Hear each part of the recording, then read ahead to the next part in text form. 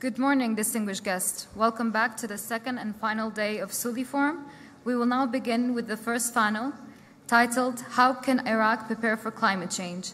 It is moderated by Dr. Max Kelton, Executive Director of Institute of Regional and International Studies at the American University of Iraq Soleimani. He will lead the panel. Good morning.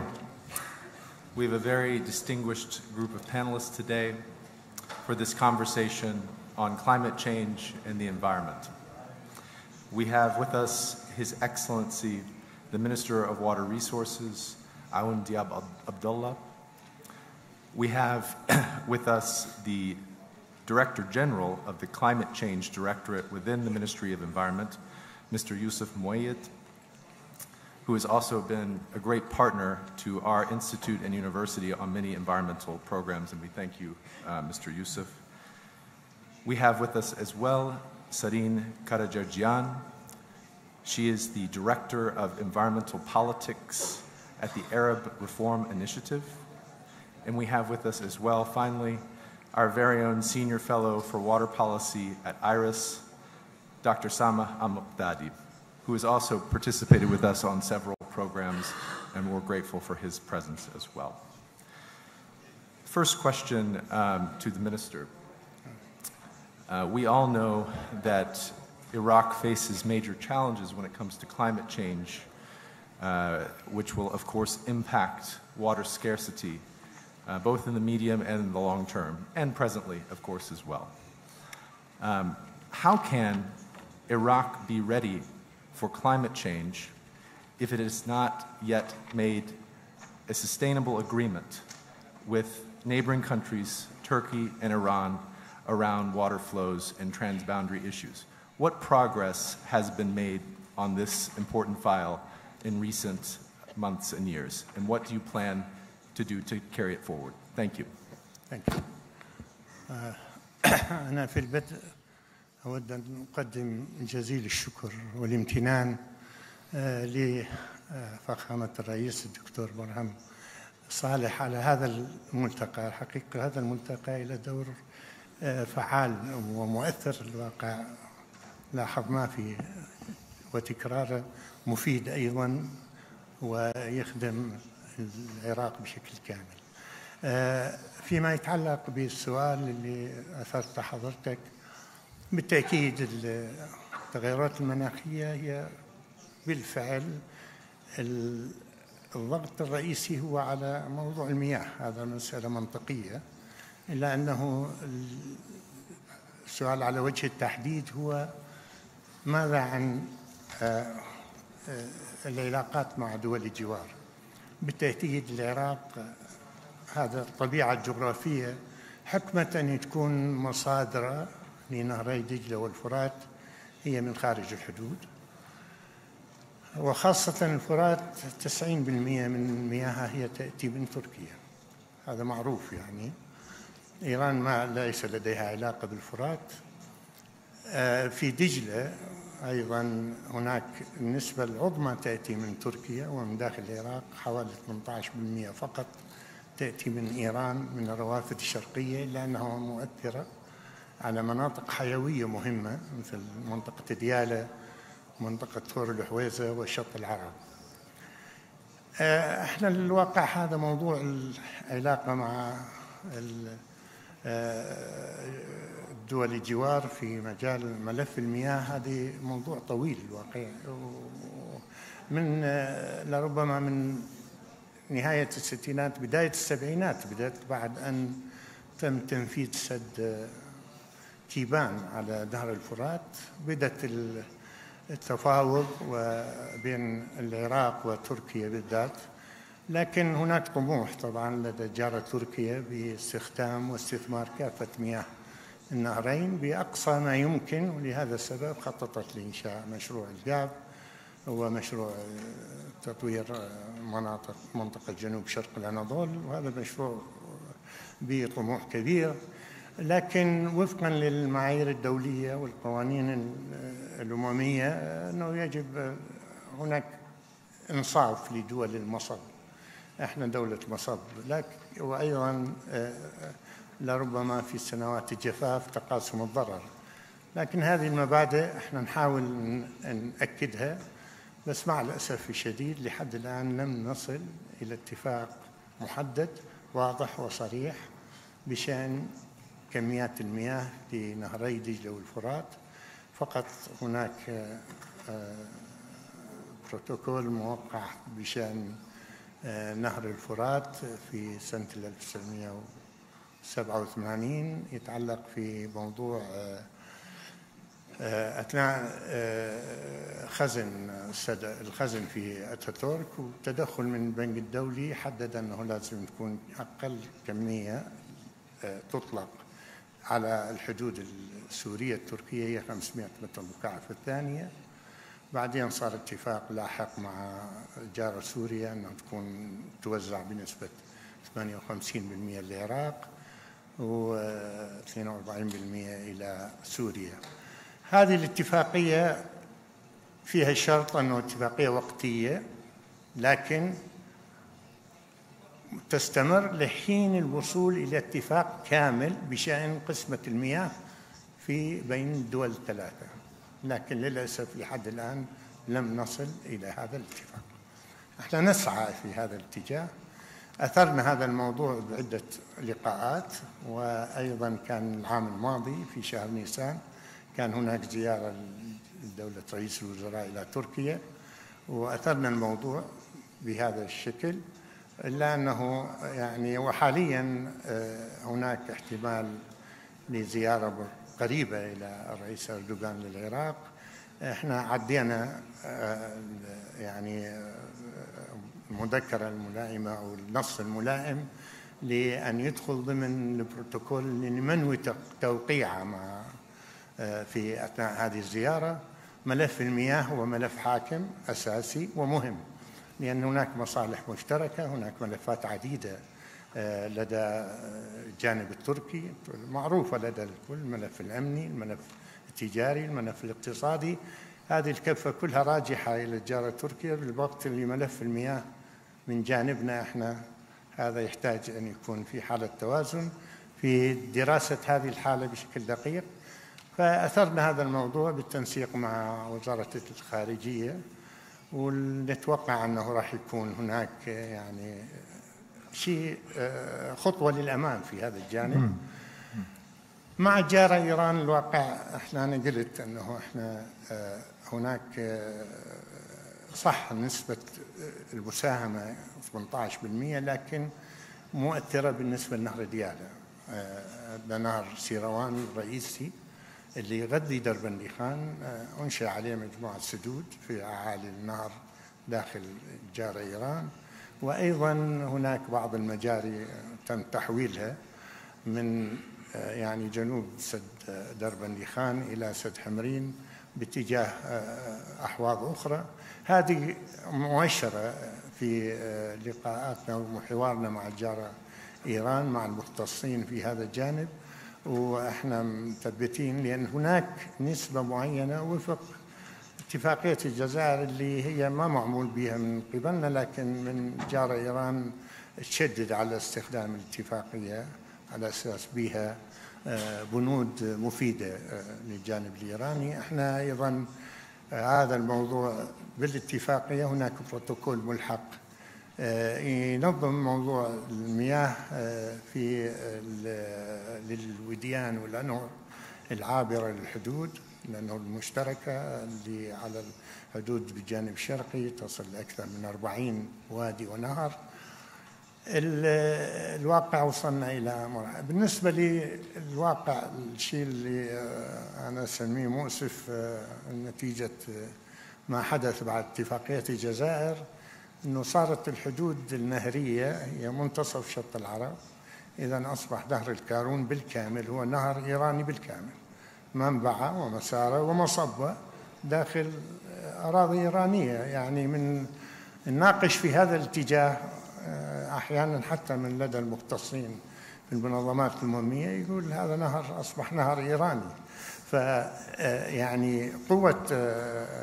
إذن أنا فقط انطلقت معهم من هذه الناحية أيضا بالاستفادة من الاتفاقية. أكو نص بروتوكول ملحق بالاتفاقية يعني ببيئة شط العرب، من هالمنطلق حاولت أن يعني أثير هذا الموضوع، والعام الماضي توصلنا إلى نتيجة إيجابية، نتيجة فتح نهر الكارون أثناء الصيف الماضي. هذا كانت لها تأثير إيجابي كبير على استقرار منطقة شط العرب.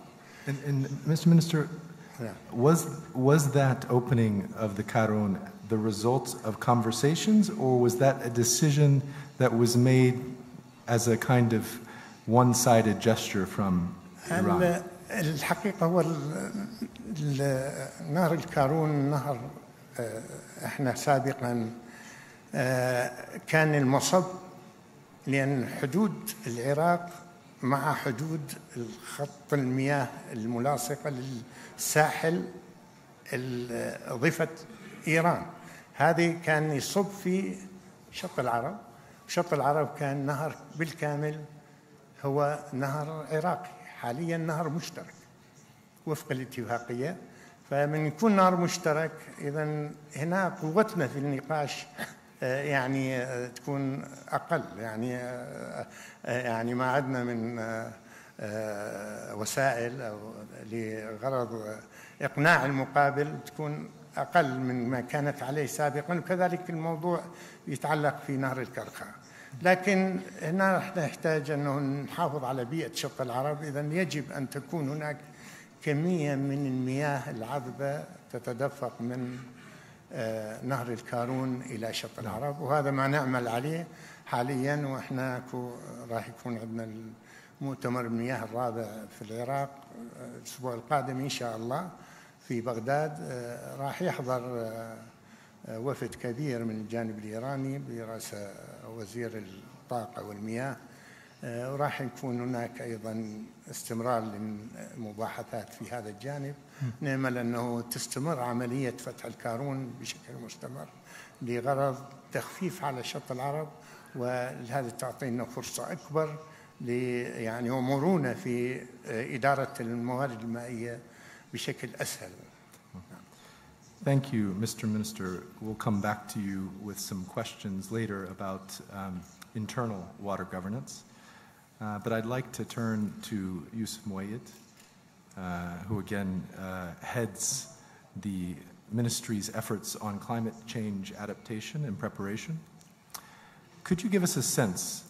I know that, over these last couple of years, there's been a lot of effort from the Ministry of Environment to really take leadership over this issue of climate change strategy. If you could simplify for us, what are the core ideas at the heart of this strategy that's being prepared? The top priorities. And then as a second part of that question, how will it be financed? These will require important investments. And historically, the ministries related to water and the environment, whether it's Mowarid Ma'iyah or whether it's environment, haven't been as well funded. So could you also talk a bit about the financial side of this strategic framework? شكرا أستاذ مايك. طبعا فيما يخص موضوع إدارة قطاع التغيرات المناخية من قبل وزارة البيئة، يعني هي وزارة البيئة هي نقطة الارتباط الوطنية أو هي المنسق الوطني لهذا الموضوع على مستوى الاتفاقية الإطارية للتغير المناخي. لذلك هناك يوجد تواصل مهم مع كل الوزارات والجهات القطاعية ذات العلاقة. من نتكلم على الخطط والاستراتيجيات الخاصة بالتغيرات المناخية، أكيد نتكلم على وثيقة المساهمات الوطنية العراقية، وثيقة الNDC. هذه الوثيقة التي وضعت بكل مشاركة كل الوزارات والجهات ذات العلاقة بما بها منظمات المجتمع المدني والقطاع الخاص، اللي هي تمت المصادقة عليها في عام 2021. طبعا هذه الوثيقة لها أولويات مهمة جدا. مثل ما تعرفون حضراتكم تأثير التغير المناخي بشكل كبير مثل ما تفضل معالي الوزير على قطاع المياه وتبعات الموضوع، أيضا القطاع الزراعي، أيضا موضوع قطاع الطاقة، موضوع الغابات، موضوع التنوع الإحيائي. لذلك الأولويات الخاصة أن في هذه الوثيقة هو موضوع الأمن المائي، الأمن الغذائي، موضوع التنوع الإحيائي خاصة في مناطق مهمة في العراق، على سبيل المثال الغابات في كردستان، موضع الأهوار في جنوبي العراق. لذلك احنا الآن مستمرين في وزارة البيئة في إعداد وثيقة هي تعتبر الملحق المهم للNDC، هي وثيقة خطة التكيف الوطنية. هذه الخطة سوف تركز على 13 قطاع. نتأمل إن شاء الله قبل مؤتمر 29 القادم في أذربيجان أن يعلن العراق على هذه الوثيقة. ركزنا على مواضيع الأمن الغذائي، الأمن المائي، مواضيع الصرف الصحي، موضوع التراث والسياحة، موضوع التنويع الاقتصادي. هذا من الأمور المهمة جدا اللي احنا بدينا نركز عليها بشكل كبير، موضوع تحديث المناهج الدراسية وكل هذه المواضيع. صراحة الآن بدنا نقود الملف من خلال وزارة البيئة لكن بجهد وطني. الآن عندنا لجنة وطنية عليا للتغير المناخي برئاسة معالي السيد وزير البيئة وعضوية كل الوزارات القطاعية، أقل تمثيل من الوزارات وبمستوى وكيل وزير، أيضا بوجود ممثلين من حكومة إقليم كردستان معنا في هذا الموضوع. تحديات مهمة جدا في هذا الموضوع. احنا ان شاء الله خلال فترة قريبة قادمة، يعني ما تتجاوز الشهر، حنعلن على استراتيجيات مهمة. اول شيء هي وثيقة الوثيقة الخاصة بالتخفيف النامة، وهي اللي تتضمن الخطط التي ستقوم بها الوزارات للحد من انبعاثات الغازات الدفيئة في العراق. أيضا عندنا وثيقة الخاصة بالتكنولوجي نيد اسسمنت، الاحتياجات التكنولوجية، ماذا يحتاج العراق من نقل تكنولوجيات ومن ابتكارات حتى ننفذ التزاماتنا في اتفاق باريس.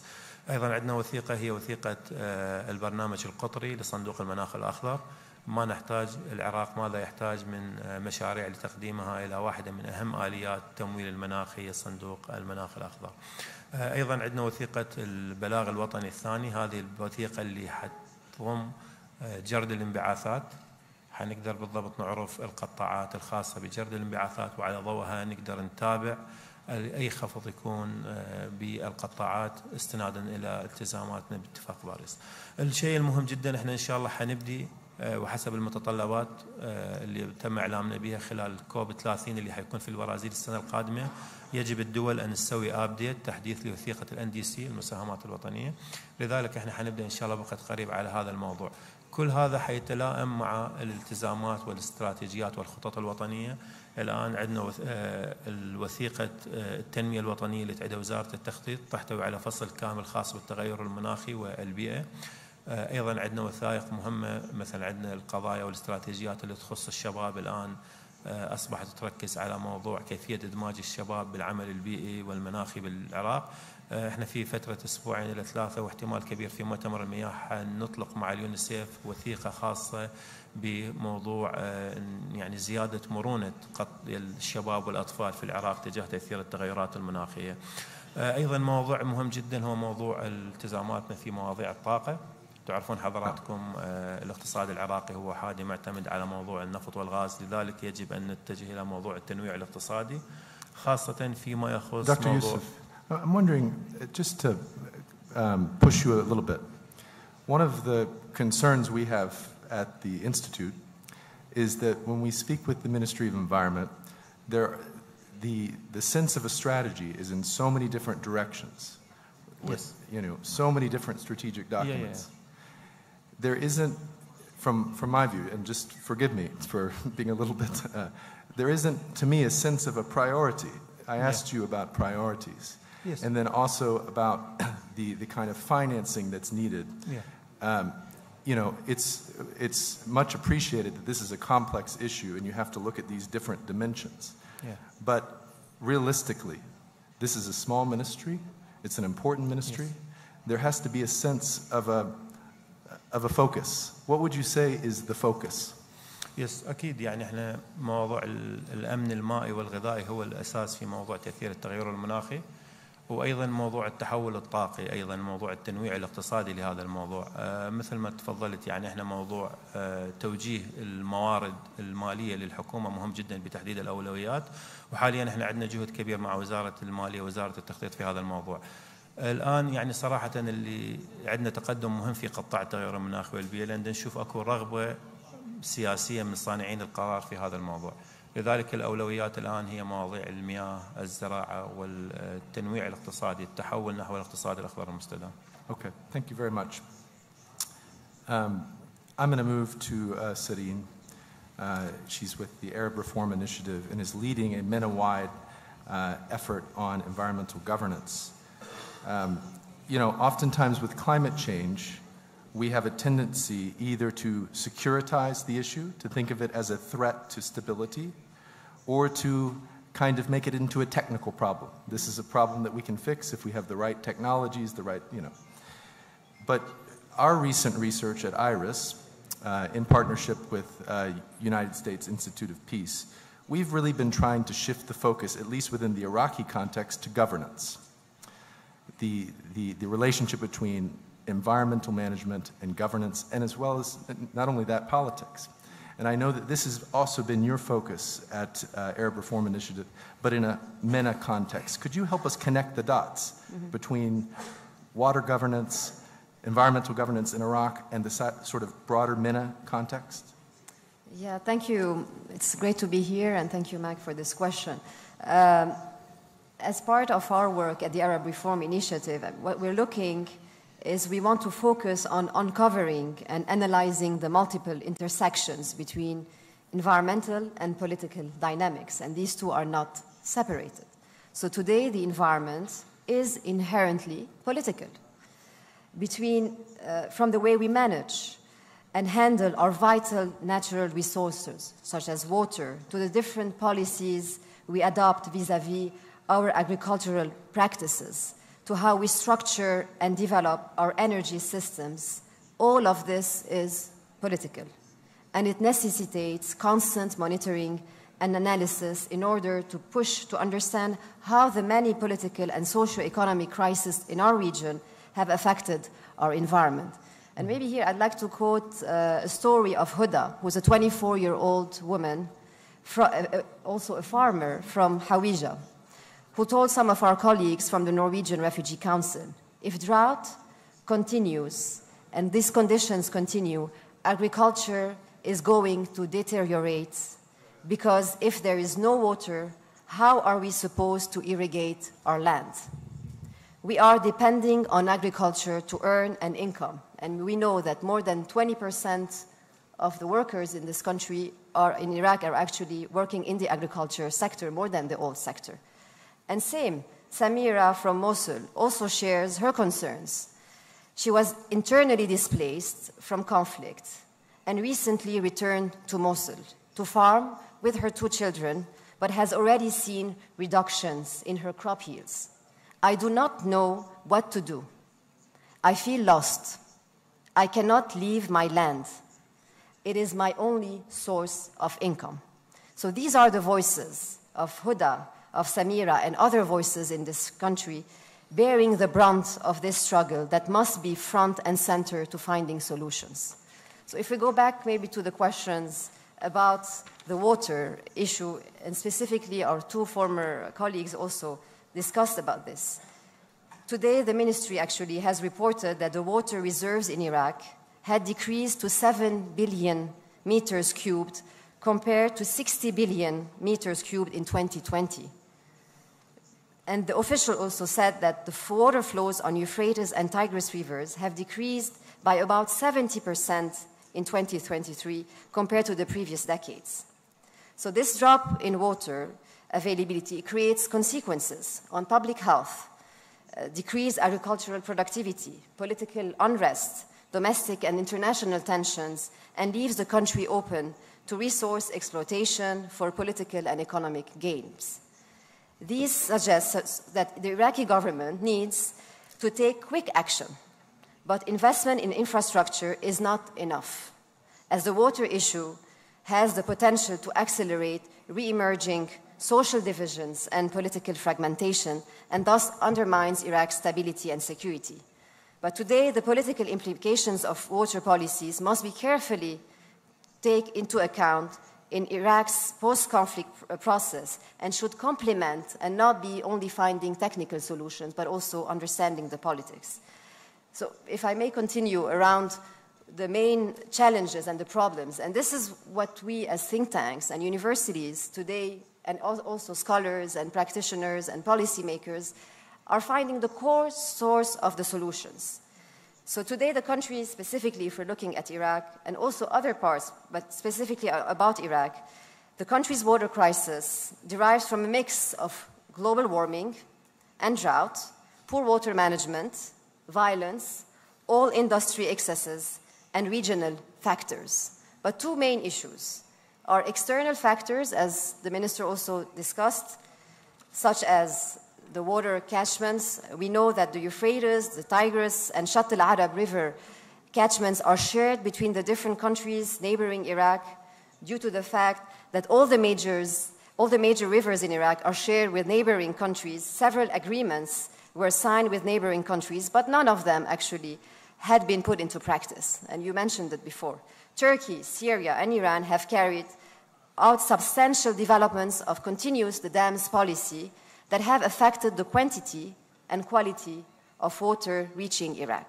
This has led to political disputes and uncoordinated water development projects among co-riparian countries, which could lead to further regional tensions and water development. And of course, climate change. We've seen, moreover, Iraq ranks amongst the countries most vulnerable to climate change. Change precipitations, rising water tensions, and prolonged heat waves and drought will aggravate the water crisis. But there are also internal, domestic challenges, specifically damage and water installations, and we're seeing this, poor maintenance, poor water management, and impacts of several conflicts and wars. Second, Iraq's oil booming and polluting from gas flaring is also to be blamed. It is worsening the water crisis in the oil-rich, specifically in the south. And Iraq's rapid urbanization and its population growth, which will continue to increase the demand on water. With an annual population rate of 3%, the country is one of the fastest growing nations in the Middle East. So, and also to give specifically, in 2018, we've seen, and we've also seen protests happening, the Tishreen movement in Iraq, specifically in the south, and I come from Lebanon. I mean, always the south is a, and same in Tunisia. You know, every country has a south. It's a region that is completely left out. The Iraqi government knew that Basra is actually, its water is being polluted, yet no action has been taken, and it resulted of more than 100,000 inhabitants were actually hospitalized. This is a public health issue. And who is to be held accountable? So we go back to the domestic. So it's both. It's international and regional, but we can't just blame the international and regional. We have to look at internal governance systems. Who is being held accountable? Who are these populations that are not being heard, such as Huda and in other parts? Thank you. Thank you, Sareen, for highlighting the governance and politics of this complex issue. Dr. Sameh, who is with us at IRIS and broadly speaking is a water expert. Dr. Sameh, if you could give us a sense of, you know, we all know that there are many factors at play here when we're thinking about water scarcity. To what degree is climate change a part of the picture? How can we kind of make sense of, okay, we have the transboundary issue, we have the internal governance issue, we have the climate change issue. What is this thing that we call climate change, and how does it actually impact concretely water levels, both now and in the next decade to come?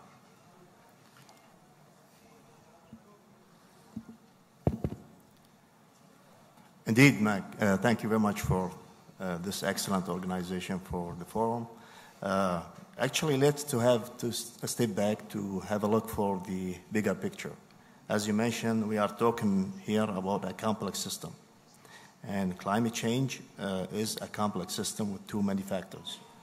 So if we have a look at 2/3 of the oil reserve is located in 5 countries in this region. Iraq is on the top of them. This is like a sword with 2 edges. From one side, this is an easy access to finance that could help the country for the long run to develop. But at the same time, this means a lot of carbon dioxide and greenhouse emissions to the atmosphere. Add to this subject, there is a margin of risk of political instability for those countries who has a wealthy and natural resources, which basically 4 times bigger than any other nations. Now, there is a flip side for this coin as well. If we have a look on water resources, the MENA region, which we are part of it is formed 6% from global population, but it has only 2% from fresh water resources. And this is like a stop sign we have to consider. Now, let's mix all of these information together in one plate. And we're going to have 3 key challenges. The first one is the food security, because agriculture then will be influenced. And we know that 80% from the water resources is consuming in our agriculture sector. The second one is the environmental degradation. More oil production, this will mean we going to need also more to take care of the environment as well. And the third one is hindering our economic system for the long run if we just depend on one merchandise. This merchandise has been fluctuated. And by this, we have an unstable economy for the long run. Now, the climate change on the top of that is disordered the whole system as an external challenge. Now, the question on the table, if we do have a solid information about the climate change or a solid data, and if we keep a deep look, and unfortunately we do have a very hazy data and very little known about what is the actual impact for the climate change on Iraq. That's why we sometimes saying, well, Sawa Lake, Buhayrat Sawa, has been depleted because of the climate change, which is absolutely no. This is a man-made. We have been overused the groundwater. This is why Sawa Lake has been gone. The flood in Erbil is not because of the climate change. It is because the poor urban planning. We are not denying the climate change actually here, but we should be more rational, and we have to take more evidence-based. And the only information that we have, I see it's everywhere now, that the climate change, Iraq is one of the top 5 countries has been influenced by the climate change. Unfortunately, this has no solid scientific base. And we need really to consider and be careful when we mention such an information. If we have deep look on the data that we do have, it's either unsustainable, either it's not has a regular updated, or is not consolidated or not being integrated. This is why you see in one ministry and under one ministry, the one figure, it's for the same issue. You're going to see a lot of figures within different directorates. Now, this is why we really to consider climate change as it's a new animal. We have no idea how we're going to act. So we need to be careful and to invest more in solid scientific research. It is a cross-boundary challenge. It will not be limited to a certain country. All of the region, all of the world has been impacted by the climate change. But how to deal with the climate change, sometimes I see that we are on the state level in Iraq. We are focused on the bigger picture and we forget the baby steps, which is rather important as well. We should really focus on a certain area to fix. For example, which has the lion's share of the water resources in agriculture. We're still using an outdated systems. I know that the government, they try to do their best, but at the same time, we don't have a fuel in the government. We don't have the financial budget, which is sufficient to the ministries to rely on. And this is the problem. We have only 1% has been allocated to both ministries, Ministry of Water Resources and Ministry of Agriculture, which make absolutely no sense for strategic planning. So this is part from the bigger image. Now, if we're going to shift to the governance, or you would like to get for the second round, it's up to you, Mike. Yeah, we'll come back to it. Okay, sure. But you've already actually made the point about governance, and I'm going to use your example of Sawa Lake to come back to the minister.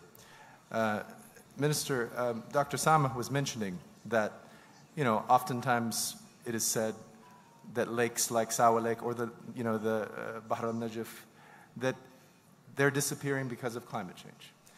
When in fact this is because well digging and groundwater usage hasn't been properly regulated. This is the main issue.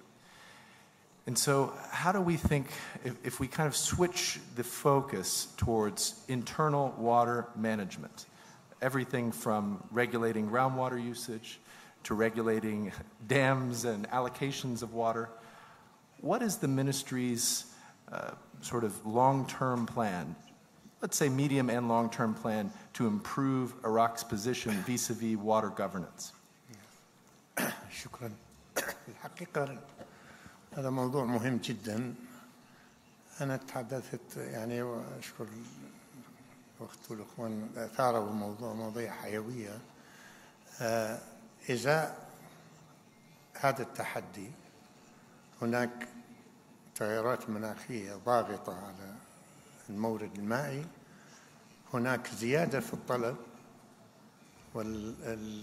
والمتوفر محدود، إضافة إلى احتمال التناقص في كمية المياه مستقبلا نتيجة التغيرات المناخية، زيادة عدد السكان، زيادة الطلب. إذن هذا التحدي جاد. حقيقة حتى نكون واضحين، احنا قمنا بدراسة اسمها الدراسة الاستراتيجية للمياه والأراضي في العراق، تم المصادقة عليها سنة 2015. أعطت بعض المخرجات نعتمدها حاليا كخارطة طريق للسلوك في إدارة الموارد المائية، لكن ما اكتفينا عند هذا الحد. حاليا احنا باتجاه تحديث هذه الدراسة، لأن كانت لم تأخذ التغيرات المناخية بالمستوى المطلوب، واللي كان غير واضح تقريبا. حاليا بدأ يتعاظم بشكل أوضح تأثيرات التغيرات المناخية وتأثيرها على المورد المائي. فلهالسبب طلبنا إعادة تحديث هذه الدراسة، وتم توقيع عقد مع إحدى الشركات الإيطالية نتوقع أن نباشر به قريبا لتحديث الدراسة ولتوضيح النظرة المستقبلية للموارد المائية في العراق. الدراسة أفضت عن حقيقة هي مؤلمة بعض الشيء، أن هناك نقص بحلول سنة 2035 يصل إلى أكثر من 10 مليار متر مكعب في الموارد المائية. إذن هناك فجوة كبيرة بين ما معروف من موارد مائية والطلب على الموارد المائية. إذن كيفية تقليص هذه الفجوة هنا مهمتنا. هاي النقطة الحيوية في إدارة الموارد المائية اللي يجب أن يكون بها وقفة جادة، ليس من وزارة الموارد المائية إلا من الحكومة الواقع بشكل عام. فتقليص الفجوة هذه باتجاهين: اتجاه ترشيد استخدام المياه، هذا مهم جدا، والاتجاه الثاني أن نجد مصادر بديلة وليست مصادر تقليدية، مصادر أخرى للمورد المائي. في مجال ترشيد المياه هناك توجه جاد لدى الحكومة الحالية الواقع في تغيير نظم الري لكون الزراعة هي المستثمر أو المستخدم الرئيسي للمياه، مستهلك الرئيسي للمياه. فيجب أن نغير النظم الزراعية في الحقل، نسميه لون فارم إيريجيشن. هذه كلفت بها وزارة الزراعة أن تعتني بتغيير النظام داخل الحقل، وبالفعل كان هناك تحول نسبي خاصة في السنوات الأخيرة. هاي السنة الأخيرة شاهدناها بشكل واضح. أصبح استخدام المياه لا يمكن في المناطق الصحراوية بدون استخدام المرشات. هذه أصبحت واضحة للجميع. هناك توجه لاستيراد أعداد كبيرة جدا من المرشات الزراعية لغرض توزيعها على المزارعين، يعني تصل إلى أكثر من 11,000 مرشة خلال هذه الفترة هذه السنة. وزارة الزراعة هي متبني هذا الموضوع، وكان هناك تخصيصات من الحكومة الاتحادية بشأن هذا الموضوع، فعلا تخصيصات مجزية لوزارة الزراعة للتحول في هذا الاتجاه. هذه إضافة إلى هناك تسهيلات أعطيت للمواطنين، يعني رفع الضرائب عن استيراد أجهزة الري بالرش. شجع عديد من المستثمرين الزراعيين لاستخدام طرق ري حديثة لاستيراد هذه المعدات لكون يعني بأسعار مقبولة ومعقولة. هذه كلها لها تأثير إيجابي في اتجاه استخدام المياه بشكل أمثل. فيما يتعلق في وزارتنا هناك المهمة الرئيسية لدينا كيفية إيصال المياه الخام للمستهلكين والزراعة سواء مياه الشرب. هذه أيضا عندنا خطوات عملية بالتحول، يعني بالتحديث طرق النقل. حاليا نعتمد التبطين حاليا عندنا تقنية الحقيقة نفذناها وكانت ناجحة جدا، هو التبطين تحت الماء، نسميه باللحاف الخرساني. يعني المياه جارية في الأنهر وتغلف بواسطة نظام جديد عبارة عن مادة تشبه القماش تفرش على أرض مقطع النهر بعد إعادة المقطع إلى حالته التصميمية الأساسية، ومن ثم يضخ الكونكريت في هذا القماش ويشكل يعني حالة كاملة. هي تخلصنا من موضوع الخسائر في الفاقد في الرشح، وتخلصنا من نمو القصب والبردي، ومن الصيانة الدورية. نبذل جهود كبيرة في الصيانة الدورية وكلف عالية لصيانة الأنهر. هذه الواقع التجربة نفذناها بالعديد من المناطق وأخذت استحسان ونجاح كبير في العديد، لأن سهل سرعة جريان المياه، تخلصنا من نمو القصب البردي. مثل ما قلت أيضا القصب البردي هو مادة أيضا نباتات مستهلكة للمياه. فكثير من الأمور أشرت حالة إيجابية. حاليا أيضا عندنا تعاون باتجاه استخدام نوع جديد من التبطين، وليس التبطين التقليدي. أكو ما نسميه الكونكريت ماترس، عبارة عن يعني مادة تفرش على مقطع القناة، وفي حالة رشها بالمياه تتحول إلى مادة خرسانية سميكة، بس سمكها لا يتجاوز حوالي 13 مليم. هذه عندنا تعاون مع الجانب البريطاني في هذا الجانب. حقيقة حاليا عندنا تجربة نقوم بها في منطقة الإسحاقي، أنا أتوقع لها نجاح. هذه تنطينا فرصة للسرعة في التنفيذ، لأن الطريقة التقليدية في التبطين تأخذ وقت أطول ونخسر وقت طويل لمواجهة هاي الحالة. هذه راح تنطينا، إضافة إلى التوجه لنقل المياه بالأنابيب، هذه ما نسميه في شبكة الري المغلق. هذه التوجهات الرئيسية اللي تستخدم حاليا. أكو طرق متطورة، بعض المستثمرين دخلوا أساليب الري بالتنقيط، التنقيط تحت الأرضي، يعني تدفن أنابيب التنقيط وتصل المياه من المصدر إلى جذر النبتة. هذا شيء متطور يعني لزيادة كفاءة الري، يعني هذا معروف، نصل إلى كفاءة جدا عالية في هذا النوع من التقنية. هناك أمور عديدة إيجابية لاحظناها. بدأت المزارع المستثمر ثقافته تتطور في هذا الجانب لتحسين يعني عملية الإنتاج من ناحية زيادة الغلة، ومن توفير المياه من جانب آخر. حاليا نستخدم طرق أخرى في مجال الري السطحي أو السيحي باستخدام التسوية الليزرية. هذه أيضا تجربة أصبحت ناجحة ومستخدمة بشكل واسع في العراق. الواقع في حالة تسوية الأرض بشكل كامل، تدفق المياه يكون أسهل، وصوله إلى كل المنطقة، لا يوجد تبقع بالحقل. هذه حققت لنا نتائج وفرة بحدود 35% وفرة بالمياه استخدام المياه، وزيادة في الغلة بحدود 25%. يعني جانبين مهمة. إذن هذه لها تأثير وانعكاس إيجابي. حاليا لاحظت هاي خلال السنة الماضية كان الإنتاج الزراعي، إنتاج القمح بالعراق وصل إلى مديات جيدة جدا، بحيث شكل اكتفاء ذاتي تقريبا 5 ملايين طن و200 ألف طن. هذه السنة نتوقع الإنتاج راح يكون أكبر. الواقع أيضا هسه نلاحظ يعني مساحات الزراعية المزروعة كبيرة أيضا. هذه تؤشر حالة إيجابية في هذا الجانب. من الناحية الأخرى اللي أريد أركز عليها بالوقت بشكل سريع، الواقع عندما تركتها موضوع إدارة نوعية المياه. حقيقة احنا عندنا في هذا الجانب للأسف بعض التخلف في تعاملنا مع المياه. هناك تلوث، حالات التلوث. عندنا حاليا توجه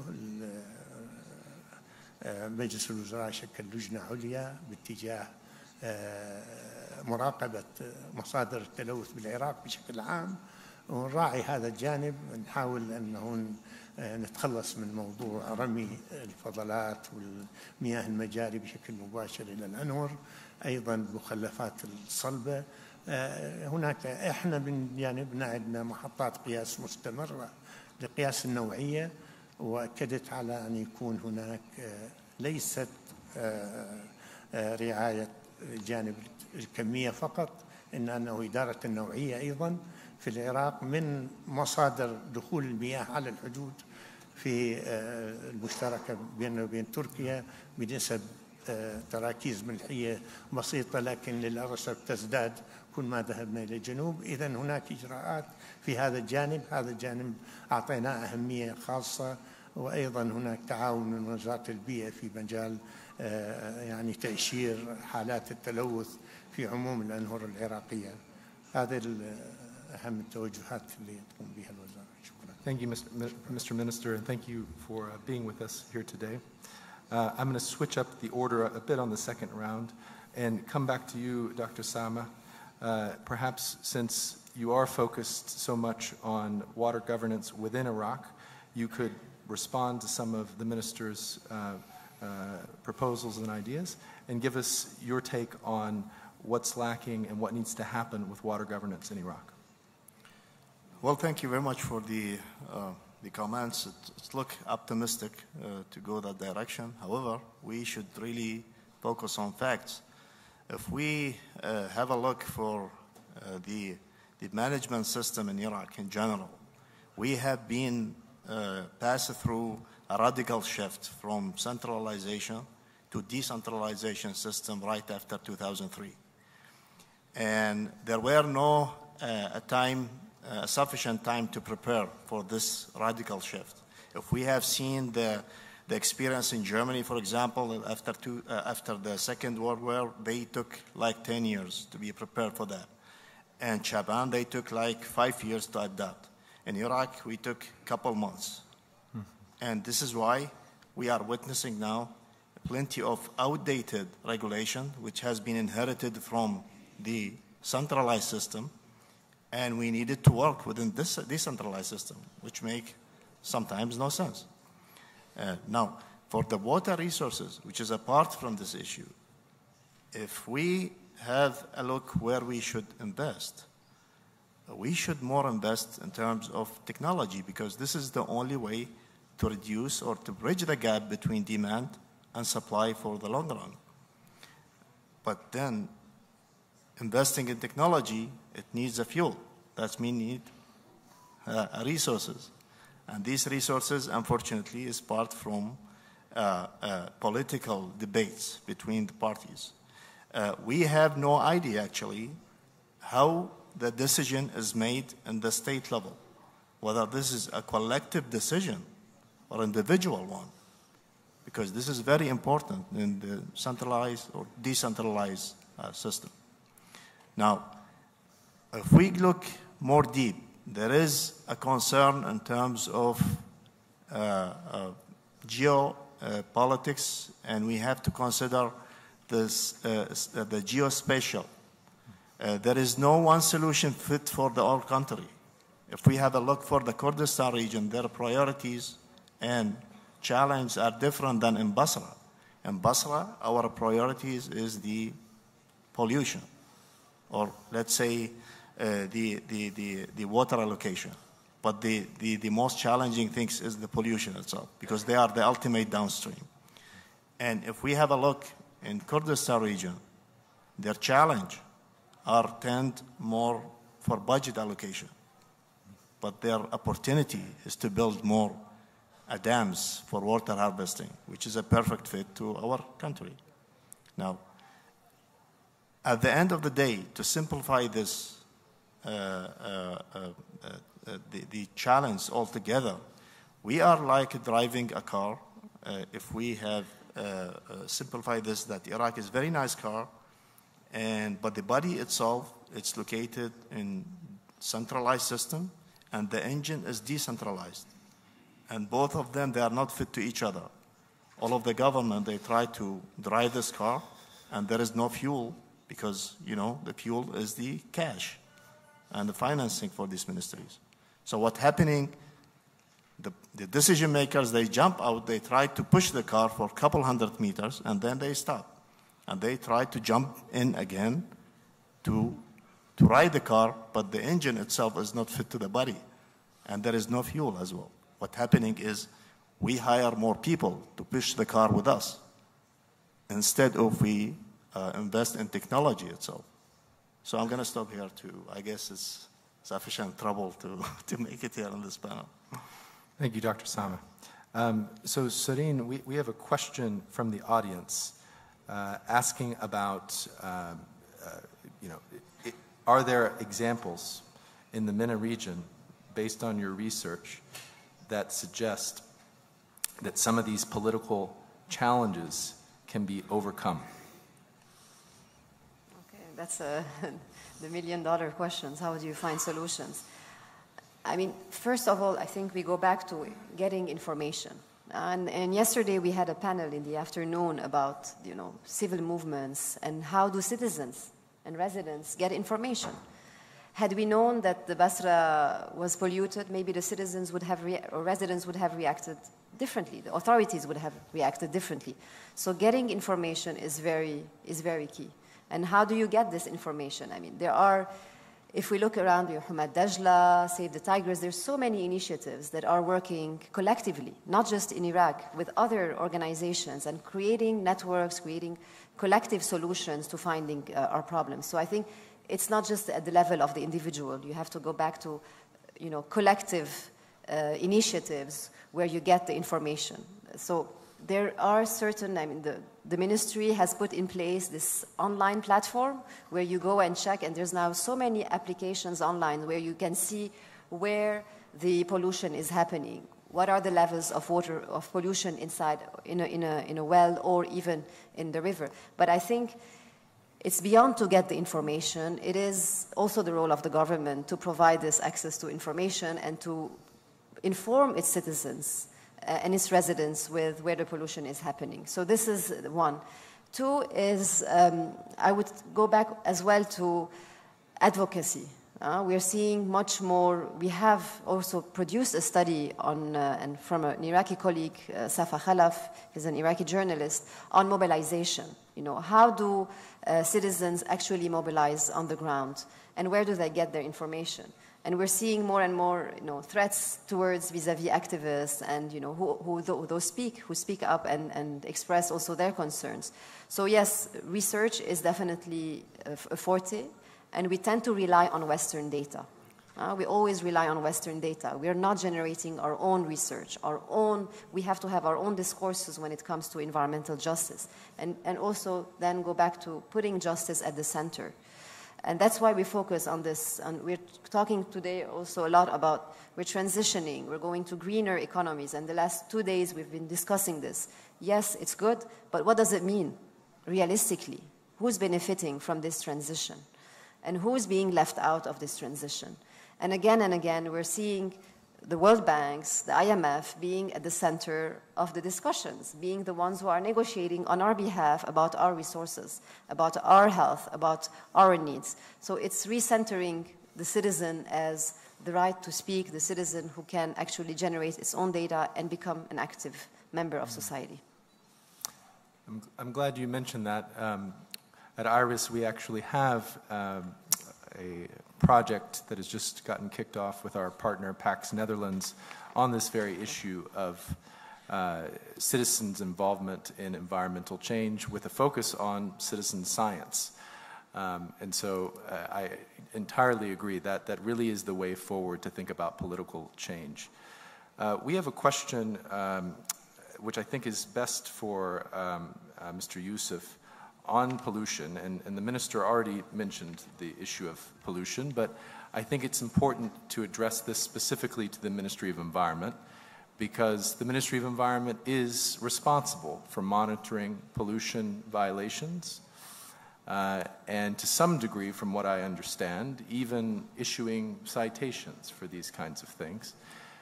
What do you see, and honestly, there are so many examples of communities that are really suffering from water pollution.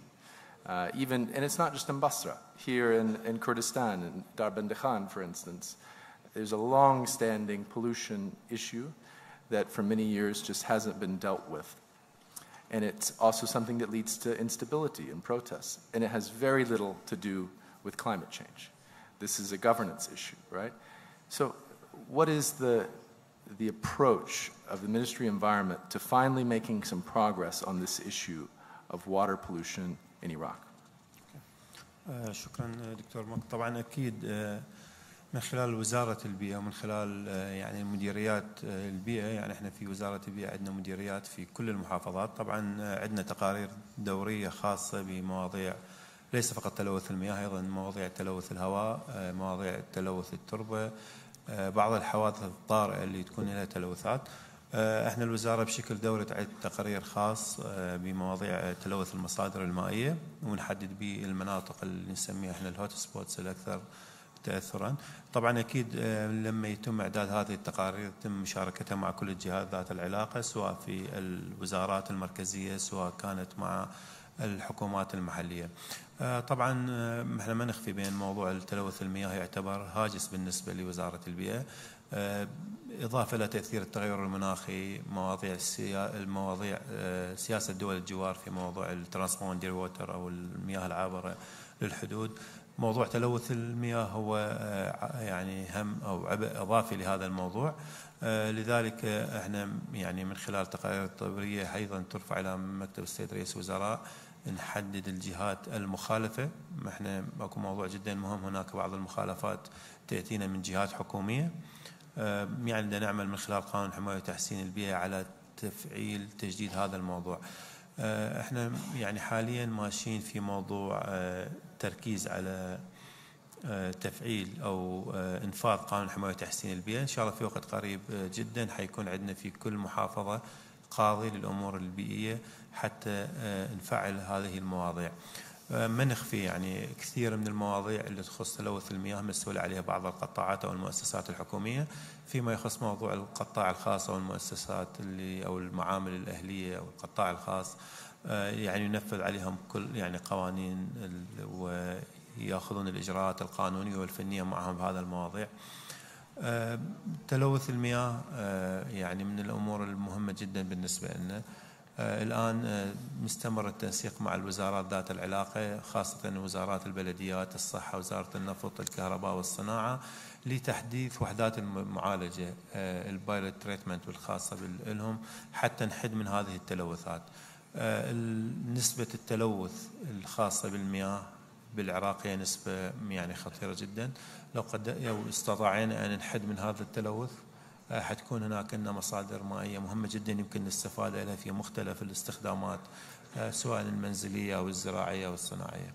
لكن هو هذا هم أساسي الآن وده نعمل عليه بالتنسيق مع كل الوزارات ذات العلاقة سواء كانت التنفيذية أو التشريعية. Thank you, Mr. Youssef. Thank you, Mr. Minister, the rest of our esteemed panelists for this excellent conversation.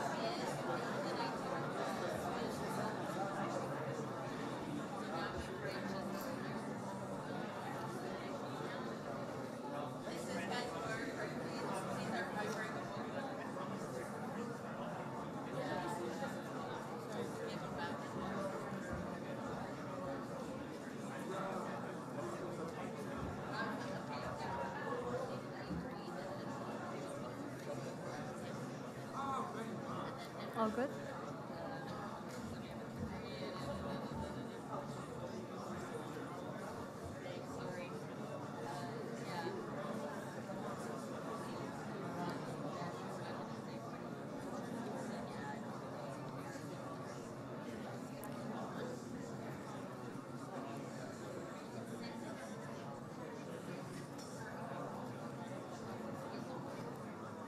Distinguished guests, please remain in your seats. The next session will commence momentarily.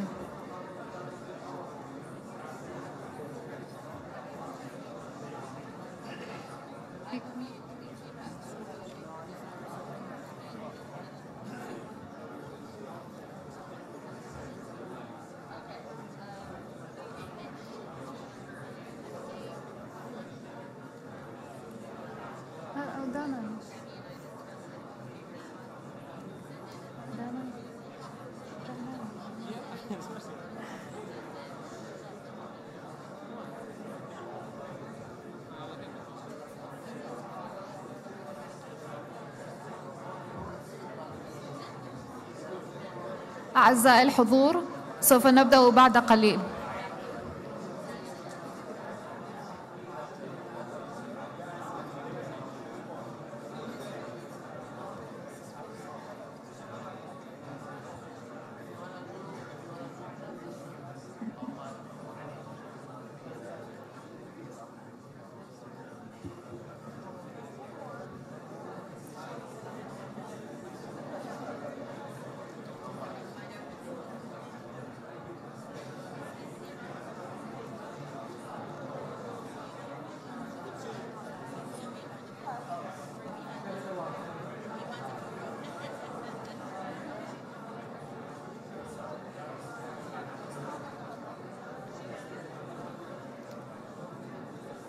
I would like to ask the speakers of this next panel to come up to stage, please.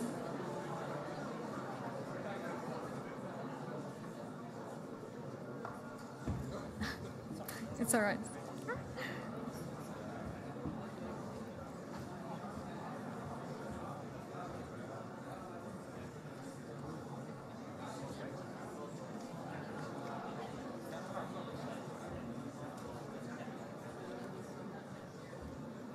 I would like to ask the speakers of the panel to come up to stage.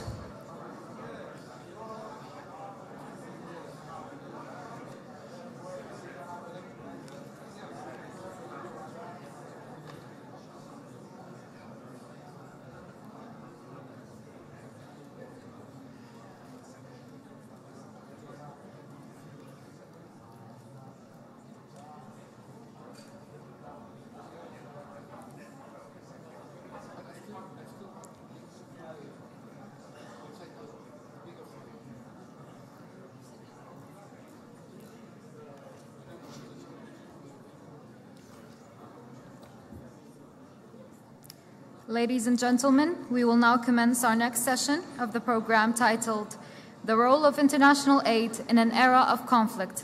It is moderated by Gemma Bauscher, the co-lead for Global Health Security at the Center for Conflict and Health Research, King's College London, who will introduce the panel. Thank you. Welcome everybody. I'm delighted this morning to welcome all of you for this panel on the role of international aid in the era of conflict, in an era of conflict. And I'm even more delighted to welcome this distinguished panel of speakers. And I'm sure we're going to have a very lively and topical conversation today. So today I will introduce our guests. We welcome His Excellency Thomas Seiler, the Ambassador of the European Union to the Republic of Iraq. We welcome Lahieb Higel from the International Crisis Group, who's the Senior Analyst for Iraq. We welcome Ghulam Mohammed Isaksai, the Deputy Special Representative of the Secretary General for Iraq, UNAMI. We welcome Tanya Gili Kailani, the co-founder and vice president of the Seed Foundation. Welcome. And last but certainly not least, we have Dr. Hyde Hyde, a consulting fellow from the Chatham House Middle East and North Africa program. So welcome to you all. We're going to begin by jumping to Lahieb and focusing on the issue on everybody's minds today, and specifically, of course, the issue of Gaza. The issue of humanitarian access recurs in the Gaza context. And Lahieb, I wonder if you could reflect on the key challenges as you see them today and in Gaza regarding humanitarian access, and where you think we might begin to start making some headway on this very fragile situation. Lahieb. Thank you very much, Gemma. Thank you very much for the organizers of the Soli Forum. So as the Iraq analyst, strangely, I will talk about Gaza, but it's because I've been working on the humanitarian situation there for the past 6 months. A very depressing case, as you might all know. Shocking to the degree of where we have reached in terms of now famine imminent, specifically in the north of Gaza. And we all know at the back, of course, of the horrific attacks of 7 October, the reaction of Israel was quite unprecedented, also in contrast to the previous wars that it has waged in the Strip, 2008, 2014. We haven't seen the limit of humanitarian access that we have today. So 6 months in, how did we end up in this situation, and why this difficulty for humanitarians to reach those in need? Of course, there's a combination of a set of political obstacles, to some degree also technical obstacles. Initially, it started by the land crossings to Gaza being closed down by Israel. Most of the aid and the commercial traffic that used to make it into the Strip came through Israel. Overnight, most of that had to shift to Egypt. The one border crossing that we have into the Strip from Egypt doesn't have the capacity of the land crossings from other parts of Israel into Gaza. And so there has been a heavy load on the Egyptian side to facilitate aid into the Strip.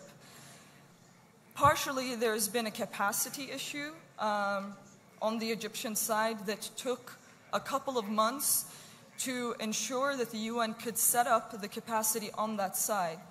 But to this day, the main hampering of the access is unfortunately on the Israeli side. We saw a brief respite during the truce at the end of November, but largely the siege has continued. This includes stopping the essential services that Israel used to provide, including electricity, including water, but also access for aid trucks to make it in. And I think what has been the most starking challenge here for many humanitarians has been to negotiate almost on every item what makes it in. And today that makes a difference in terms of life and death for Palestinians that are trapped in the Strip. And I'll give a few examples. Dual-use goods are seen as one of the big threats for Israel in terms of the ability for Hamas to potentially use items that are dual-use as components for weapons.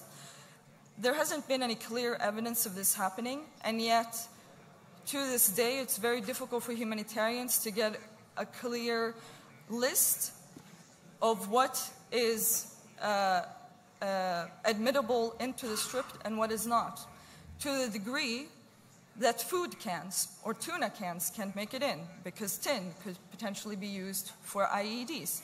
And that goes into the most complex components of medical equipment, for instance.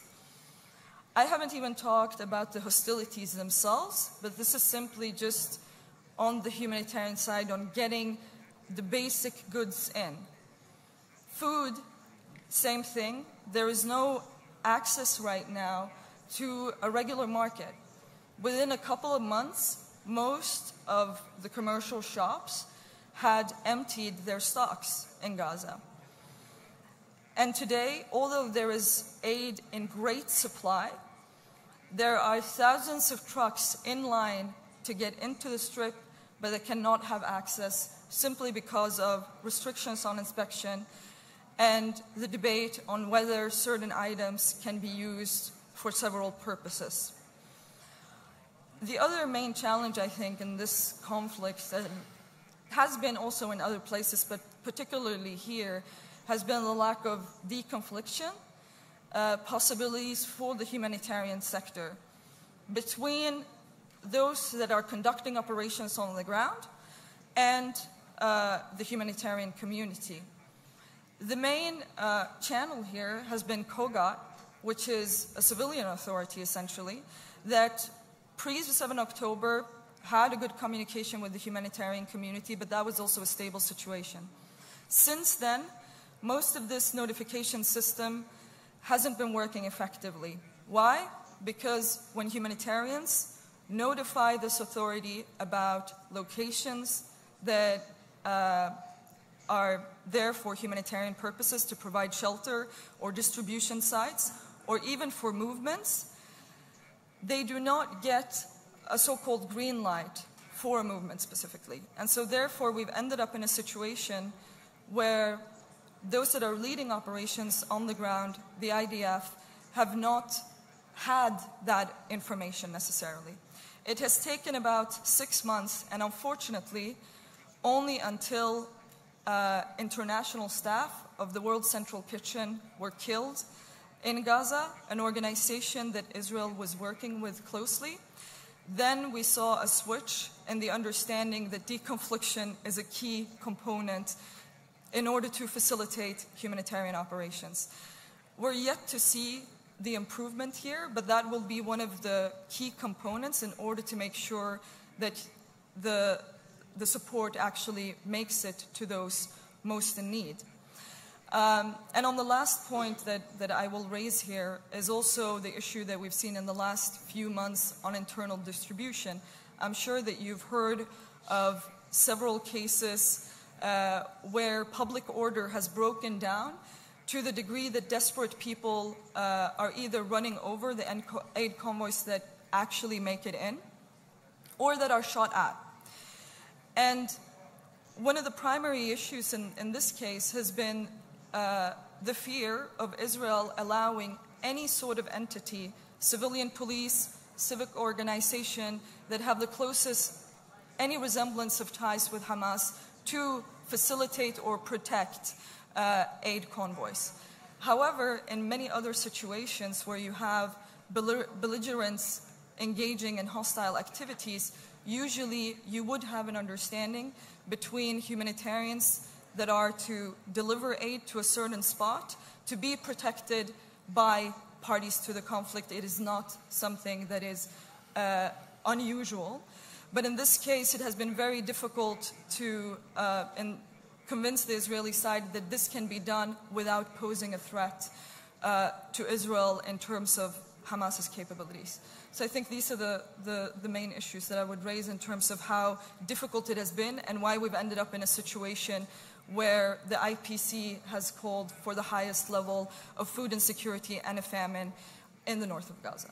Thanks. Thank you, Lahib. Thank you for that contribution. May I take the opportunity to encourage the audience to send in their questions as well, and I will endeavour to ask them.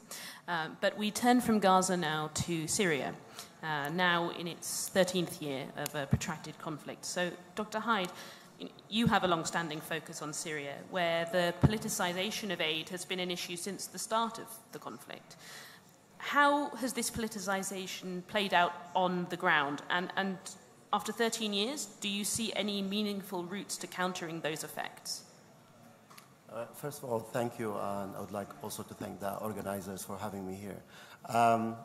Let me start by basically illustrating how my remarks will be structured. I think it'll be important to talk about specific examples and challenges and how aid has been weaponized in Syria, but it's also to take a step back and talk about some of the structural flaws that actually allowed that to continue and not only be basically repeated, be implemented in Syria or happen in Syria, but also to be repeated elsewhere, whether we're talking about Gaza or we're talking about Ukraine or many other conflicts. Now, starting with the challenges, there are different ways that a government or regime or an actor could basically prevent aid access to specific locations. And one of them is what we're seeing in Gaza. The same thing happened in Syria where the Syrian regime did not allow aid access or did not provide aid access to areas outside of its control. And although we have seen that in other areas, the regime has managed to basically take a step further and started using aid access as a weapon in order to gain military achievements. And one of the examples here is that, for example, in rural Damascus, they started using a strategy that many Syrians started referring to as a ju' or a ruku', which means starve or surrender. So an area will be besieged for months or years until people there decide that there is the only way for them to get access to food is to, say, we surrender and they will allow regime forces to enter. Now, when it comes to, this is one of the direct ways to prevent aid from reaching its designated destination, but you have many indirect ways to achieve that. One of them would be by targeting aid convoys or hospitals. We have seen that in Gaza. So what you are making here, or what you're doing here, is basically making the environment riskier for aid organizations to actually be able to operate. So you don't have to every single time say no. By making it riskier, you don't have to say no. They will not be able to actually feel that it's safe for them to go and operate. And then you have another way, especially in Syria, where UN agencies as well as INGOs, they have to do everything in cooperation with the regime, and I will talk about this at a later stage. So for every aid operation, they have to submit and approve, basically, request. and that request, if it's not approved, they will not be able to go and deliver. So the regime could use one of two responses. One of them is say no from the beginning. The other will not actually respond to the request. So either way, those aid operations will not be implemented. And then you go to the second one, which is the challenge is when the regime starts actually exploiting aid operations for its own advantage or to collectively punish its opponents. One of the clear examples here is that the regime for many years in Syria was forcing UN agencies and NGOs to use a lower exchange rate. And by doing that, and at some point it was like 50% less than the actual value of the dollar at the local market. So what the regime managed to do by simply saying that or implementing that law or procedure is that they managed to get hundreds of millions as direct funding from UN agencies and NGOs in Syria. Another way is by telling them you cannot operate in this area or provide services in this area, but you have to provide services in this area. So in a way, it's using it as a stick and a carrot at the same time. Stick against its opponent and carrot in order to reward the communities that are considered loyal to Assad personally in this case. And the problem of this is that many donors, they started becoming more and more reluctant to provide services. So that reduced the amount of funding that UN agencies in regime-controlled areas used to get their hands on. Now, moving beyond specific examples here and there, I think that there are two structural problems that have allowed the regime in Syria, as well as many other regimes, to actually exploit and take advantage of aid operations in general. One of them is related to how the UN system is structured, and I'm talking about that because I used to work for the UN before inside Syria. So I have a bit of an understanding of how the internal sort of decisions are making, but also when it comes to dealing with the government in the areas those agencies are operating in. So the main issue here is that the system itself is built around dealing with states and respecting their sovereignty. And that's for sure, it's important to respect sovereignty of states. And the problem becomes more apparent or more clear when there's a conflict. And in the case of Syria, you have a regime that killed hundreds of thousands of its own citizens, used chemical attacks, bombard infrastructures, and used all the different types of crimes you could even imagine. Nonetheless, UN agencies have no option but to go and cooperate with that regime. So this is one of the issues, and the issue here right now that we need to think about later on is, okay, the regime itself, as in the structure itself, has to start thinking about, okay, we are not only operating in areas where there is no conflict. Now you have to cooperate or at least deal with states that are parties to the conflict. So this will require more thinking in order to say, okay, then there is a rule and there is exceptions. Right now, we did not reach that point yet. Now, the other issue is related, and I will end with that, I know I'm running out of time, is related to the mentality of the mentality that especially aid agencies have when they are operating in emergency or conflict areas. The mentality is anything is better than nothing, meaning that even if I'm not able to support or provide aid to the majority of the people, for as long as I'm able to provide support for, I don't know, 50%, that's better than nothing. And in general, people would be able to understand why that's the case, because for sure, helping people is good.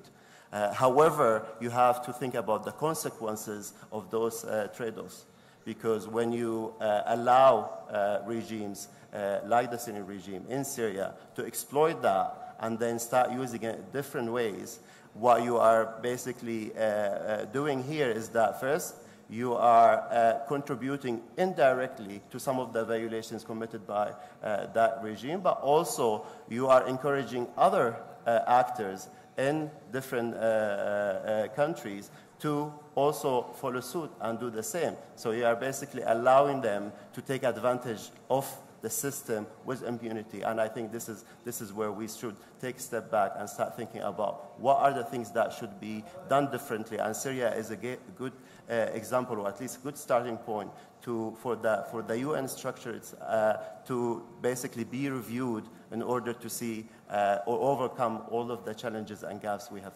witnessed there. Thank you very much.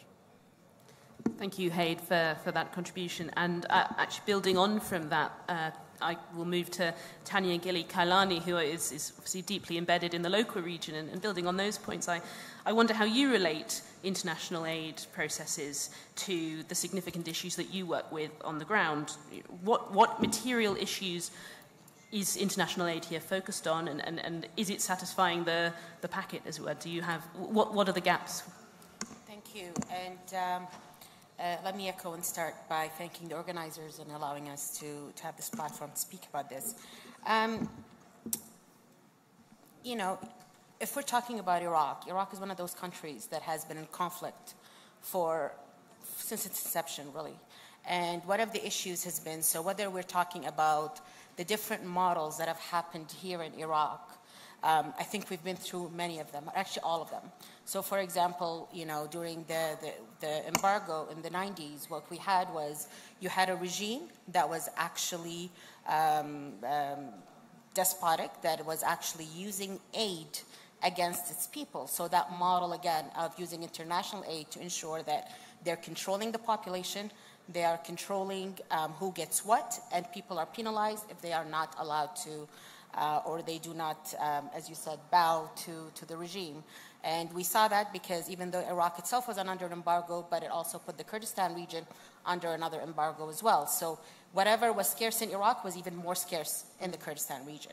So there is that one model. The other model was obviously after 2003, where we actually had a full-fledged change in the country, and then you had basically a new state was born, and you had many countries, many entities contributed to the rebuilding of the country after conflict. So if we look at the numbers, it was like about $290 billion that were spent on rebuilding the country after 2003. And then if we look at it, let's say if we go 2003 up until 2014. So up until that time, there was, again, that model of international aid and the rebuilding after conflict. And then we come to the third stage where after Daesh happened, or ISIS, and then there was major destruction in some parts of the country, but then the perpetrators here were not the state. So, or they were not, it was an even though they were Iraqis mostly, but they still were outsiders. So the state was actually part of, supposedly, the solution to overcome Daesh.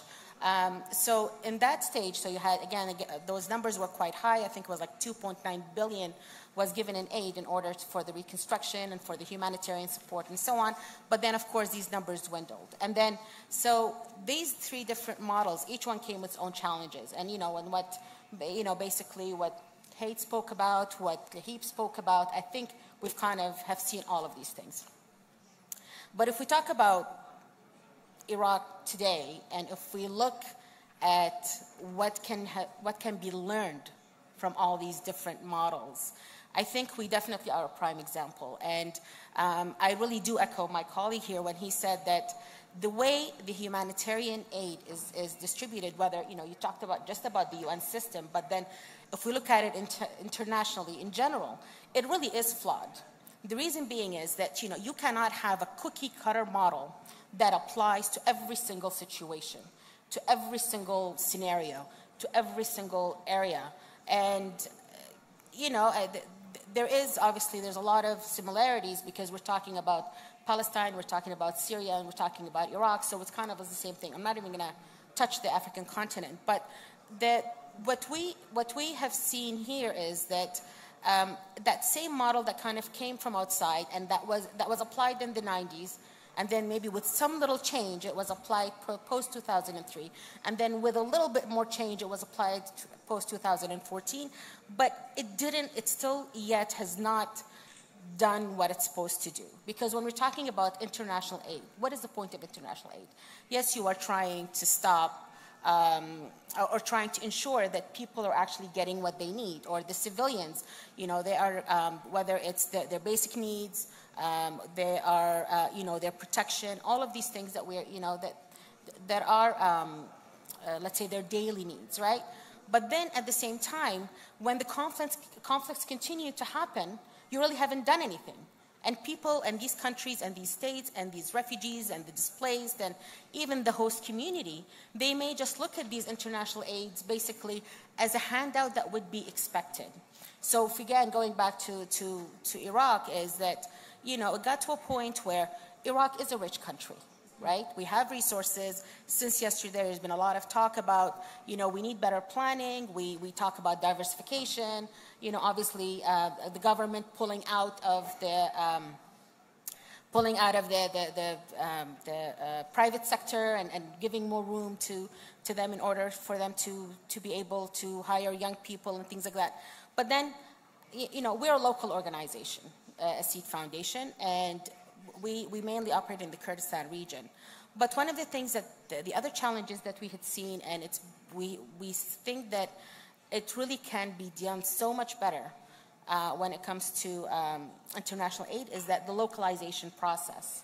So if we continue to wait and and just expect international aid that is just applied by these big organizations that come with these great, huge overhead costs, they come into the country, they basically work with the local organizations literally just as implementers and not building their capacity and not ensuring that they can go ahead and be, direct recipients and being part of the solution, right?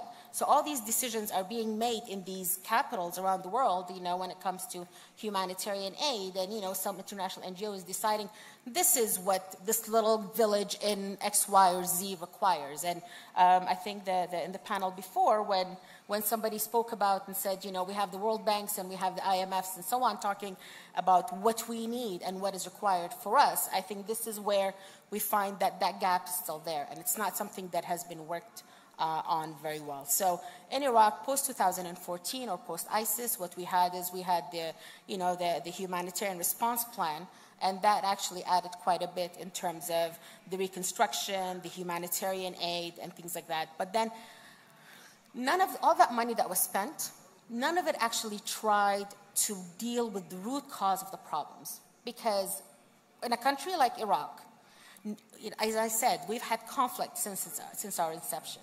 So what's going to happen is if I do not resolve the issues, they'll continue to come up. In many other conferences, we always say, Daesh has not ended. There's going to be Daesh 2.0 and all these other things. But then the question is why? Because we have yet to deal of the reasons why these conflicts exist in the first place, right?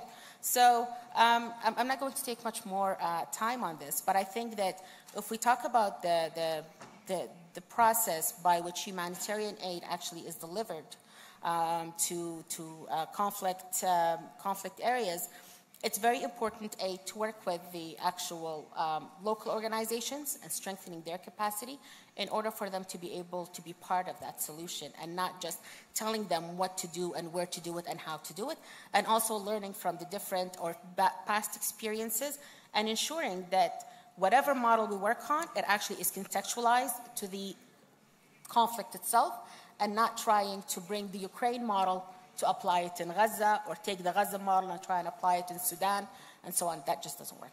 Thank you. Thank you very much.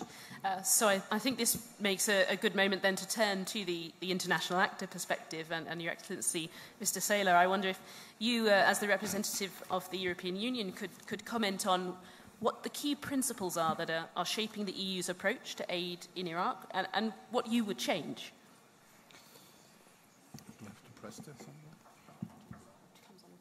Yeah, okay. Thank you very much. Thank you to the American University, to the organizers here. Thank you for you being here, auditorium. It's great to have you here. I feel delighted to explain a little bit the EU's aid system in Iraq. But before I go to this, let me make a more principled remark. And I followed you very much in Gaza because I used to work on Gaza myself 10 years back. Can you imagine we had once a project that we built an airport in Khan Yunis? Just as a reminder, there were other times. In the setup of international aid, we normally have a very, you were talking about models, we have normally a very strict sequence of approaches. We start with end of crisis approach, humanitarian aid massively, then with help to build up security structures. And that leads to peace building, and then finally to the classical development aid. We call this in theory the triple nexus. It's a very theoretical term. What we have learned the last 10 years across the world where we spend money is that all these templates, models, are good, but we have to use them on a case-by-case basis. Gaza is totally different. It's still it's a conflict situation. In Afghanistan, for example, we had simply to make the decision, was not really a heavy decision, do we continue humanitarian aid and development aid or only humanitarian aid? You know very well that we are not granting development aid to the Taliban. It's a highly political decision, but it is different from other situations. So that as an intro, perhaps, to explain also the thinking we have in Brussels and in Luxembourg and Strasbourg when it comes to the parliament, how we think about the aid, where is the impact of the aid. Regarding Iraq, for us, yes, on paper, this is a post-conflict country, on paper. And I like very much this op-ed that Prime Minister al-Sudani published before he went to DC, where in one page, in one moment, he is talking about the problems of Iraq's internal complexities. I like very much this term, because this is, again, the case-by-case basis. This is what makes aid for Iraq difficult. We, as EU, we still have some humanitarian aid here, internally displaced people. I hope we will not need more humanitarian aid because of climate effects. But we have shifted completely away from this to development aid. And I personally think we should even stop development aid. You said very much, as a rich country, why do we need to pay currently 400 million euros to Iraq when the money is here? On the other hand, you know, you can also play with money. We have the famous say that the EU has always been called to be a payer but not a player. I think we are changing this at the moment a little bit. So when it comes to Iraq, we still have classical development projects. Yes, this is the case. For example, when it comes to certain community aid in provinces. But we are changing the whole approach, and that's what we want to do in the coming years, to a much more, I would call it, modern system. We want to work with economy, with banks, in order to foster the own sources that are there in Iraq, and to build up, private sector development is our key issue. And we are very glad also that we have a good donor coordination with the UN, with the US, with others, in assuring that we do not double and triple the aid that is there. But the aid we are planning for Iraq in the next years is not anymore, I would say, a classical development aid. Let me give you an example. EBRD, European Bank for Reconstruction and Development, Iraq is now a member since a few months. The bank will come here in the beginning of next year. We are in good discussions with them. The bank has clearly plans to foster private sector development. How? By granting loans to the banks, or even directly to young entrepreneurs, to young people particularly who want to build up a company. That can be even a hairdresser shop, or IT, or whatever is at hand. It can also be a loan that is granted via a bank. This has the advantage that the that the Iraqi banks learn better how to deal with the international finance system, and they will have to deal with the international finance system, whether they like it or not. It's to be done. On the other hand, we also continue with our classical aid when it comes to capacity building. We work very much with the government as regards the accession of Iraq to the WTO. It's a very complex system. We have seen this in the 90s when we had the big enlargement of the European Union with the countries in the East. It was a heavy process for all these countries because you have all the rules and regulations and standards of the WTO that you have to take over credibly and to implement. Yeah. So the other example when it comes to our banks is European Investment Bank. And while EBRD is more on the private sector development, EIB, once here, can very much be a valid player in infrastructure measures. They have a huge competence collected inside Europe, but also in some countries outside. They're even operational now in Uzbekistan. And we look very much forward, and we are in good contacts with the Ministry of Finance. So in summary, we want to, let's call it, modernize our aid. I would not consider Iraq anymore a post-conflict country in the classical term. It's a country that needs reforms. It's a heavy work, but the things to be done are not anymore the classical post-conflict issues. Yes, stability is still a bit shaky and volatile here and there. At the moment, it's better than it was 3-4 months ago. You have to keep an eye on this, but in principle, we want to go ahead. We want to go ahead with modern finance instruments and also involve the economy, not only EU to the state. You were mentioning international institutions and the overheads. I was tempted to give you an example of overheads we pay, but then you will fall from the chair, and therefore I'm not going to do this. No, but it is on the other hand also necessary, that it has been necessary so far. It has been necessary so far to work with international organizations and to pay the overheads. Yeah, it's like that. But again, we want to go away from this, and we want to continue developing a new model, a new approach. I know that many stakeholders in the country are ready for this, and we look forward to this. Thank you. Thank you very much. Well, I think now is the perfect time to hear from the United Nations perspective as well. So, Mr. Ishaq Sayers, the Special Representative of the Secretary General here in Iraq and leading the UNAMI program, I wonder if you could reflect on what UNAMI has taught us about how we can deliver these kinds of programs here and elsewhere. What are the greatest successes and potential failures of the UNAMI initiative? Thank you, and also I want to thank the university for this opportunity. If you allow me, I want to just add a point of clarification. When we talk about UNAMI, it's a political entity set up by the Security Council mandate, but a lot of the humanitarian and development work is delivered by 24 other United Nations agencies. So I will not be really speaking much about UNAMI's political work, which is a very different kettle of fish, I would say. But of course, as Thomas mentioned, we work in a very triple nix function, where you have the political, the humanitarian, and the development working, or should be working together, really to find solutions to Iraq. I would like to actually start my discussion on the broader humanitarian situation and then come to Iraq.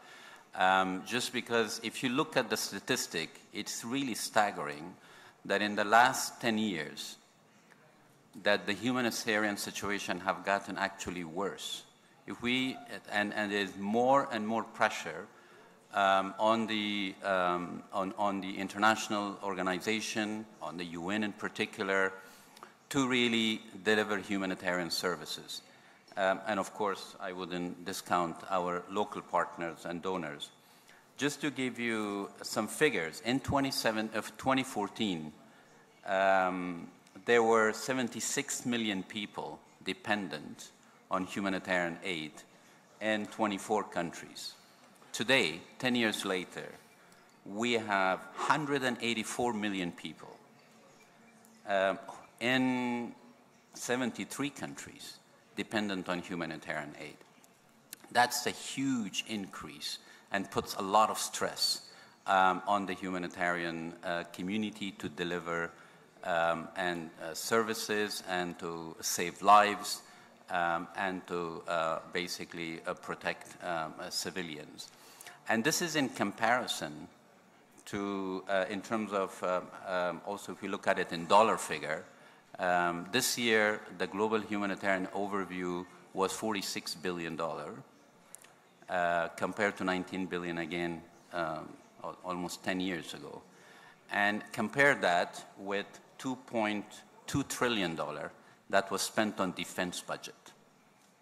$2.2 trillion was spent on defense in comparison to $46 billion that is now requested to feed and support 184 million. I just wanted to give you this food for thought and put all of this in the context. Now coming to Iraq. In Iraq, of course, 2003 was a watershed moment, not only for Iraqis, but also for the UN. As you know, the Canal Hotel bombing, where the United Nations lost 22 of its staff, was a watershed in a sense that it actually turned the debate on humanitarianism from one being respected to one being targeted. So since then, the humanitarian community has been really targeted either by states or non-state actors. Last year alone, we had over 400 violence reported against humanitarian workers. And out of that, 134 were actually killed. Now, I'm not sure if that figure includes what's happening in Gaza today. So we see enormous disrespect for international humanitarian law, international humanitarian principles, and state and non-state actors are violating it. And therefore, for us really to move from this situation, we have to really advocate and go back to countries respecting international humanitarian law and international humanitarian principles. So that's where I wanted to give you a little bit of the context. Now, in Iraq, as I said, that 2003 was a watershed moment because that's when also the General Assembly moved a few years later to establish the International Humanitarian Day, or the World Humanitarian Day. And ever since, of course, the United Nations has been very active in Iraq's reconstruction and also rebuilding. Our work actually accelerated in 2014 after the crisis of Daesh. And I would actually see a little bit the glass half full. I know you've put some of the challenges that's confronting, and I'll come back to that because there are some actually relevant points you're making. But if we look at overall, in terms of the positive that Iraq has really witnessed, is that in 2017, we had around 11 million displaced Iraqis. Now that figure has come down to less than 1 million. And during that period, of course, around $5.5 billion was channeled through the what we call it humanitarian response plan, and thanks to our donors and also partners. And in these, I would say 8 years or plus, we've seen a lot of work that was supported by the United Nations humanitarian agencies and also our partners, whether they were locals or internationals. We've built more than 4,000 or 5,000 infrastructure projects in the 5 conflict-affected governorates, most of it, of course, in Nineveh, Anbar, and also Salahadin, Diyala, and Kirkuk. Just to give you one example, the Mosul University became a wasteland when it was at one point hosting 30,000 students. Our support enabled it now for Mosul now to be again a very thriving and successful university. In Sinjar, we have reconstructed and rehabilitated over 5,000 shelters, 52 schools, hospitals, and so forth. Now, just to come back to Ambassador Thomas and also our other panelists, is humanitarian aid and development aid is not the solution. I think where we have to emphasize, in my view, is national ownership, whether that national ownership rests with the government or with the local NGOs and civil society organizations. And that's what we are trying to move towards. Our next 5-year cooperation framework that we are working on for the next 5 years, starting 2025, is really a paradigm shift. We're going to move from this aid dependency to more technical assistance. Because if you look at it really, the UN, yes, we have humanitarian agencies, but our role and comparative advantage is really technical assistance. We bring the normative agenda. We would like to bring advisory support, technical assistance, knowledge, best practices, and to make sure that countries like Iraq also meet its international obligations and commitments, whether it's the Sustainable Development Goals, Paris Agreement on climate change, and many more. And for us to help Iraq to also improve its ranking, whether it's in doing business or transparency, international index on corruption, and many more. So I think my frustration always is when I engage with the government, they still see the UN as a donor. And we are actually not a donor. We have donors like EU, we have Italy, and many more. But I think our role comes more in providing technical assistance, enabling state building, capacity building, enabling countries to withstand on its own feet in the long run. Let me leave it there. Thank you very much. And in the short time we have left, we have a number of questions from the audience, which I'm keen to try and consolidate. So back to Lahib, we have a question from the audience asking about the effects of what's happening in Gaza on Iraq and whether or not there may be any response that's required from that perspective. The effect on Iraq? Any effects on Iraq from the current issues taking place in Gaza? So I assume that is relating to the regional tensions and not specifically on the humanitarian. Okay. Yes, of course, it has had an impact on Iraq, as we've seen. For about 15 months, there was a truce between the resistance groups and the U.S. presence that we've had here, where we've seen tensions flaring up in the past. With Gaza, I think that it was quite obvious that this axis of resistance was activated first in solidarity with what was happening there, but also in support of a part of that axis, Hamas. In Iraq, what effect did that have? Well, we were quite concerned for a while in terms of to what degree can this escalation get Iraq back into a place of internal instability. After some 160 attacks, or more than that, on U.S. assets, we hit a ceiling, I would say, in terms of how far this escalation could go in Iraq. And that happened after Tower 22 in Jordan, where 3 U.S. servicemen were killed. And I think at that point, all the actors involved in this, whether we're talking about Iran or the U.S., or the Iraqi government, there was a realization that up until here and no further escalation, because that could have serious repercussions on a country that has just come out of decades of internal instability. Will that hold? I don't know. Whether we see an Israeli military intervention into Rafah, that could kind of spark this type of impact on Iraq again.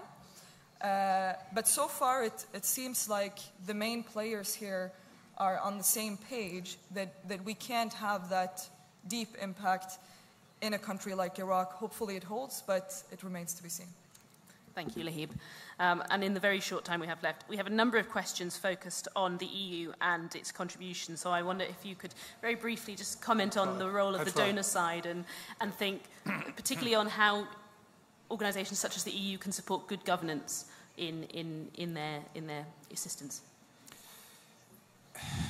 Yeah, ladies and gentlemen, many people still also in Iraq, but not only in Iraq, think, and Ghulam said, we are the donors. We give money and then automatically the transformation processes happen. In general, we have to make clear that not only the government and civil society organizations want the transformation. You, the people, must want the transformation. You must agree that corruption is fought on. You must agree that essential reforms are done. You must agree that regulatory authorities in electricity, in water management, in gas management, in the aviation sector, that this is built up. This is a change of your country, and many of you are probably not even aware of what this means. It is a rebuilding of an entire structure of an entire country. That's what we want to do. We have programs together with the UN on anti-corruption. We want to do something new, which is perhaps not so much at the forefront. We're building up now a kind of a program to fight drug and drug trafficking.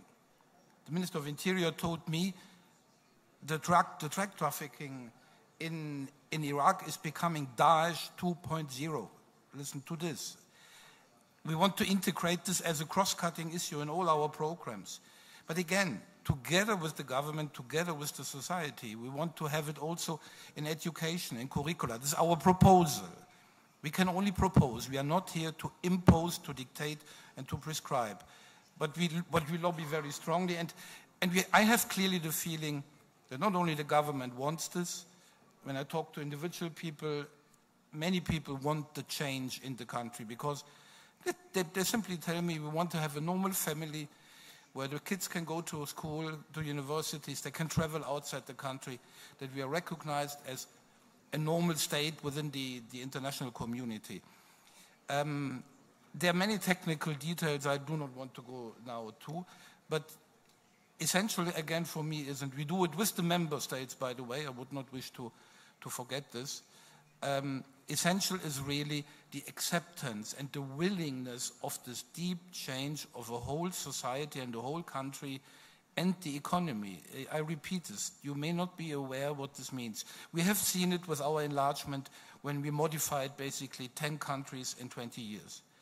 It was only possible because the citizens went with us, and the political parties and all the others. But the citizens also wanted it. And again, you may be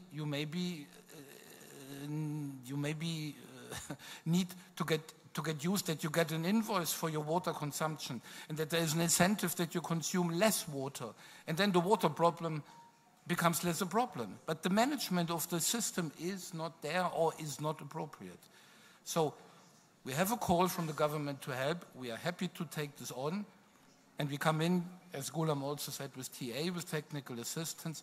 But all that, I repeat it for the second time, it's working only if acceptance in the broad society and also in the economy is there. Thank you. Tanya Kiligalani, can I ask you, from your experience working both in governmental and non-governmental sectors, how can the non-governmental sector most effectively leverage its voice to inform debates and the dialogue around the delivery of aid where it matters most? Wow. Do you have 3 hours to talk about this? No. If we really want to make sure that people are heard, I mean, obviously, the conversation must continue. And I think one of the things that we are seeing, unfortunately, is the space for the non-governmental organizations is tightening in Iraq, whether we're talking about the Kurdistan region or whether we're talking about the rest of the country. This is, yes, as you said, Mr. Ambassador, the people must speak. They must have, raise their voice, but it happens through channels like non-governmental organizations, other entities and so on, through their legislature, through, their representatives, etc. But at the same time, I think it's very important to make sure that these channels are open. I mean, you know, we are one of those countries now, I think just in Kurdistan alone, we have like 31 satellite channels, 124 local channels, plus I don't know how many newspapers and websites, etc. And now also we have this whole citizen journalism where, you know, everybody can open up a Facebook or you know, any of those social media platforms to speak up and make their voice heard. But I think if we want to talk about getting the message out, I think it's important for the organizations and for the international community as well, is to talk to the people. Right? So you're talking about designing a program, Mr. Ambassador, for the EU. I think it's important to really kind of get the buy-in to ensure that you are, you know, you do have these focus groups. You are talking to more than just the Ministry of Interior. You are talking to just more than the, you know, the head of this department on that department. Of course, they have a lot to say, but at the same time, I think a lot of the people of Iraq, they feel a disconnect between them and the country. And their and the state. And even though, you know, I am in the non-organizational stuff anymore, and I said I'd never talk about politics again, but you know, I think that the politicians, they have not been able to reach the ground and to speak to the grassroots and really be able to translate what the people want, because at the end of the day, as it was mentioned here, you know, what do people want really? They want security, they want safety, they want services for their people, they want for their families, and they want to be able to drink clean water, breathe clean air, and have good schools and, you know, for their kids to go to, and not just these mud huts or these blocks that kids are sitting on, unfortunately, in a rich country like Iraq. So in order for us to be able to keep that channel or that dialogue open, I think it's important for the citizens as well. You know, election after election, we're seeing that the number of participation is going down. You can make a change with your vote. You can make a change when you participate in the elections, when ensuring that you are talking to your representatives, and you are ensuring that you are being heard, and don't be afraid. You know, I mean, I think that's the best thing that we can do. Thank you. Lovely. Thank you for that. Another question from the audience. We've heard a lot about specific conflicts, both in the area and obviously there's conflicts all around the globe. So what role can the United Nations specifically take, and how can it leverage its immense architecture to address both current crises, ongoing crises, protracted issues, to ensure transparency, good governance, and stabilization where it's needed? Thank you. It's a big question, but... And the United Nations has the solution for all of them. Obviously. Well, I actually wanted to respond by talking a little bit about, I don't know how much the audience knows about the Summit of the Future. The UN Secretary General will be convening in 2024 the Summit of the Future, and the aim of the summit is exactly to respond to some of the crises that is confronting our world. It's not just conflict and wars, but also we have what we call it the triple planetary crisis of climate change, biodiversity loss, and pollution. And of course, COVID and others multiplied some of the humanitarian issues. But I think in the bigger sense of things, the whole multilateralism is under attack and is being weakening.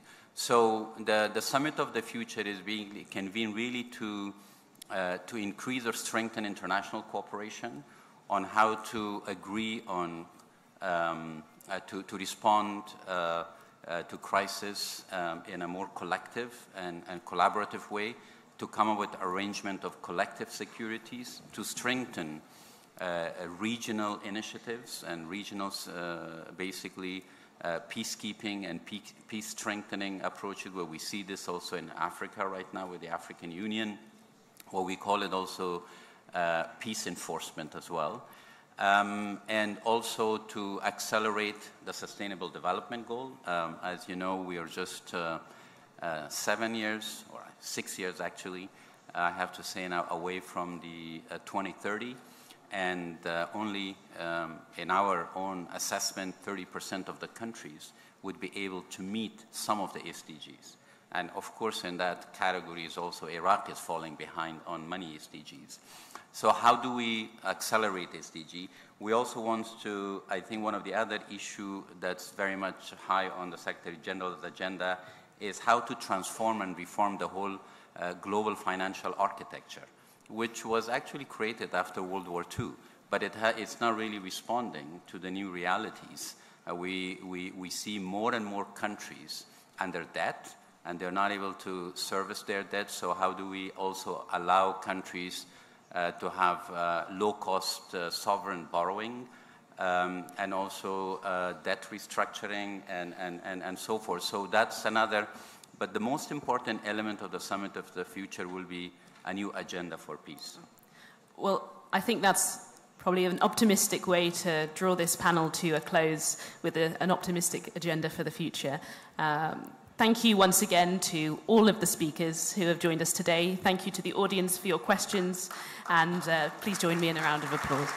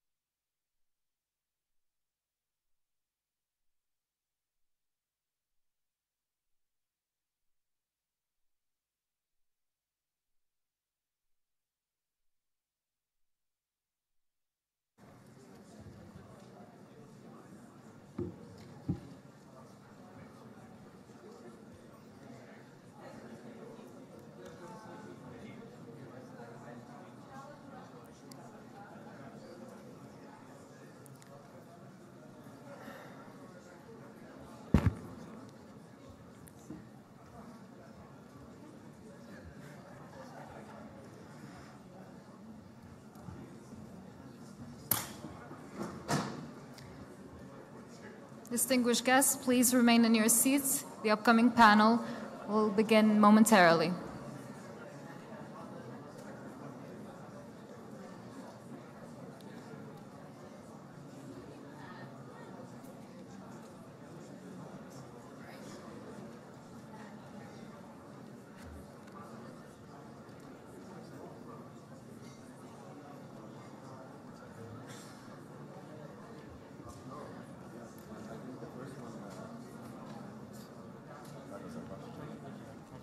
مرحبا.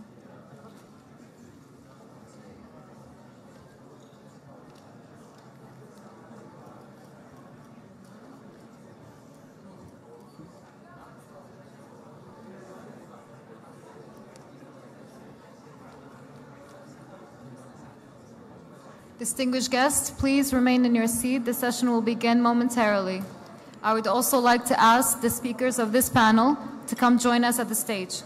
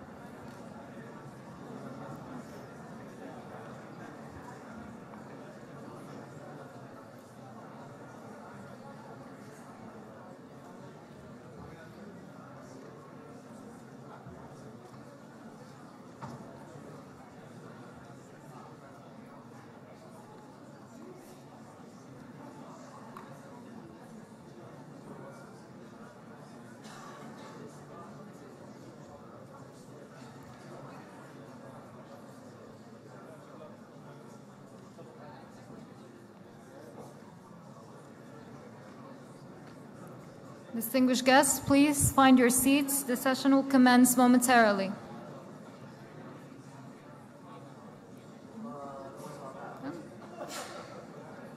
Ladies and gentlemen, the upcoming panel is entitled The Future of Iraq's Political System. It is moderated by Zamkan Ali Salim, a senior research fellow at the Institute of Regional and International Studies at AUIS, who will lead the panel.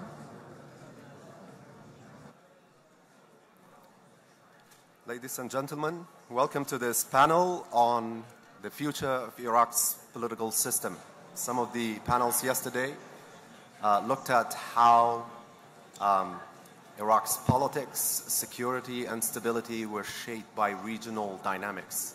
Today, we're going to bracket the regional factor and look at Iraq's political system from the lens of democracy. Experts of comparative politics tell us that political systems cannot claim democracy just by holding elections. Most authoritarian states hold regular elections in order to legitimize themselves, co-opt and weaken opposition groups, distribute and redistribute resources and positions among the members of the ruling elite. A genuine democracy is about the rule of law. A genuine democracy is about having a space where freedom of expression is safeguarded. In Iraq, there have been reports by civil society activists, human rights organizations on limitations imposed on civil society activism by the political system. On the other hand, there are growing uncertainty on the viability and validity of the federal system. We'll discuss these questions with a excellent group of experts today who I'm very delighted to introduce. First, we have Zaid Al-Ali. Zaid is an expert on constitutionalism in the Arab world. He's also a senior program manager at International IDEA. We also have Noor Saad. She's the head of SASA organization, a democracy promotion organization that seeks to promote youth political participation. We also have Muhammad Alwiya. Muhammad is a director of Ashtar Center for Democracy Support and is based in Najaf. Last but not the least, we have Muhammad Rauf. He's editor-in-chief of Rudao Media Organization that extensively covers politics and economy of Iraqi Kurdistan. Thank you very much. Welcome again, all of you. I'd like to start with Noor. Noor, can you please share some of the ideas about the challenges that you and your colleague face in Baghdad when you try to promote democracy, try to conduct political reform within the system? في بداية الأمر أوجه الشكر الخاص لمعهد آيرس على إتاحة هذه الفرصة وكذلك للزملاء والسادة الحضور. في بداية الأمر كمشاركة سياسية للشباب هي بدأت منذ بدء احتجاجات تشرين في عام 2019. الفكرة الأساسية هي من المشاركة السياسية للشباب أن يكون أكو تضمين شامل للشباب في العمل السياسي والعمل التشريعي، قد يكون العمل التنفيذي أهم أيضا في هذا الخصوص. اليوم التظاهرات اللي صارت أخيرا في تشرين هي كان الغرض منها هو إصلاح النظام السياسي وإعادة ثقة المواطن بالدولة بشكل خاص وتوحيد الآراء والأفكار ما بين المواطنين والنظام السياسي. بصورة خاصة أن الشباب يرغبون للدخول للعملية السياسية هو لغرض إزاحة الهيمنة من السلطة السياسية، أن يكون أكو مشاركة فاعلة لكل الأطراف، يكون أكو احتكار للمنظومة السياسية من قبل جيل محدد. اليوم كشباب لا يؤمنون بالإزاحة الجيلية نهائياً. الشباب الفاعلين بالمجال السياسي هو يؤمن بالمشاركة الشاملة لكل الأفراد ومختلف الأجيال لتحقيق الديمقراطية السليمة في النظام السياسي العراقي. اليوم النظام السياسي العراقي قد يعاني من الكثير من الثغرات، يعاني الكثير من المشاكل ومنها المشاركة الواسعة للأفراد. احنا لا يوجد لدينا مشاركة واسعة للأفراد. الطبقة السياسية قد تكون هي محتكرة لجيل معين دون غيره، وجود تمثيل نسوي ولكن تمثيل مهمش. لهذا احنا نسعى لتوزيع السلطة ما بين مختلف أفراد المجتمع. إضافة إلى ذلك أنه إحنا نحاول إلى إعادة الثقة والحوار ما بين الحكومة والمواطن، وهذا إحنا ما نعمل عليه في معهد ساسة، أن يكون أكو حوار مشترك ما بين المواطنين وما بين صناع القرار على شقيه التنفيذي والتشريعي لتحقيق الديمقراطية السليمة. ولكن في كل ظل هذه التحديات، في ظل كل هذه الممارسات، هناك تحديات جمة احنا نواجهها كفاعلين وناشطين بهذا المجال. تحديات من جانب القانوني، تحديات من جانب الممارسة، تحديات من جانب الأمن. اليوم كمؤسسات مدنية وكمؤسسات تعنى بقضايا الديمقراطية تعاني من الكثير من التحديات. تحاول حاليا السلطة إلى حد ما إلى تقويض عمل هذه المؤسسات المدنية من ناحية الممارسات والأساليب اللي هي حاليا تفرضها على مشاركتهم كفاعلين داخل النظام السياسي، كذلك فاعلين داخل المجتمع العراقي. إضافة إلى ذلك أنه هي تحاول إلى خلق وصياغة قوانين وتشريعات تعزز هذه الممارسات بشكل يقوض فاعليتها وإصلاحها النظام. بالرغم هي لا تحاول أنه هي تسحب السلطة من جانب عفوا تسحب التأثير من جانب السلطة بقدر ما هي تحاول إلى إصلاح النظام السياسي. إضافة إلى ذلك اليوم إحنا نعاني من الكثير من التحديات على عاتق جانب حرية التعبير. اليوم حرية التعبير في النظام السياسي العراقي قد تكون مقيدة إلى حد كبير تؤثر على كل الفاعلين وكذلك المواطن العادي. اليوم كحرية التعبير هي مقيدة بشكل كبير. اليوم أي مواطن عراقي يحاول بإدلاء رأيه إن كان في جميع القضايا، إن كانت بيئة أو اقتصاد أو إدارة الدولة لجانب معين، أنه هي تحاول إلى ردع هذه الأصوات، ليس أنه فقط لغرض أنه تحاول الحفاظ على النظام، ولكن أنه هي تبقي هذا الواقع على ما هو عليه، لا تحاول إلى إصلاح السياسي. مع ذلك نحن نحاول في ظل كل هذا إلى بناء شراكات مشتركة ما بين المؤسسات المدنية وما بين المواطن وما بين الناشطين لخلق ديمقراطية أكثر عدالة، لخلق نظام ديمقراطي صحيح يؤمن بالمشاركة، وخلق نظام ديمقراطي يشارك فيه جميع الأفراد بغض النظر عن انتمائهم وأمرهم وتوجههم السياسي والأيديولوجي. اليوم نحن كشباب نؤمن بالمشاركة السياسية الفاعلة لكل الأحزاب السياسية، قد تكون توجهها ليبرالي، قد يكون توجهها إسلامي، لغرض إصلاح النظام ولا نرجع إلى الماضي ما كان في النظام السابق، أنه أكو أفكار معينة تحكم البلد، أكو فئة عمرية تحكم البلد بأفكارها وتوجهاتها. إحنا لا نؤمن بهذه القضية، إحنا نؤمن بمشاركة واسعة، نؤمن بنظام ديمقراطي عادل، وهذا إحنا ما نفتقر إليه ما بعد 20 سنة من التحول الديمقراطي اللي عاشه العراق. شكرا. Thank you, Noor. If I move to Mohammed Alawiya. Mohammed, do you share the same ideas that about the limitations that you're facing operating from Najaf?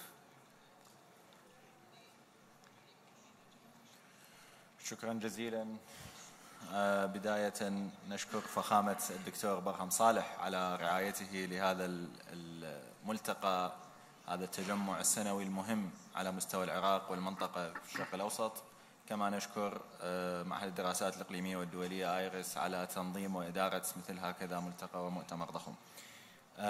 بطبيعة الحال هنالك تحديات تواجهها المؤسسات المدنية بالعموم وتفرعاتها من منظمات مجتمع مدني، مراكز تفكير وأبحاث، من يعني مجاميع شبابية، تحديات تواجهها في مواجهة النظام السياسي. أنا أعتقد هذه التحديات صارت بسبب مشاركة أغلب المؤسسات المدنية الشبابية في احتجاجات تشرين. احتجاجات تشرين كانت طابعها شبابي، والمتطوعين والمنتمين للمؤسسات المدنية الشبابية غالبيتهم هم شباب يعني، فشاركوا باحتجاجات تشرين.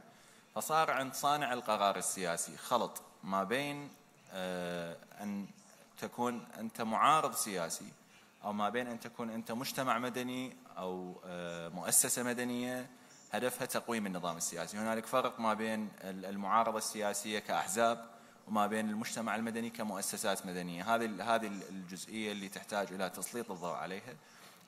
أنا أعتقد المؤسسات المدنية لها دورين رئيسيين محوريين. الدور الأول هو تصويب عملية صنع القرار السياسي من خلال الضغط على صانع القرار بالأدوات والوسائل المتاحة. الدور الثاني هو أيضا المساهمة في تصويب اتجاهات الرأي العام من خلال يعني زيادة الوعي المجتمعي ثقافيا سياسيا اقتصاديا اجتماعيا. هاي الأدوار بالضرورة هي أدوار مكملة لعملية بناء النظام وترسين أساسات النظام، وليست مخربة وليست معادية للنظام. صانع القرار السياسي عليه أن يفهم أن هذه المؤسسات هي دورها تكميلي ودورها مهم، هي حلقة وصل ما بين صانع القرار وما بين المجتمع، حلقة وصل ما بين صانع القرار وما بين العالم، لأن هاي أغلب المؤسسات عندها شراكات مع منظمات دولية مهمة، مع مؤسسات خارجية تنقل تجارب كثيرة، وحتى اقتصاديا إذا نريد نحسبها اقتصاديا يعني تصير هي مصدر مال إنكم دخل إلى البلد. فالفكرة أن صانع القرار يحتاج يتفهم المنتاليتي مال الشباب، يتفهم كيفية التعاطي مع الشباب، وأيضا يحتاج أنه يطور أدواته في التعامل مع المجتمع المدني بالعموم. وأكتفي بهذا القدر. شكرا. Thank you, Mohammed. Move to Kag Mohammed Rauf. Kag Mohammed, elections in Iraqi Kurdistan is scheduled for June, but now it's under question because one of the major parties is refusing to participate. But there are people who say in this region, even if we have elections, we will, at the end of the day, end up with the same PUK-KDP duopoly.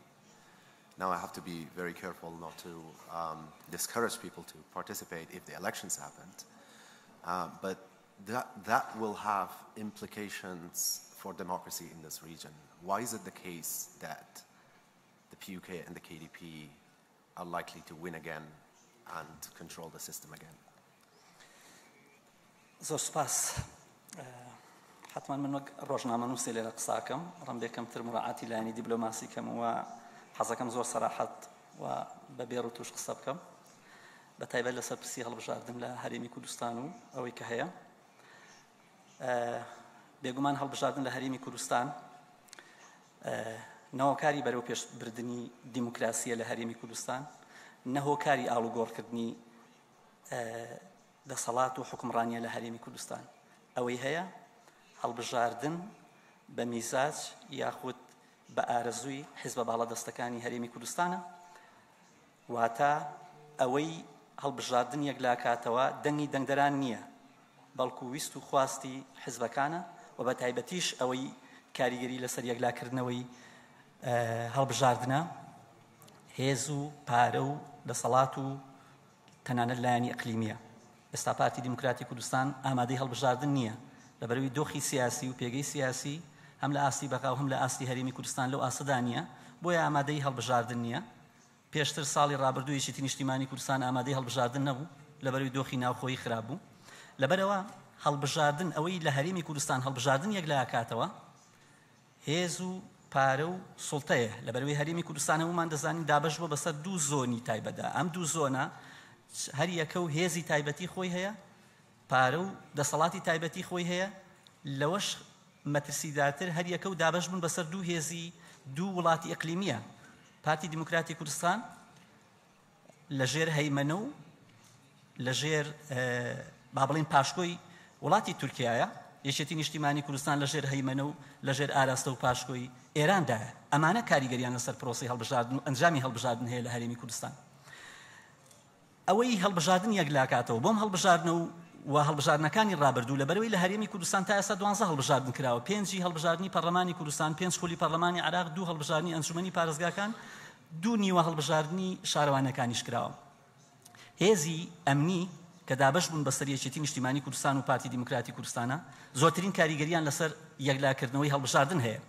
بۆ نمونە لە لیستی موچەدا 433,000 کەس لە سلکی سەربازی موچە وەرەگرن، 433,000 کەس کۆی موچەکانیان 450 ملیارە دینارە. 450 ملیار دینار لە 148 کۆی موچەخۆرانی هەرێمی کوردستانە. ئەم 433,000 کەسە کە لە سلکی سەربازیان و لە 98 بۆ 99 دەنگەدەن، دەنگدان یەکلاکەنەوە لە هەرێمی کوردستان. 433,000 کەس بە 13,000 بۆ 15,000 بۆ بەهای کورسی حسابیکە نزیکەی 30 کورسیە. واتە هەر لە سەرەتاوە یەکێتی نیشتیمانی کوردستان و پارتی دیموکراتی کوردستان خاوەنی 12 بۆ 15 کورسین. کورسەکان واتە بناغەی کورسەکان یەکلاکرێتەوە. ئەو کاتە لە 100 کورسی پەرلەمانی کوردستان 70 کورسی، واتە ململانەکە لە نێوان هێزەکانی دیکە بە یەکێتی و پارتیوانەشەوە تقریباً 70 کورسیە. بەڵام هەڵبژاردن لە 92 هەتا ئێستا جۆرێک لە ناومێدی لای هاوڵاتیان دروست کردووە بە جۆرێک. لە دوایین هەڵبژاردننی پەرلەمانی عراقدا لە سێ پارێزگاکەی هەرێم 3,450,000 کەس مافی دەنگدانیان هەبووە. 2,270,000 کەس دەنگی نەداوە بە ڕێژەی لە 164. 1,233,000 کەس دەنگی داوە بە ڕێژەی لە 136. واتە زۆرترین کەس بەشداری نەکردووە. خەڵک ناومێت بۆ لەوەی کە گۆڕانکاری بکرێت لە ڕێی سندوقەکانی دەنگدانەوە. لەو ڕێژەیە لە 3,450,000 کەس پارتی دیموکراتی کوردستان 579,000 دەنگی هێناوە بە ڕێژەی لە 170. لە 170 کۆی دەنگدەرانی هەرێمی کوردستان ئەوانی مافی دەنگدانیان هەیە لە 170 هێناوە. یەکێتی نیشتیمانی کوردستان 215,000 دەنگی هێناوە لە دوایین هەڵبژاردنە. لە 106 کۆی دەنگی دەنگدەرانی هەرێمی کوردستانی هێناوە. حکومڕانی ناوچەیەکەکە پارتی دیموکراتی کوردستان لە 170 هێناوە، حکومڕانی ناوچەیەکی دیکە دەکات. واتە ئەوەی هەڵبژاردن یەکلاکاتەوە دەنگی دەنگدەران نییە. و هەمیشە هەڵبژاردن لە 92 هەتا ئێستا هەمان حیزب و هەمان دەموچاو و هەمان ئەوەی و بۆیە هەڵبژاردن هێزەکان لە هەرێمی کوردستان کە دابەش بوون بە چەند شێوەیەک کاریگەریان لەسەر هەڵبژاردن هەیە. لەلایەک هەڵبژاردن یەکلاکەنەوە نزیکەی 30 کورسی ئەوان یەکلایەکەنەوە. لەلایەکی دیکە ئەم هێزانەی هیچ ڕۆڵیشیان نییە لە پاراستنی هاوڵاتیانی هەرێمی کوردستان و سنوورەکانی هەرێمی کوردستان. هێزەکان لە هەرێمی کوردستان کە دابەش بوون بەسەر ئەم دوو پارتی دیموکراتی کوردستان و یەکێتی نیشتیمانی کوردستان تا ئێستا ڕێگریان لە درۆنیشی تورکی یاخود ساروخێکی ئێرانی نەکردو. تا ئێستا ڕێگریان لە پاسدارێک یاخود جەندەرمەیەکی تورکی نەکردووە بۆ هەرێمی کوردستان. ئەم هێزانە سەرەڕای ئەوە بەشێک لەم هێزانە بۆ سەرکوتکردنی ناڕەزایەکان بەکارەهێنرێن لە خۆپشاندانەکانی هەرێمی کوردستان، لە خۆپشاندانەکانی حەڤەی شوڕات 10 کەس شەهید بوون، لە خۆپشاندانی 2021 لە سلێمانی 10 کەسی دیکەش 10 گەنج شەهید بوون، لە خۆپشاندانەکانی بادینان نزیکەی 100 کەس چالاکی مەدەنی دەستگیر کران و تا ئێستا شێروان شێروانی ئەوان لە زیندانن. بەشێک لە ڕۆژنامەنووسان تیرۆر کران، سۆران و سەردەشت و کاوەدات. خاڵێکی دیکە ئەوەی هەڵبژاردن یەکلاکاتەوە و پێگەی ئەم هێزە سیاسیانە قایمەکات مەسەلەی نەوتە لە هەرێمی کوردستان. نەوت ئەوەی دوێنێ وترا بۆتە بەڵایەک بۆ هاوڵاتیانی هەرێمی کوردستان. لە ساڵی 2014 تا 25 سەی 2023 کە نەوت ڕاگیرا 2014 بۆری نەوتی هەرێمی کوردستان بڵێ نەوتی هەرێمی کوردستان بە بۆری ڕەوانەکرا. دایان قەیران ڕوبەڕووی هەرێمی کوردستان کردووە لە نەبوونی موچە، لە قەیرانی کۆمەڵایەتی سیاسی، کۆچ و کۆچبەران. لە 2014 تا ئەو کاتی نەوت ڕاگیرا 1,307 ملیۆن بەرمیل فرۆشراوە. کۆی داهاتەکەی 68 ملیار دۆلار بووە. 30 ملیار دۆلاری بۆ حکوومەت و 38 ملیار دۆلاری بۆ کۆمپانیەکان بووە. لە کاتێکدا لە هەرێمی کوردستان لەو کاتەوە هەرێمی کوردستان حکوومەتی هەرێمی کوردستان 34 ملیار دۆلار قەرزار بووە. لە 170 تریلیۆن دیناری پشکی هەرێمی کوردستان لە بەغدا تەنها 16 تریلیۆن هاتووە. 101 تریلیۆن دینار لە دەستدراوە. واتە بەهۆی نەوتەوە 34 ملیار دۆلار قەرزار بووە هەرێمی کوردستان، 101 تریلیۆن دیناریشی لە دەستداوە. یەکەم واتە هەرێمی کوردستان بەهۆی نەوتەکەیەوە کە پایەی هێزە باڵەدەستەکانی لە هەرێمی کوردستان قایم کردو و قایمتر کردو و دەوڵەمەندیانی کردو و بوونە خاوەنی دەیان دامەزراوە و کەناڵ و ئەوە و ئەمەش بەکارهێنرێ بۆ هەڵبژاردن بۆ بەشێکی بۆ سەرکوتکردنی دیموکراسی. بەشێک لەوە لە گەندەڵی نەوتایە. من یەک شتێکتان بۆ ئەجێڕمەوە بەڵام ئەتوێ لە گفتووەکەی ئەوە بکەم. حکوومەتی هەرێمی کوردستان هەموو ڕۆژێ 400,000 بەرمیل نەوتی فرۆشتووە. کۆی ئەو 10 ساڵی کە فرۆشتوێتی 1,307 ملیۆن بەرمیل بووە. ئەگەر حکوومەتی هەرێمی کوردستان ئێمە لە دامەزراوی درە و لێکدانەوەیەکمان کردووە، ئەگەر حکوومەتی هەرێمی کوردستان هەموو ڕۆژێک 400,000 بەرمیل نەوتی بکڕێە لە دەرەوە 34 ملیار دلار قەرزار نابوو 65 تریلیۆن دیناریش قازان جێ کرد و نەوتەکەشی وەکو خۆی مایەوە کەواتە ئەم چی کردووە حکوومەتی هەرێمی کوردستان و ئەگەر گەندەڵی تێدا نەبێ و ئەگەر بۆ مەسەلەی نەوت و بۆ مەسەلەی هەڵبژاردن و بۆ مەسەلەی بەیەسکردنی پایەکانی هێز و خۆی نەبێت نەوت چ کاریگەریشی هەبوو ئەوەی کە ئێستا بینی قەیرانە هەموو ئەوەیە. Thank you very much, Kak Mohammed. Zaid, the federal court in Baghdad has recently passed a ruling that ended the quota system, the quota seats for minorities in Iraqi Kurdistan. Now, the party, the Kurdish party, the PUK, that filed the lawsuit did not expect that to happen. They were mostly expecting that the court will issue a ruling that will redistribute the quota seat across the system. So to many, the court's ruling not only presented Baghdad's encroachment into the internal affairs of Iraqi Kurdistan, but also was a blow to democracy by ending, by dealing a blow to the rights of the minorities here. Is federalism over? Okay. So, first of all, thanks to the chair for the session. Of course, thank you to President Saleh for his leadership and vision, and thanks to the university for organizing this terrific event, which really remains to this day the prime event in Iraq of this nature. So the answer to your question, I mean, there's various aspects to it. So the court itself, long-term Iraq watchers know, has gone through an evolution. There's basically been two courts since 2003. There's the court of Chief Justice Medhat Mahmoud and the current court. Medhat Mahmoud's vision or his perspective about these issues is that these are political questions and needed to be resolved politically. And any claim that was brought before the court that had a very deep political nature, I'm speaking generally, of course, there are exceptions. However, generally, he tried to defer to the fullest extent possible so as not to allow for the court to be involved in these deep political questions, and therefore so as to avoid the court taking a position on political questions and therefore deciding who wins and who loses. And as soon as you have a loser on a political question, then people challenge the legitimacy of the court, which is, of course, what's happening currently. Now, the current court sees things very differently. I mean, their perspective is that a claim has been brought, we should enter a decision, and they're rendering decisions that are very much in conformity with political ideology in the legal community in Baghdad, right? So, I mean, you have these different perspectives. They each have their advantage and their disadvantage. Of course, the Chief Justice Medhat Mahmoud was right that these are political questions. But the disadvantage, of course, is that you're deferring to the political class to work out these issues by themselves, but then they never do, right? So, for example, on the oil and gas question, you know, it's been 20 years now and we don't have oil and gas legislation, right? So you defer in the hope that this is a political question, must be resolved politically, but then it never does get resolved politically. Then on the other hand, you have this court that's issuing decisions, aggressive decisions, right? And leading to people openly challenging the legitimacy of the court, which is never a good thing in any system, especially in a place like Iraq. So I mean, that's one aspect that's really crucial and that really needs to be resolved. But on the general issue of federalism, so I wouldn't say that federalism is dead in Iraq. But what I would say is that federalism is a state of crisis. And I think it's important to go back to the basics, is that Iraq's constitution provides that the country is parliamentary and federal. Now, I very much believe that Iraq should be both parliamentary and federal.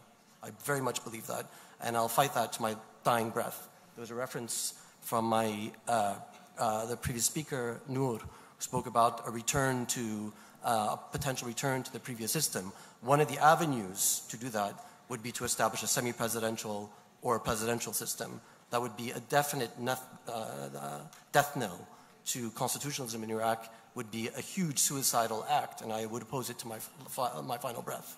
On federalism specifically, once again, I fully support the idea that Iraq should be federal, but I don't believe that what we have in the constitution is a federal system, and I don't believe that there's political agreement in Iraq on what federalism is for, what it's supposed to achieve, how it should function, and not only is there not a political agreement today, but there's never been political agreement. Of course, the constitution was adopted through a referendum, and through a large majority. Everyone knows that. However, people will remember that immediately after the referendum, in February 2006 and in May 2006, Muqtada Sadar, Sayyid Muqtada Sadar, Nouri Maliki, Ibrahim Ja'fari, many political leaders in Baghdad immediately came out and said, we oppose federalism. Immediately at that time. Right? And that's been the angle till today. Now, of course, there have been political actors in Baghdad who've been trying to stifle and block movements that the Kurdistan regional government have been trying to adopt over the past 20 years. It hasn't always been successful from Baghdad's perspective, but things are obviously changing. I mean, today, the situation, we don't need to go into it in detail. Some of it's already been evoked over the past two days, and I think people are broadly aware that circumstances today in 2024 are very different to what they were in 2005. I mean, broadly speaking, we have an ICC award that now determines that Baghdad is in control over the pipeline, and then also political clout in the country. The center of gravity has gravitated towards Baghdad. There's a huge amount of clout that Baghdad holds, and that Baghdad is now using the clout and the power and the authority that it has through the court and otherwise to impose new rules about how federalism should function. So and it's very uncomfortable, it's very unpleasant, and also very unfair, but that's not how political reform should be taking place. In any meaningful, progressive democracy, political reform happens through dialogue, through agreement, through consensus. Right? And once again, I believe, my perspective, not everyone agrees, I agree with myself, of course, right, that we've never had consensus about these issues. Right? We have never had them. Now, if it was up to me, right, if it was up to me, and sadly it's not, but if it was up to me, right, I don't know, constitutions only live for certain periods of time. Right? Professor Tom Ginsburg in Chicago worked out that in the whole history of the world, the average lifespan for a constitution is 19 years. Right? Iraq's constitution has been in force now for 19 years. Right? It's been 19 years exactly. I don't advocate for the replacement of the constitution. I think that the text should stay as it is. However, constitutional reform could take life through the adoption of the legislation that's missing. Now, in order to achieve that, the wrong approach would be for one political color, one political group, one political center of gravity to adopt the missing legislation. A better approach would be to engage in the type of dialogue that's always been missing in Iraq between the meaningful political forces, societal forces, civic forces in this country to agree what is federalism for? What is it designed to achieve? What are the building blocks for a federal system? Social solidarity, guarantees for the population, right? And then afterwards to give life to the mechanisms that are supposed to define, that give life to these fundamental building blocks. Though that discussion is yet to happen, and everyone should play a role in making sure that it does, including this university and everyone in this room, including ourselves. Thank you. Thank you very much, Zaid. Just a follow-up question for you, Noor. So you've said that you're taking a very peaceful approach to promoting democracy and rule of law in Iraq, with very powerful parties in control of economies, as Kag Mohammed said, and which applies to the rest of Iraq, in control of private security forces, access to means of violence. How do you do that? Do you have allies within the system? Because you mentioned even in the system is using parliament and the legislature to pass laws that restrict freedom of civil activism. Do you see any allies? Do you work with any allies, both in Iraq and within the international community? Do you receive any support? نعم بالتأكيد، يعني من ناحية أنه كفاعلين بهذا المجال هناك شراكات ما بين الحكومة بصورة خاصة والبرلمان. يعني الكثير من المشاريع والقوانين تم العمل بها من قبل مؤسسات المجتمع المدني، وكذلك مراكز التفكير السياسي كانت بالشراكة مع المؤسسات الحكومية وبصورة خاصة مع البرلمان. كذلك مع المؤسسات الدولية هي الداعم الأساس بهذا الخصوص. بس مع ذلك اليوم يعني احنا كفاعلين بهذا المجال نواجه تحديات في وصولنا للمؤسسات الحكومية.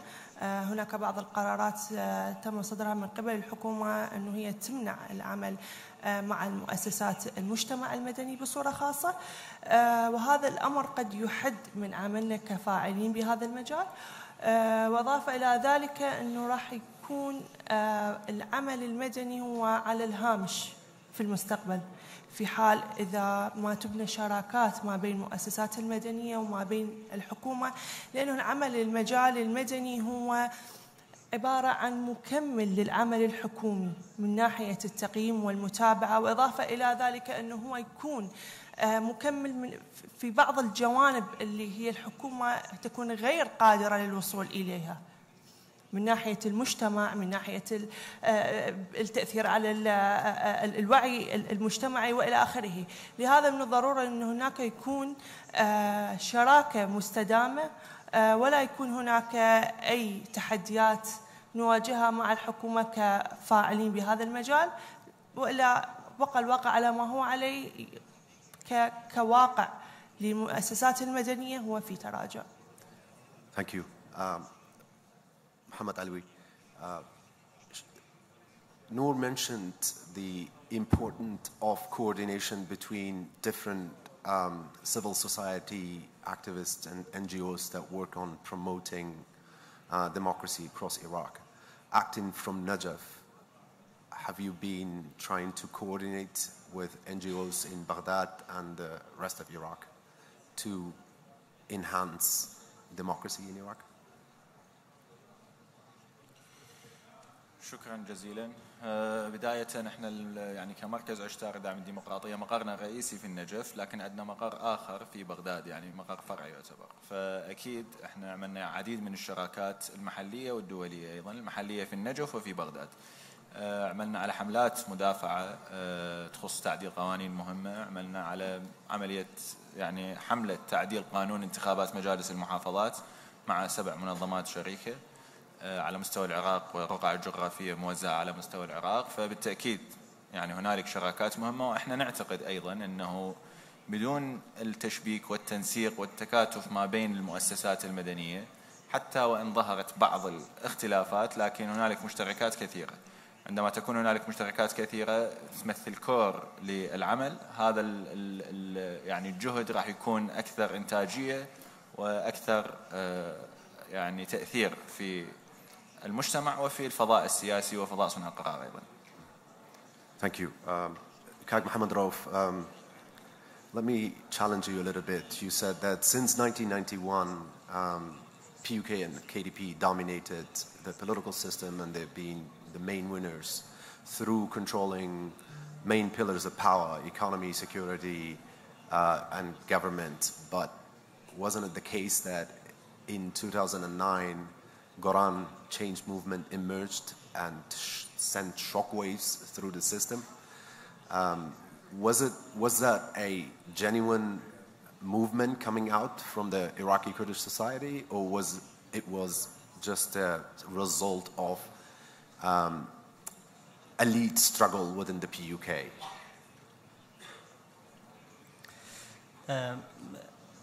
من پێم وایە ئێستا ئەو دۆخی کە ئێستا هەیە و ئەو دۆخی کە نەتیجەی ئۆپۆزیسیۆنی تایە ئێستا، من ئۆپۆزیسیۆنێکی جدی نابینم لە هەرێمی کوردستان، و بەشێک لە ئۆپۆزیسیۆنەکان هەم پاشکۆیەن یاخود هەم بەشێکن لە سیستەمە سیاسەکەی هەرێمی کوردستان، یا بەشێک بوونە یا بەشێکن یاخود ئەوەی کە هەیە ئومێدی گۆڕانکاری لێ ناکرێت، هەم لەلایەک بەهۆی هێز و دەسەڵاتی پارتی دیموکراتی کوردستان و یەکێتی نیشتیمانی کوردستان، هەم بەهۆی ئەوەی کەم هێزانەش خۆیان هێزی یەکلاکەرەوە نین، هێزی ڕادیکاڵ نین. ئەمانە کۆمەڵە هێزێکن کە هەندێکیان لە پێناو بەرژەوەندی، هەندێکیشان بەڕاستی ئەمانە ئۆپۆزیسیۆن نین، پێیان ناوترێ ئۆپۆزیسیۆن. ینی بۆ نمونە خەڵک ئومێدی ئەوەی کە خەڵکی ناومێد کردووە بەر لە یەکێتی و پارتی هێز ئۆپۆزیسیۆنەکانن، خەڵکیان ناومێد کردووە لە هەرێمی کوردستان کە خەڵک ناچێت بۆ دەنگدان. با من یەک شتێک بە بەڕێزت بڵێم، ئەگەر شاری سلێمانی بکەین بە نمونە، من زیاتر قسەی ڕقەمێکم، لە شاری سلێمانی ساڵی 92 لە یەکەم خولی هەڵبژاردندا کە 450,000 کەس مافی دەنگدانی بوو، پارتی دیموکراتی کوردستان 92,000 دەنگی بەدەستێنا بە ڕێژەی لە 100 26 دوایین هەڵبژاردننی لە هەرێمی کوردستان کە دوایین هەڵبژاردن کرا 2021 لە کۆی 1,450,000 کەس دەنگدەر ئەوەی مافی دەنگدانی هەیە پارتی دیموکراتی کوردستان 54,000 دەنگی بەدەستێناوە بەڕێژەی لە 104 یەکێتی نیشتیمانی کوردستان ساڵی 2005 لە سلێمانیە 485,000 دەنگی بەدەستێنا بوو بەڕێژەی نزیکی لە 170 دوایین هەڵبژاردن لە سلێمانیە لە کۆی 1,450,000 دەنگدەر یەکێتی نیشتیمانی کوردستان کە حکومڕانی هەموو ئەم ناوچەیە تەنیا 124,000 دەنگی بەدەستێناوە بەڕێژەی لە 108 بەڕێژەی لە 108 کۆی دەنگەکان کۆی ئەوانی مافی دەنگدانن هەیە ئێستا یەکێتی نیشتیمانی کوردستان لە سلێمانی حکومڕانە و هێزی هەیە و پارێ هەیە و مامەڵە لەگەڵ وڵاتانی ئەقلیمی شاکە بۆیە هاوڵاتیانی هەرێمی کوردستان نائومێد بوونە لەوەی لە ڕێگەی سندوقی دەنگدانەوە بتوانی گۆڕانکاری بکەیت ئەو گۆڕانکاریە ئەو ئێمە تازەترین هەڵبژاردن کە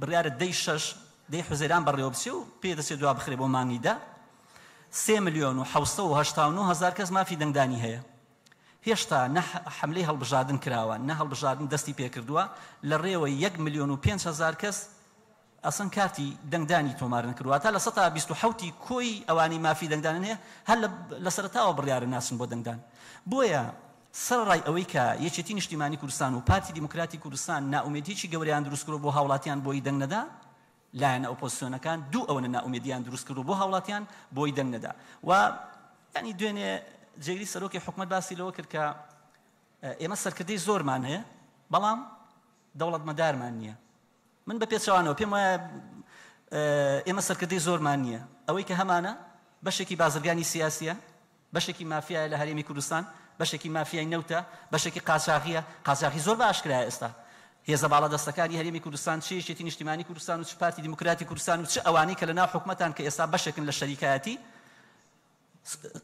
دەواازەی سنووری خۆیان هەیە قاچاغی خۆیان هەیە مەساڵحی خۆیان هەیە بۆیە بەڕاستی ئەمەوێت کۆتا قسە هینم ئەوە بێت پوختی کەمەوە لەوەی کە ئەوەی لە هەرێمی کوردستان بەڕێوە دەچێت حکومڕانیەکی دیموکراسی نییە حکومڕانی هاوڵاتی نییە و حکومڕانی ڕەشید نییە ئەوە لە تێرمی سیاسیە پێی دەوترێت حکومڕانی کلیپتۆکراسی واتە حکومڕانی سەتەکان لە هەرێمی کوردستان. Thank you very much, Gag Mohammed. I'll come back to you with questions that we received from the audience, but I have a question for you.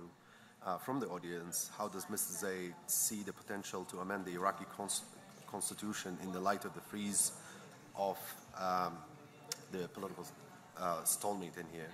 And what is his vision regarding concluding a new social and constitutional contract in Iraq?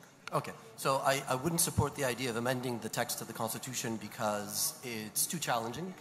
The requirements to achieve a constitutional amendment probably cannot be met, on the one hand. And second of all, because I don't think it's necessarily something that needs to be done in order to achieve the type of political reform that we need.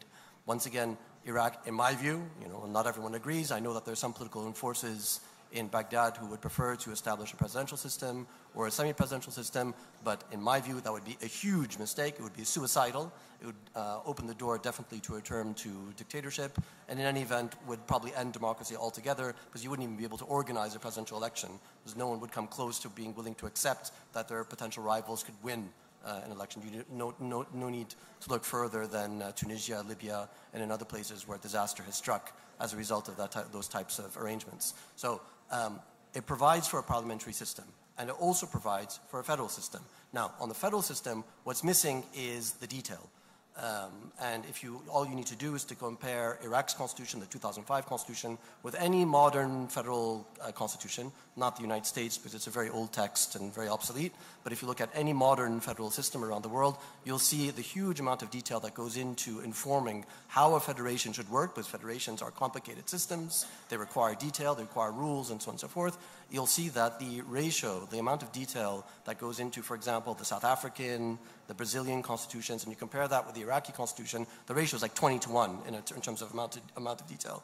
That detail is lacking, it's missing in Iraq, and that's been the main problem, and there haven't been any meaningful political negotiations to try to fill in the missing gaps. That can be done through legislation. It doesn't have to happen by amending the text of the Constitution. Now, some people would argue that's a form of constitutional reform. That may be fine. However, I would not support, and I don't recommend that anyone supports, the idea of amending the text because you don't need it. All you need to do is to adopt the legislation that's missing. The type of legislation that needs to be adopted, I think everyone knows, right? So it would require a new oil and gas law, it would require an oil commission, all sorts of different things. And on the issue of the parliamentary system, I mentioned before that I don't think that we actually have a real parliamentary system. The reason why that is because our system, as provided for in the Constitution, provides full authority to the Parliament on every single meaningful issue, right, with practically no restriction. So Parliament decides the diplomatic class, it decides the composition of the Federal Supreme Court, the composition of the High Judicial Council. I mean, there's basically just no limitation whatsoever. What you would need to do is to cordon off, you would have to cordon off a certain segment of the bureaucracy of the state apparatus from political influence. You can't do it fully, of course. We have to cordon out at least partially to allow some type of autonomy to institutions like the court, like the security services, from deep political influence. Now, once again, you can't exclude it altogether, but at least partially. And the problem with our Constitution and the legislative framework is that it doesn't impose any meaningful restrictions at all on parliamentary behavior. Now, some people would say that you need to amend the text of the Constitution to achieve that. I would argue that you may not, right? It could probably be achieved. The main problem that we have in Iraq currently, setting aside how you would do it, is the political will and the willingness to engage in meaningful debate and dialogue about these issues, which once again has not happened in a meaningful way over the past 20 years. I really feel very strongly that the time has come. You know, we have a very good amount of stability and security in the country. People are coming and going relatively easily. The types of obstacles that prevented political dialogue in the past don't exist. I mean, there are other issues that are being mentioned on the panel, which I very much I'm very concerned about for the reasons that people are evoking. However, I don't feel that it's impossible to engage in political dialogue on political reform in Baghdad. We've worked in Iraq, in Baghdad, and other places with other institutions. We have the chairman of Iraq Baghdad, who's here today. We've organized political dialogue on constitutional reform across the country, including in Mosul, in Najaf, in Basra, in Baghdad, in Erbil, and in other places. It's definitely achievable, but it should happen in a more sustained, in a more organized fashion over a period of years with a view to reaching agreement on these missing fundamentals. Thank you. Thank you very much, Zaid. I have a question for both Mohammed Alwi and Fannour from the audience. Do you see any threat on civil society organizations coming from newly established NGOs and think tanks affiliated with militias or armed groups? We start with Noor and we go to Mohammed. ما أعتقد أنه يكون بهذا القدر، بس قد يكون يعني أنه هناك بعض التخوف يعني من قبل الحكومة من نشوء الكثير من المنظمات في الفترة الأخيرة. قد يكون أنه هي تهدد الواقع المجتمعي بصورة خاصة. لهذا أنه هناك أكو بعض التخوفات وبعض التعقيدات للمؤسسات المدنية، ولهذا أنه صار الكثير من التعقيدات الحكومية بهذا الموضوع. بعض التوجهات السياسية تعتقد أنه هي راح تخرق النسيج المجتمعي وتغير الأفكار والمعتقدات المجتمعية، لكن هي لا تصب بهذا المجال. Thank you. Same question for Mohammed. يعني أعتقد إذا إحنا نتكلم عن الجماعات الراديكالية المتطرفة، أنا أعتقد هذا القصد. يعني أنا أعتقد إذا الجماعات الراديكالية المتطرفة وصلت لمرحلة الإيمان بالمؤسسات المدنية ودخلت معنا في ساحة المنافسة، فهذا تطور في النظام الديمقراطي في العراق بصراحة. فلذلك احنا ندعم مثل هكذا خطوات إذا فعلا حدثت. يعني هذا أولا. اثنين، يعني تعقيبا على كلام أستاذ زيد وأيضا يعني على محور الحديث مال المنصة، الديمقراطية بالعراق تشهد تراجع على حساب يعني مؤشر الديمقراطية العالمي الديموكراسي اندكس اللي يعني تعمل عليه دائما الايكونومست البريطانية. هذا التراجع طبعا نتيجة تراجع الكثير من المعايير. هذا الموضوع بصراحة يجب أن نتوقف عنده. يعني شنو السبب اللي جاي يؤدي إلى تراجع هذه المعايير حسب المعايير العالمية؟ يجب على المجتمع، النخب، الجامعات، مراكز التفكير، صناع القرار، البرلمان والحكومة أن يعني تولي أهمية قصوى لأسباب الحقيقية لتراجع الديمقراطية والعمل على معالجتها. ولكن أيضا أنا أعتقد ليس من الإنصاف أيضا أن يعني تطبق المعايير الدولية حرفيا على مجتمع مثل المجتمع العراقي وتجربة سياسية ديمقراطية كالتجربة السياسية العراقية.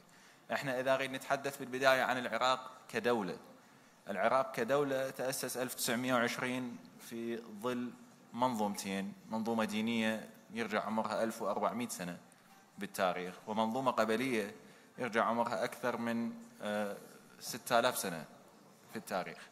هذين المنظومتين، الدولة العراقية انولدت في 1920 عمرها 100 سنة، فهي مولود صغير في ظل هذين المنظومتين. الحالة الاجتماعية أو الطبيعة أو الطبائع المجتمعية اللي موجودة بالعراق تختلف، مو فقط في العراق، طبعا في العراق وفي دول الشرق الأوسط بصورة عامة، لكن العراق بصورة خاصة تختلف عن الطبائع والسلوكيات الاجتماعية اللي موجودة في دول الغرب. في دول الغرب هناك فردانية، يعني احنا في العراق وفي دول الشرق الأوسط هنالك حالة من الجماعاتية، حالة من الأعراف والقيم والتقاليد اللي متمسكين بها، خصوصا الجيل القديم يعني أكثر من الجيل الشاب.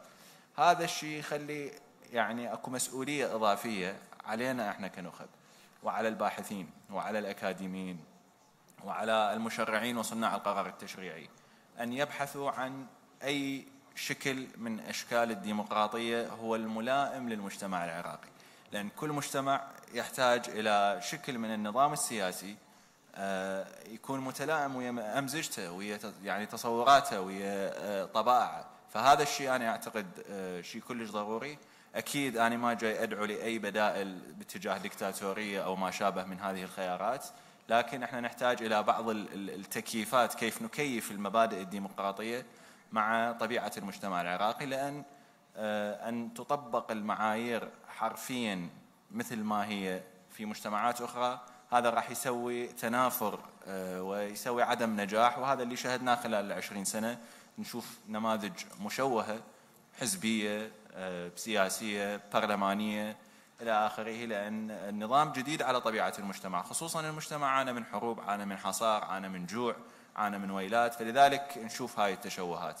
أنا أعتقد يحتاج نخفض سقف توقعاتنا ونتعامل مع الواقع كما هو، ونحاول نغير ونحسن به نحو الأفضل قدر الإمكان. تحياتي. Thank you, Mohammed. Be more pragmatic. That's what you're saying. Kag Mohammed Rauf, so you've emphasized the hopelessness in the people generated by the dominant system or the dominant parties in the KRI. That said, we go home, we'll be ruled by the PUK and the KDP forever. What's the way forward? What's your advice? How do you see a way out of this domination? دكتور من خلقم بهوان هیوانە کردووە و زۆریش گەشتبینم بە گۆڕانکاری لە هەرێمی کوردستان، لەبەرەوەی ئێمە ئەگەر تەرکیزمان تەنها لەوە بێت کە ئۆپۆزیسیۆن یاخود هێزە ئۆپۆزیسیۆنەکان گۆڕانکاریەکەن، ئەوە من پێم وایە لەم دۆخەیە گۆڕانکاری بەوان ناکرێت. بەڵام هەر یەکێک ئێستا وشیاری زۆر زیاد بووە لە ناو تاکی کوردیە.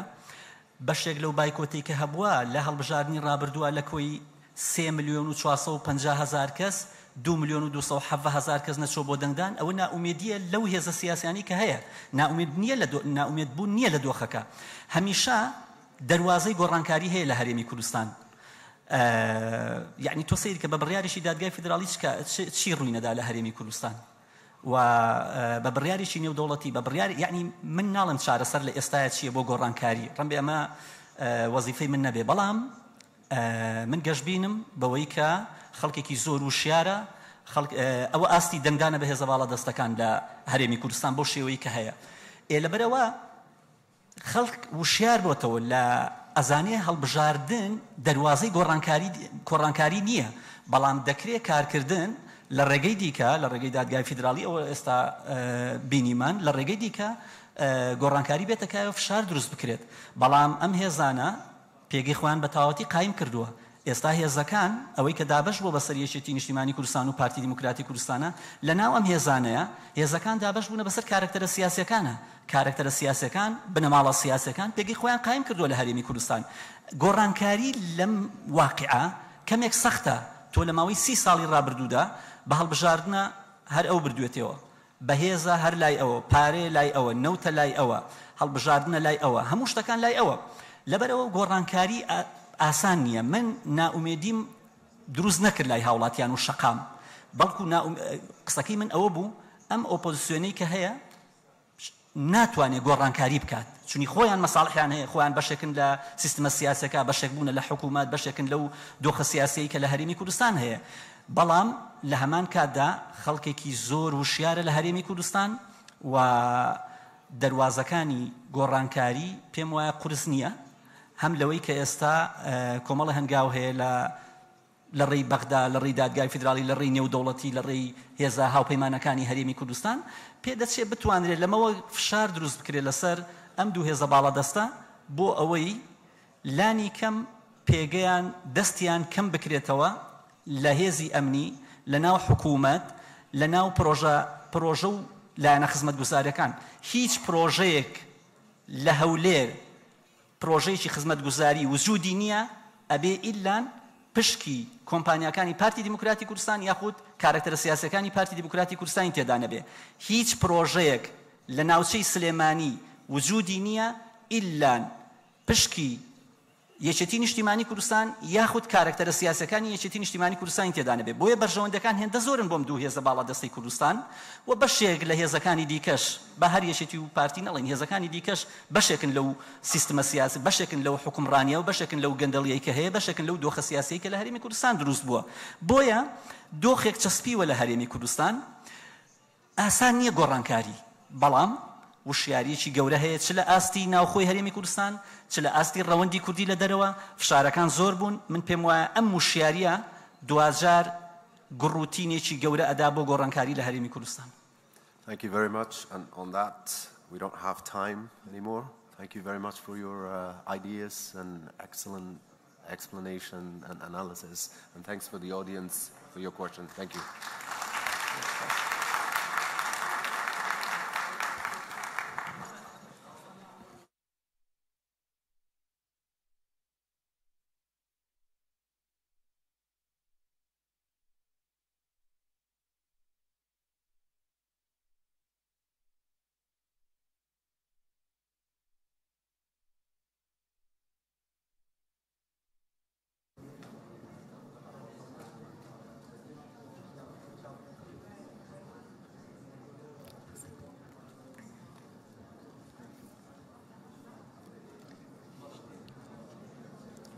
Ladies and gentlemen, please remain seated. The next session will begin momentarily.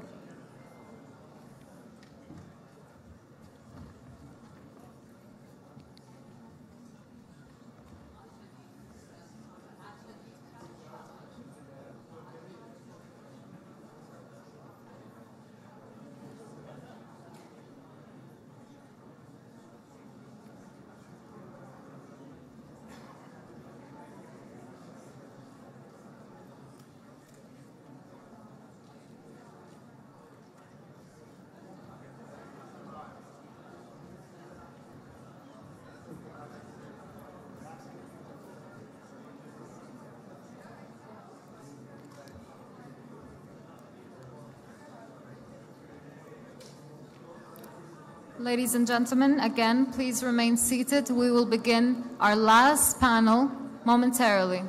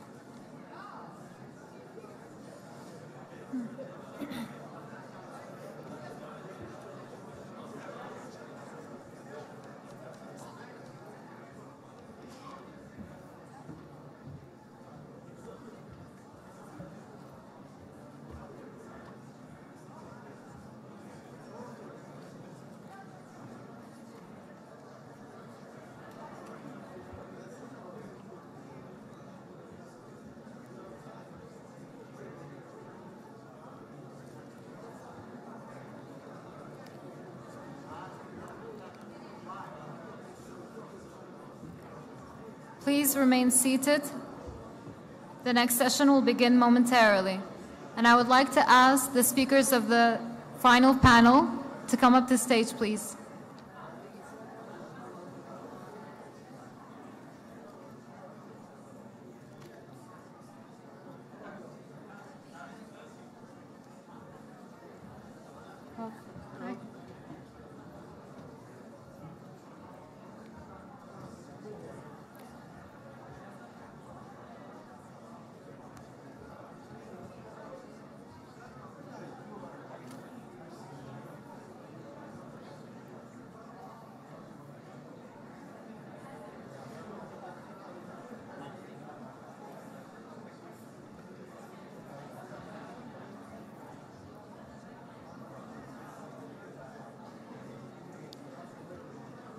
Ladies and gentlemen, please remain seated. We will begin now.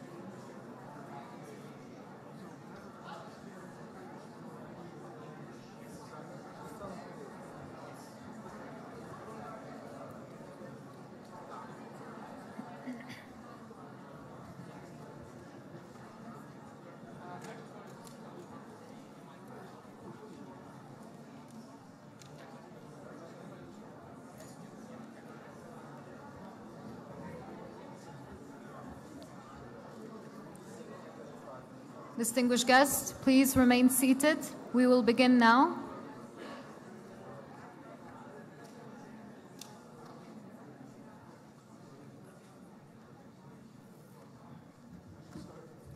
I'll start. Good afternoon, everyone. The final panel for the last day of our program will commence now. It is entitled Iraq and the MENA Region Amid Continuous Geopolitics. It is moderated by Joost Hilterman, MENA Program Director from International Crisis Group. He will introduce the panel.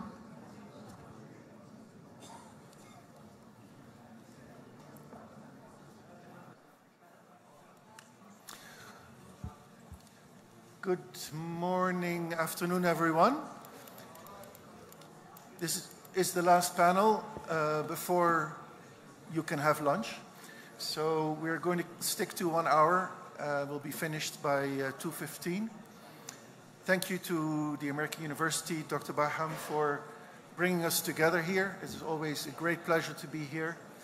And it is an honor to be moderating this final panel on the notion of the great power competition in the Middle East and how Iraq profiles itself and is affected by this competition. Now, personally, I have stopped using the term great power competition. I prefer big power competition because while these powers are big, I don't find them very great.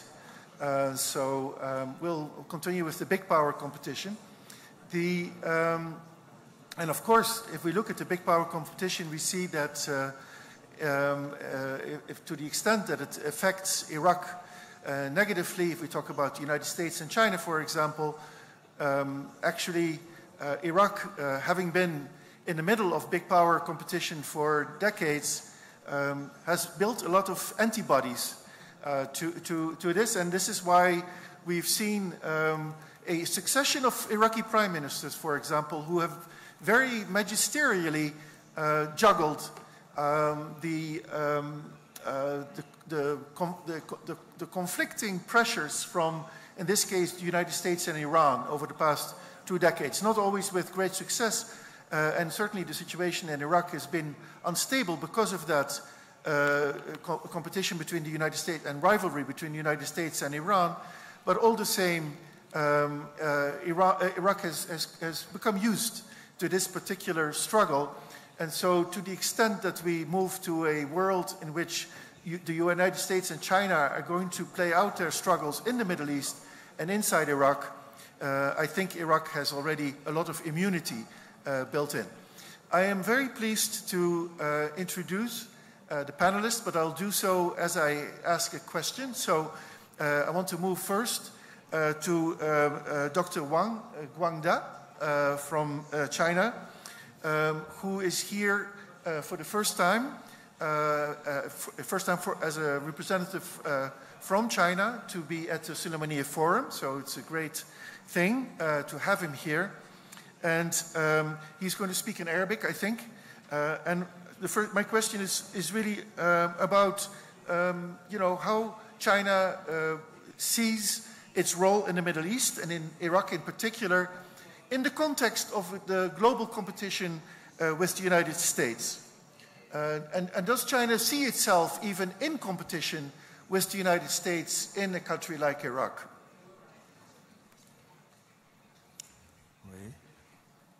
Yes. Assalamu alaikum wa rahmatullahi wa barakatuhu. أولا أشكر المنظمين على دعوتكم لي لحضور هذا الملتقى المهم.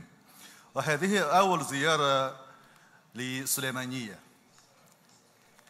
فأولا المنافسة العربية، هذا القول أو هذا التعبير أو تعريف العلاقات الصينية العربية هو من جانب الولايات المتحدة فحسب، فليس من جانب الصين. فتعمل الصين على تنمية نفسها وتقدم نفسها، وذلك من أجل تحسين أو رفع مستوى معيشة الشعب. هذا هدفنا، ولا نسعى إلى منافسة مع أي دولة أو تجاوز أي دولة. فتنمية من حقنا ومن كل دول النامية، فأمامنا المهمة والواجب للتنمية. ولكن الولايات المتحدة تعتقد أن الصين تسعى إلى منافسة معها.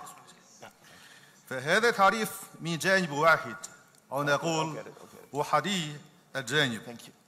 الثاني، إن تعاون الصين مع العراق لا يشكل علاقة تنافسية مع الولايات المتحدة.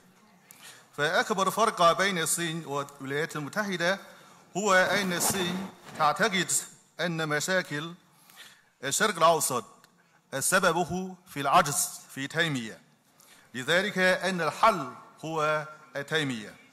فأما العلاقات الصين مع العراق فترجع إلى أكثر من 2000 سنة. أما الآن فنعتقد أن العراق من أهم دول الشرق الأوسط ودول الجنوب، وشريك مهم في دفع البناء المشترك لمبادرة الحزام وطريق. وكلنا من الدول النامية وأمامنا مهمة التنمية. فأنشأت الصين شراكة استراتيجية مع العراق في عام 2015. فالآن نبذل كل جهودنا لتعميق هذه الشراكة الاستراتيجية في كافة المجالات. مثلا فتحنا القنصلتين في أربيل والبصرة، وشاركنا في العراق في إعادة الإعمار والتنمية، منها البنية التحتية والمشاريع الكهربائية واتصالات والسيارات إلى آخره. وكذلك نتبادل خبرات لمكافحة الإرهاب. فمن جانب الصين، شعب الصين يعتبرون العراقيين مثقفين لهم حضارة إنسانية عريقة. فالمثل يقول في العراق الشعراء أكثر من التمور. فنحترم العراق احتراما تاما، ونتعامل على قدم المساواة وبالانسجام. فارتفع حجم التجارة للبلدين من 20 مليار عام 2015 إلى 53 مليار دولار أمريكي في العام المنصرم، وذلك بزيادة 160%. فلنتضامن ونخلق مستقبل أفضل معا. شكرا.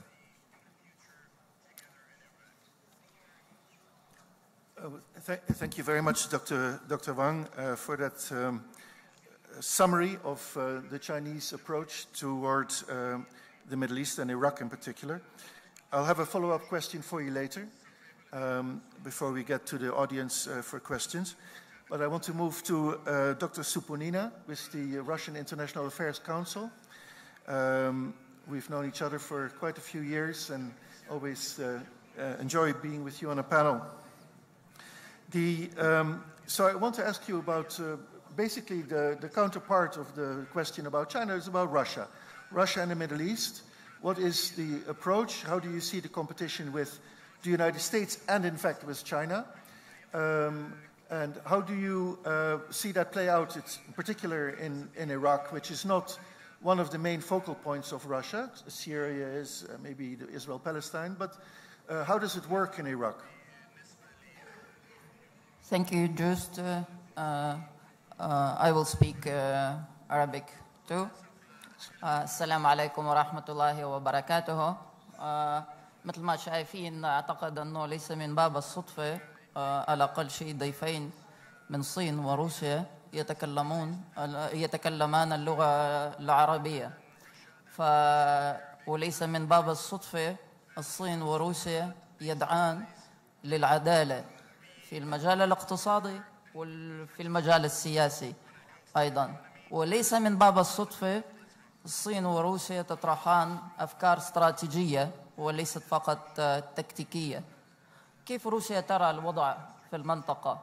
أكيد وأنتم تتفقون على هذا الشيء. أعتقد أنه تحولت المنطقة إلى رقعة شطرنج حيثما تجري اللعبة معقدة جدا، والعراق في وسط هذه رقعة شطرنج.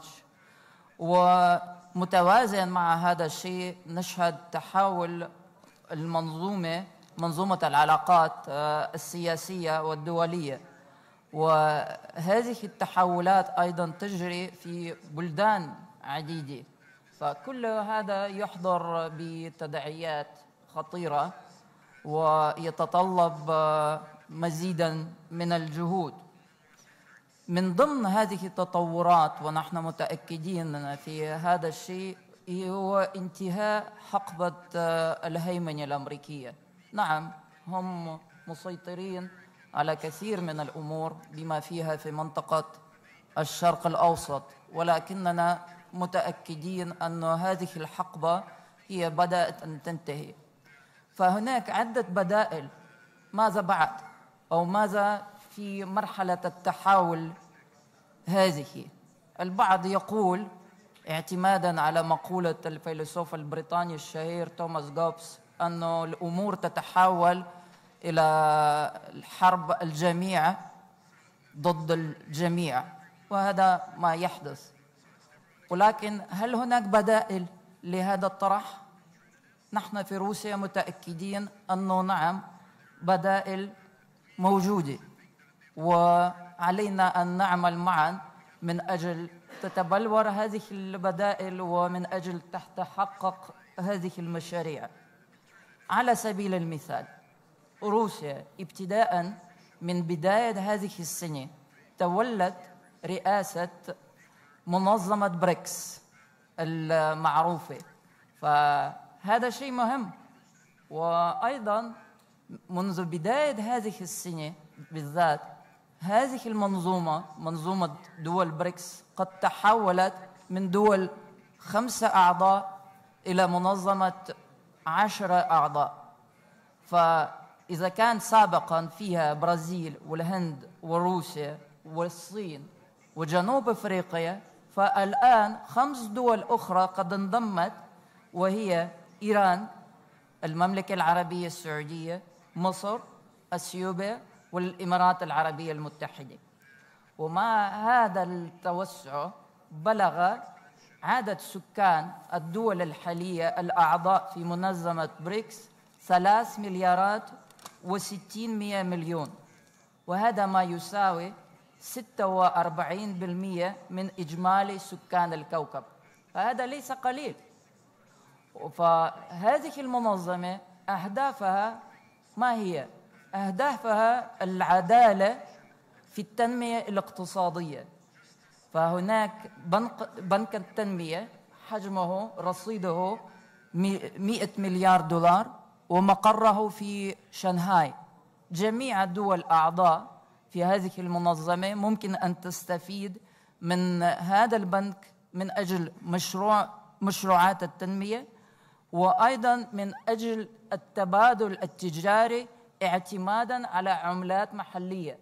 وأنا أعرف أنه عندكم في العراق، رغم أنه العراق لسه ليست عضو في منظمة بريكس، أيضا اهتمام كبير بالاستقرار الأكثر في المجال المالي وبالاعتماد الأكثر على العملة المحلية. وأنا أهنئكم بهذه الخطوات، هي مهمة وضرورية. فحسب ما أعرف هناك لسه بعض العوائق أمام عضوية العراق في منظمة بريكس، ولكن أنا أعرف تماما أنه في أثناء الزيارة لدولة رئيس الوزراء محمد السوداني إلى موسكو في السنة الماضية، رئيس بوتين عرض هذا الموضوع على العراق، والسيد السوداني قد اهتم بهذا الشيء، ونحن الآن نناقش مواضيع متعلقة بهذا الشيء. فنحن نشهد القمة في شهر أكتوبر في مدينة كازان في تترستان، وهو الإقليم في روسيا، لمنظمة بريكس. أما في يونيو فستكون هناك ألعاب رياضية أيضا في مدينة كازان في كازاخستان، وستشارك فيها ليس فقط دول أعضاء لمنظمة بريكس، أما دول مدعوة بما فيها رياضيين من دولة العراق. وعندنا خبرة منذ السنة الماضية عندما تم لقاء الفريقين في كرة القدم، الفريق الروسي والفريق العراقي. نحن فزنا، بس فزنا مو كثيرا، 2-0. فالآن ننتظر مجيء شباب وبنات رياضيين من العراق للمشاركة في هذه الألعاب. نعم، الوضع خطير، وموقف روسيا مختلف من موقف أمريكا. نحن نقول أنه بدون حل قضية فلسطين مثلا من المستحيل إعادة الاستقرار للمنطقة. بدون الاهتمام الأكثر بقضايا شعوب المنطقة من المستحيل ضبط الاستقرار هنا، بما فيها في العراق وفي دول اللي حواليه.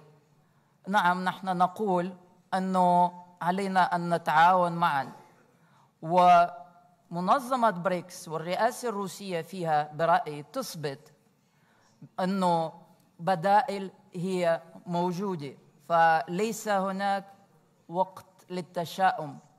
أما بالعكس، دعوني أختم بآية من القرآن الكريم، وهي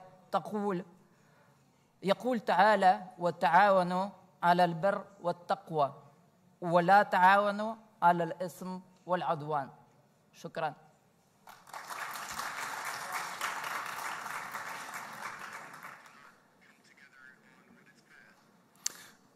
Thank you, Elena, for that. So what we're hearing is that in the view of our two experts from China and Russia, is that we are coming to a period in the world where the United States no longer exercises hegemony in the world, in the Middle East. And so what does that mean? And we've heard that for the time being, China and Russia are working on the economic front, on the development front, culturally, sports, maybe even religion.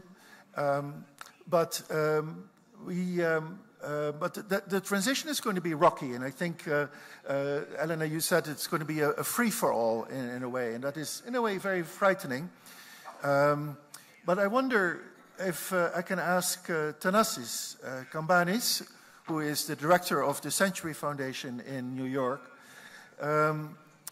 You know, you have spoken a lot about the disconnect between U.S. policies and the realities on the ground in the region. You know, you've said that these policies are out of sync. There is no clear understanding of what the realities on the ground are. Can you say something about that mismatch that you see and how it reflects itself in Iraq in particular? Sure. Sorry, that's a little close. Iraq is really the emblematic case for the misfire of U.S. policy that certainly has been in a sort of crisis since the overreaction to 9/11. So we're nearing a quarter century of U.S. fluctuating between overreaction and inaction, sort of imperial hangover and then inattention.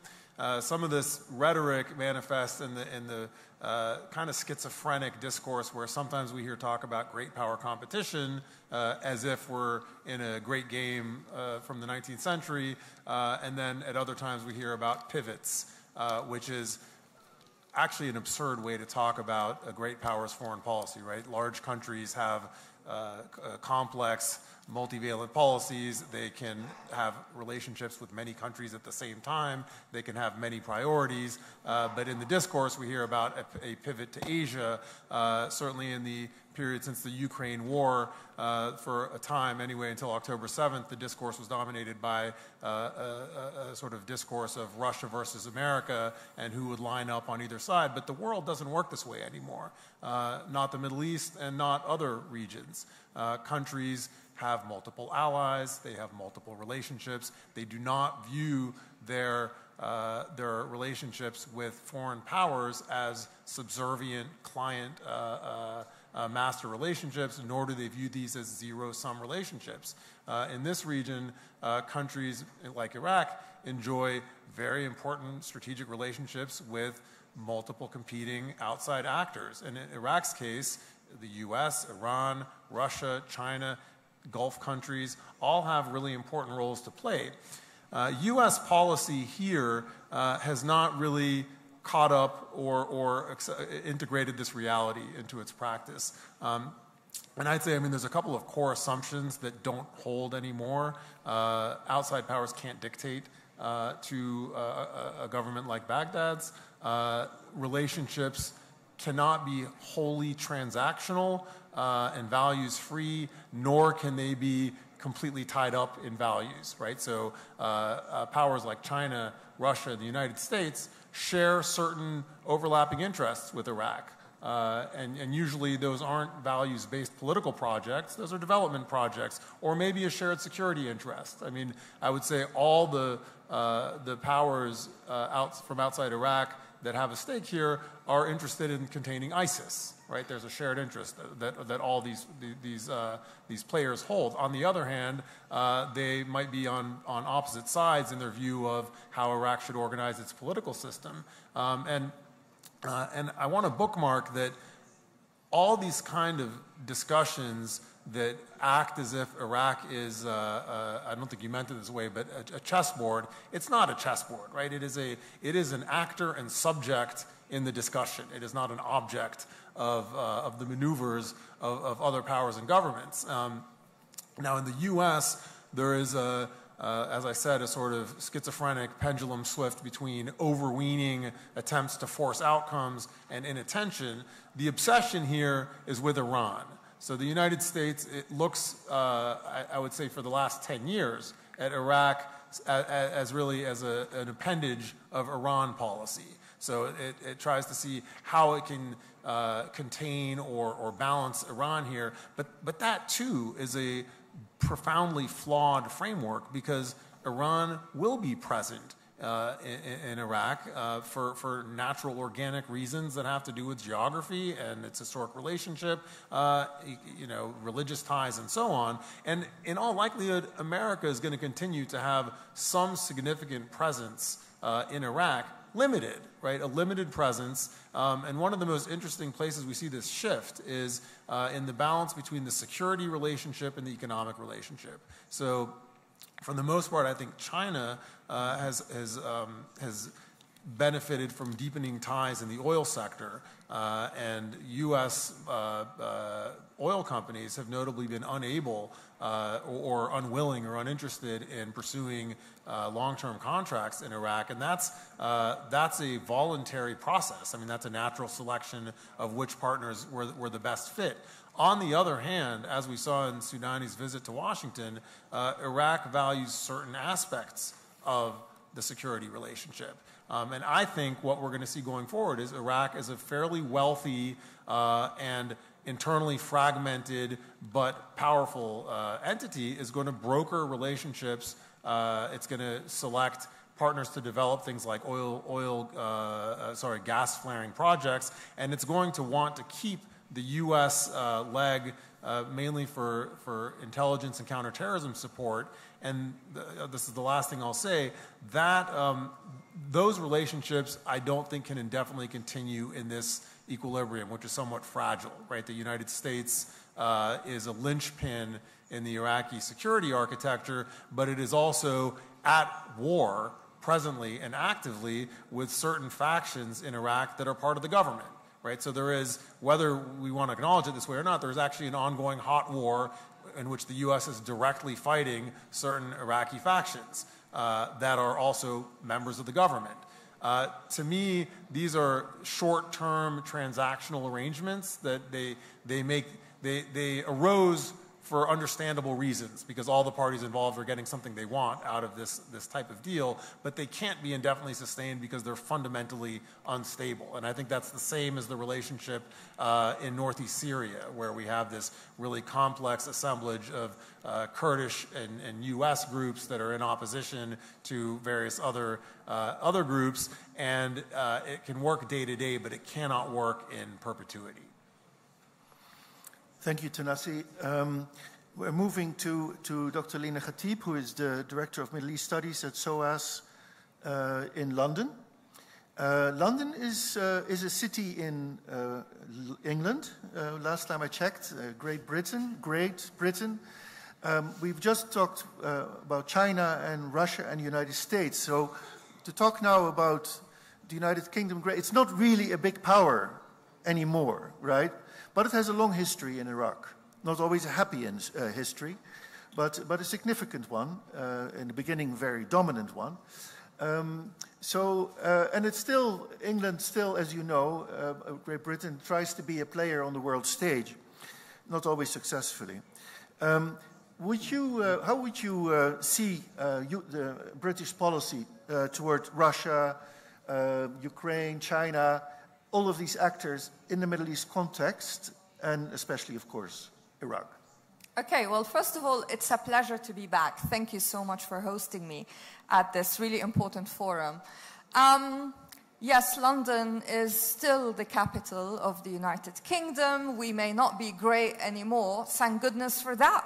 Because what you're invoking is the imperialist history of the UK, yes, of which, Iraq was sadly a victim. And as a British Lebanese citizen, I, on the one hand can see the implications of the imperialism, in this region. And on the other hand, as a British citizen, I kind of feel we need to be humble. And humble we are, frankly, when it comes to Iraq, thanks to this disastrous decision that the UK took in 2003 to partner with the US to invade Iraq illegally. 10 years later, the UK found itself dealing with more consequences of that invasion with the rise of ISIS. This is a direct consequence. Here we are now 10 years after that.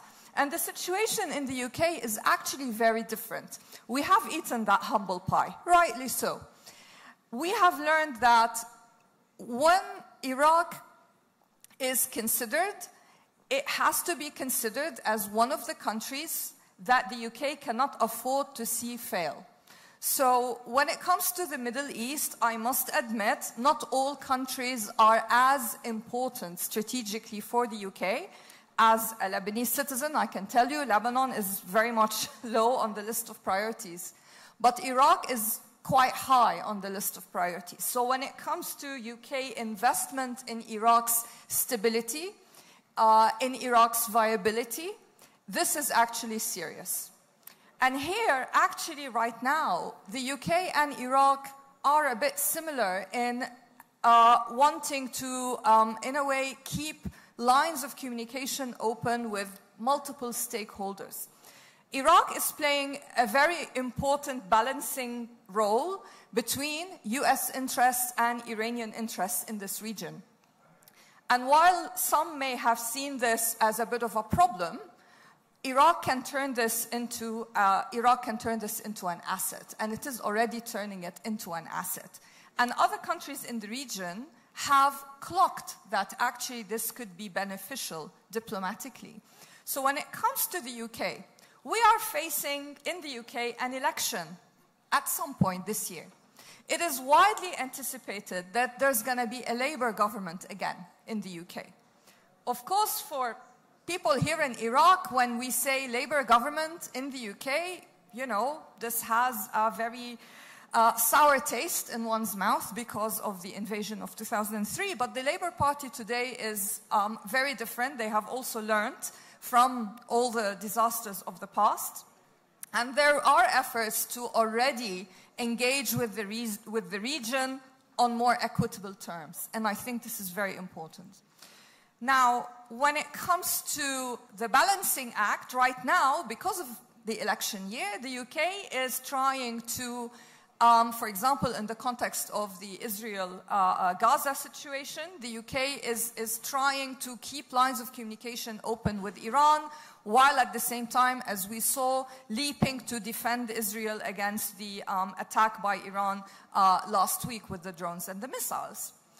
But this kind of hedging might shift a little bit when it comes to the incoming Labour government, if Labour wins, which is widely anticipated to be the case.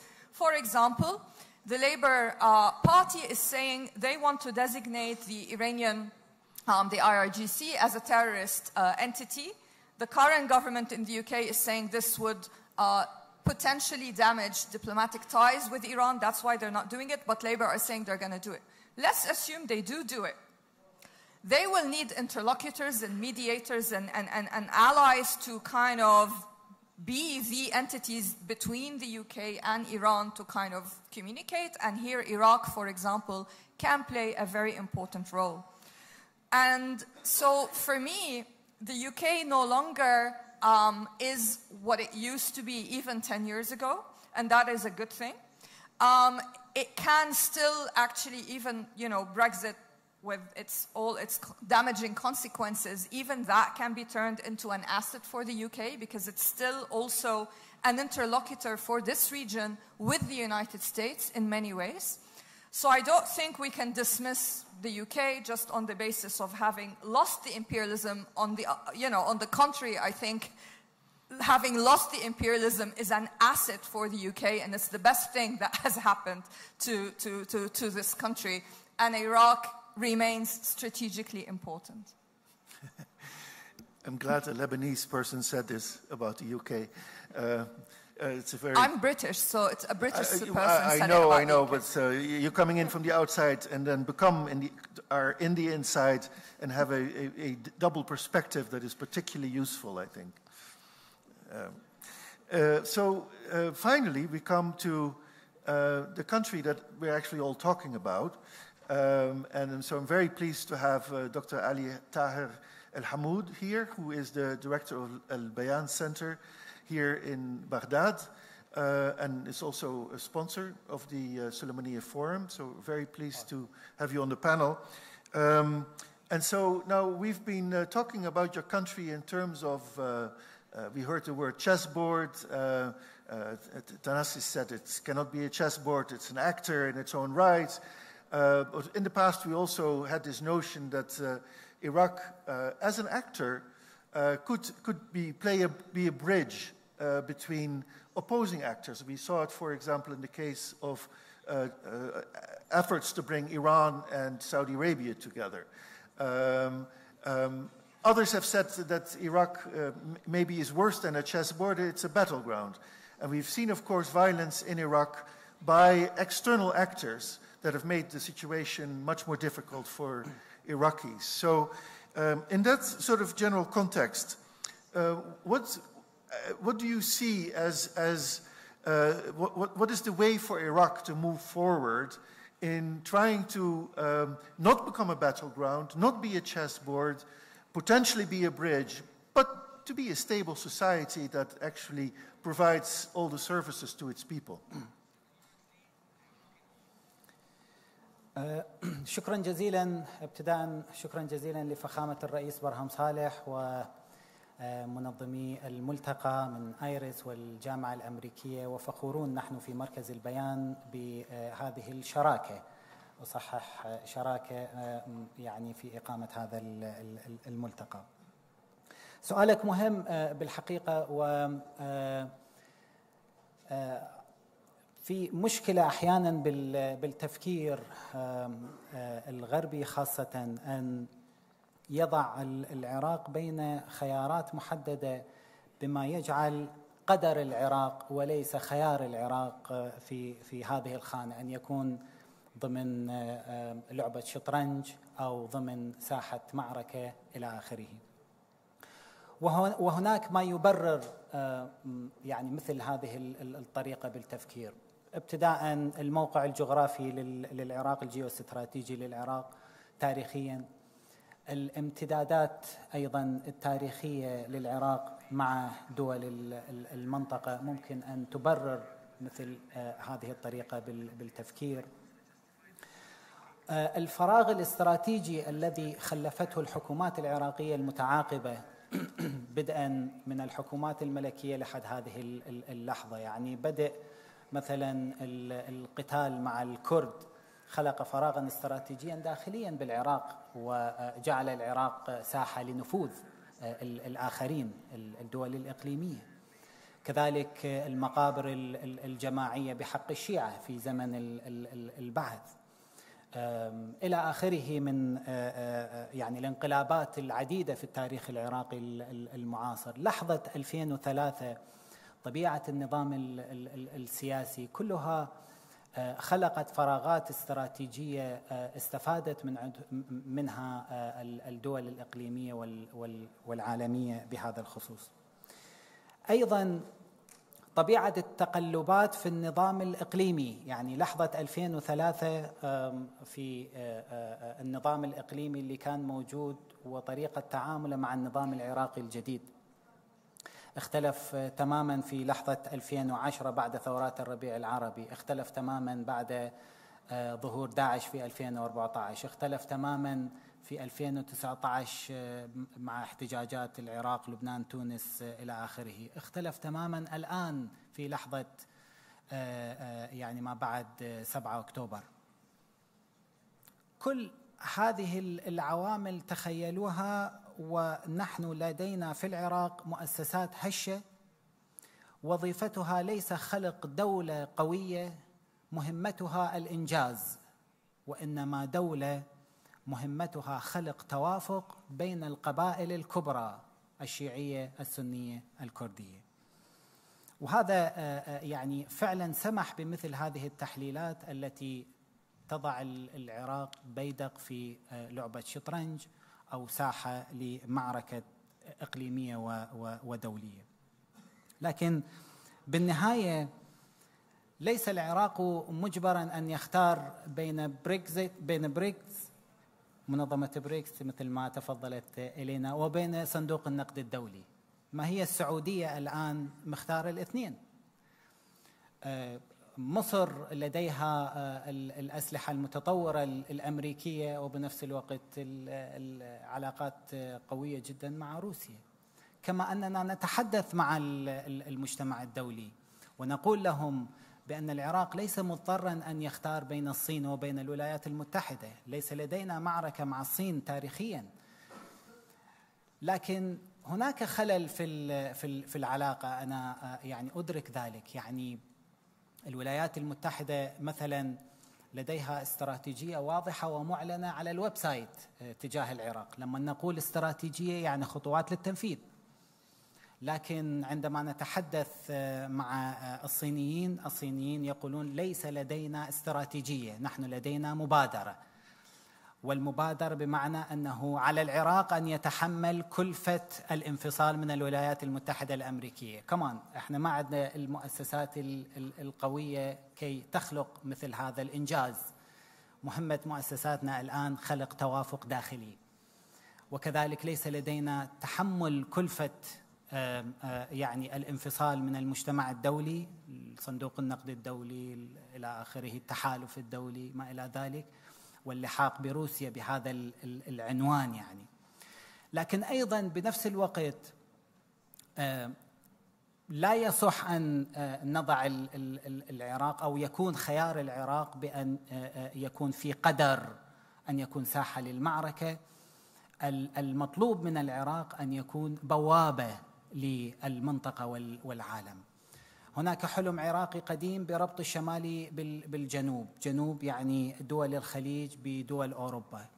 الآن يترجم على شكل خط التنمية، طريق التنمية الدولي.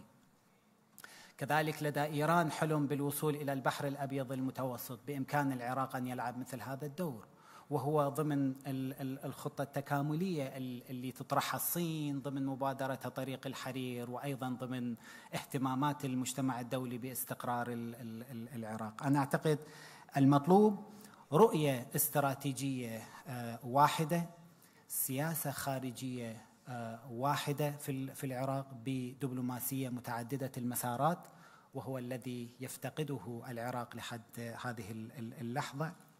وأن تكون هذه الرؤية الاستراتيجية يعني تستوعب يعني هذه التوازنات، والعراق قادر يعني بالفعل على ذلك. شكرا. Great, thank you very much, Dr. Ali. We're running out of time already. We have about 23 minutes left. I want to ask very short 2 minutes. Well, the questions are very long maybe, but the answers cannot be more than 2 minutes. So that is my authoritarian power here as the moderator. So I want to do that, and then I have some questions already that have come in from the audience, and so hopefully we have time for all of that. But Dr. Wang, you were talking about China's role in advancing development in the region, and what we've seen so far of the Chinese presence in the Middle East is its economic presence, investments, infrastructure, construction, and you've had good relations with everybody in the region, which is a very smart policy. But sooner or later, we'll come to the scenario where the United States is in fact retreating from the region. And I wonder to what extent China would have to take a political role in the region as sort of the successor power in the region. And we've seen one sign of that when China successfully brokered an agreement between Iran and Saudi Arabia last year. And I wonder how you see, first of all, if that agreement can be improved upon, but also where else you see China playing a mediating role in the region. But given your good relations with everybody, could you see it, for example, in Yemen or in Iraq, for that matter? علاقات الصينية مع دول الشرق الأوسطية علاقات شاملة، ليس فقط في مجال الاقتصادي بل في مجالات سياسية وثقافية واقتصادية كذلك.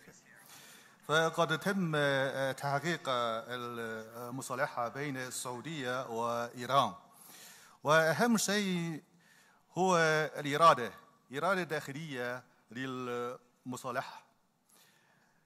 فقد بعد سنوات من الصراعات بين السعودية وإيران كانت كلاهما على استعداد لتسوية الخلافات من خلال الحوار والتشاور السياسي. وذلك يحتاج إلى مساعدات الدول المسؤولة أو دول الأكثر تأثيرا لتحقيق المصالح وبناء الثقة المتبادلة. والآن قد رأينا جميعنا الفوائد من هذه المصالح، فقد شكرت كل من السعودية وإيران الصين والعراق وعمان على مساعدتهم وعلى الجهود المبذولة. فلماذا لجأت السعودية وإيران إلى الصين للمصالح؟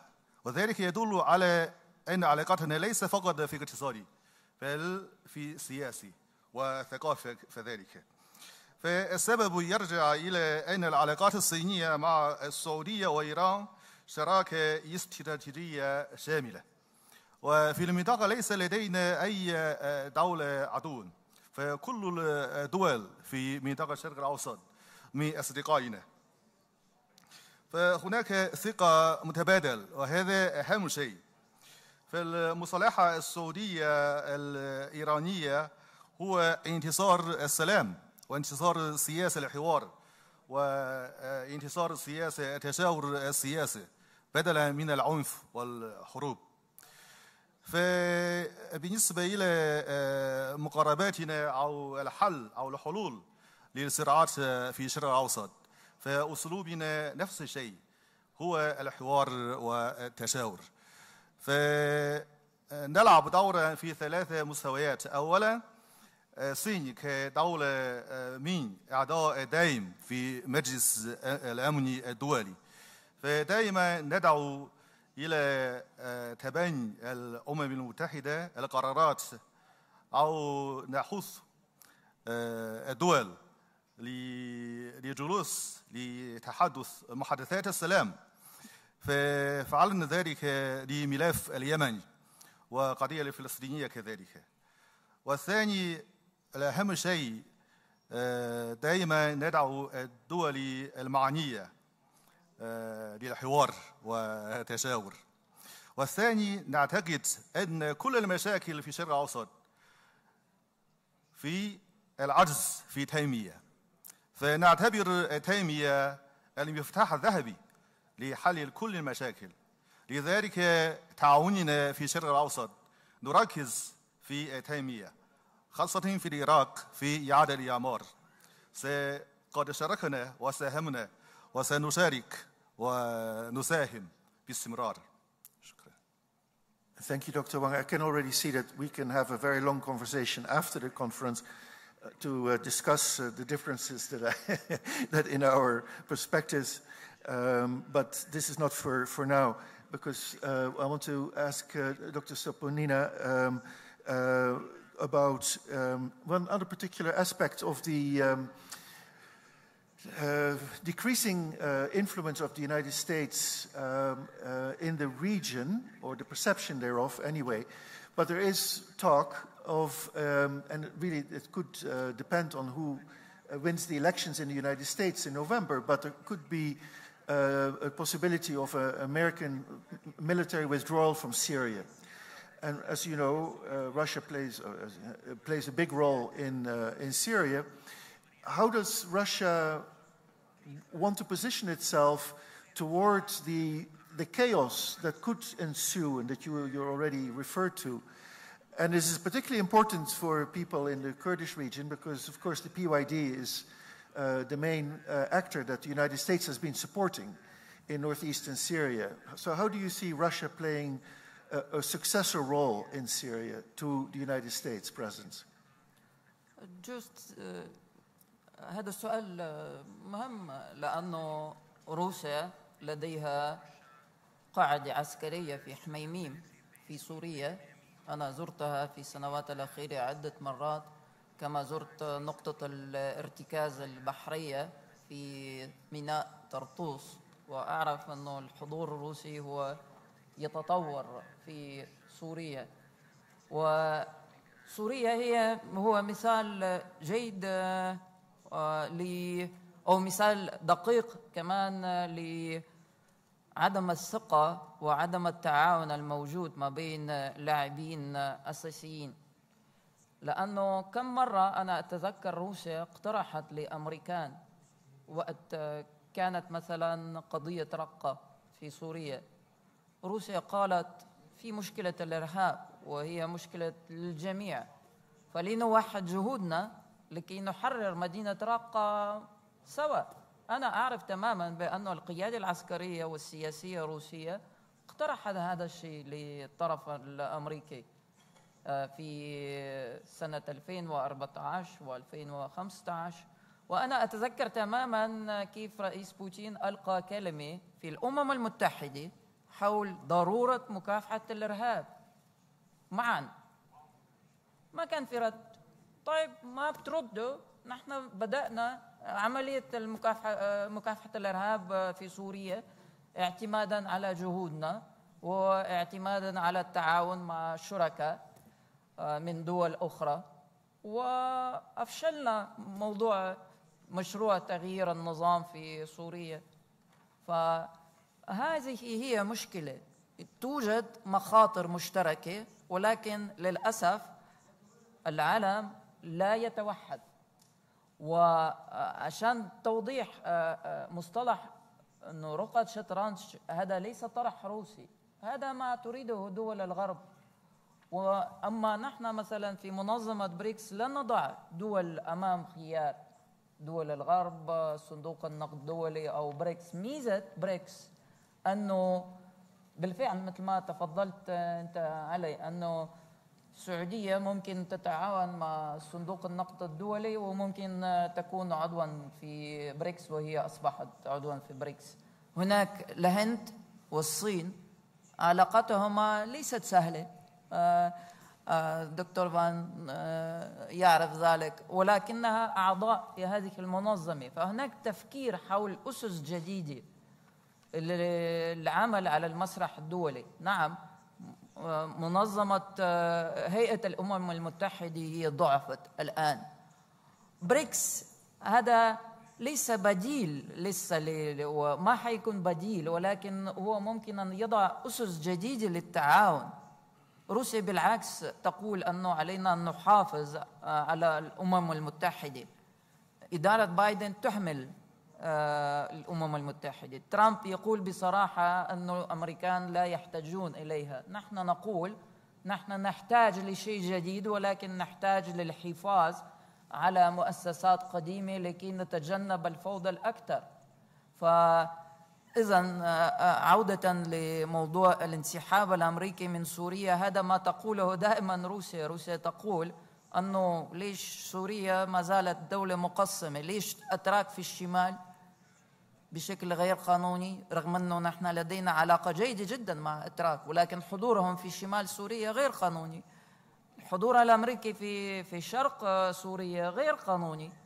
وبعدين يا ريت تكون هناك نتائج، ما في نتائج إيجابية. اقتصاديا عقوبات، من ناحية الإرهاب خطر ما زال موجود. فإذا كلما اقترب الانسحاب الأمريكي من سوريا كلما صار أفضل، ولكن أكيد هذا الموضوع مرتبط بالحضور الأمريكي في العراق وبتحديد هذا الحضور وإلى آخره. ولكن أنا لا أثق بأمريكان بهذه النقطة. أنا لا أعرف ما هو موقفكم من هذا الشيء، ولكنني أعتقد أنهم يريدون أن يبقوا بطريقة ما، بصيغة ما، ولن يتركون سوريا بسهولة.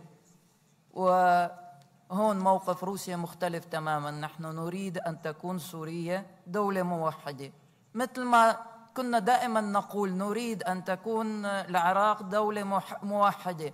أنا أتذكر أن خبراء أمريكان كم مرة أظهروا خرائط للعراق مقسمة لدول ثلاثة.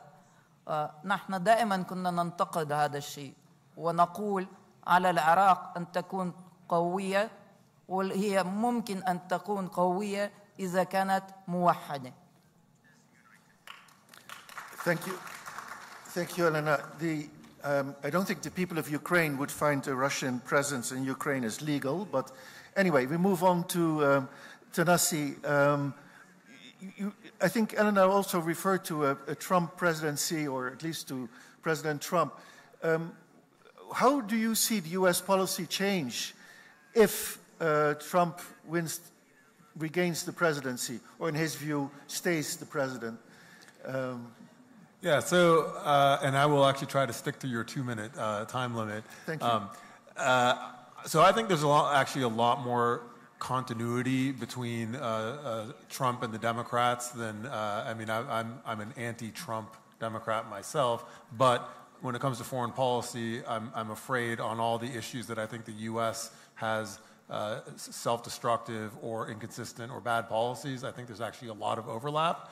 So for example, on Iraq, both Democrats and Trump have failed to properly see Iraq as a country in its own right, and they've seen it as the sort of object of Iran policy.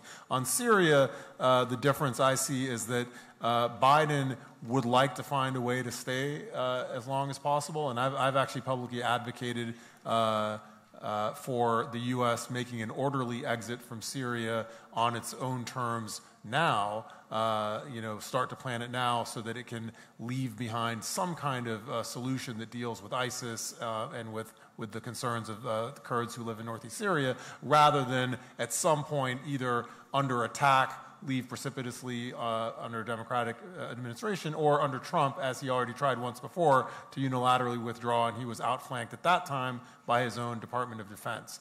So what I see happening is a sort of worst of all worlds in a Trump administration, which is the same kind of lack of consistent attention, but punctuated by much more of the kind of destabilizing things like the assassination of Qasem Soleimani, which was a horrendous, I mean, it was against international law, but it was also a horrendous policy misstep, which made things worse for the region, also made things worse for U.S. interests in the region. So I think with Trump, we get the existing problems that we have with U.S. policy, plus throw in a couple of unpredictable marquee destabilizing events that I wouldn't even try to dream of what they will be, but guaranteed he'll do it. And by the way, he'll be awful on Israel-Palestine. He'll be even worse than Biden has been.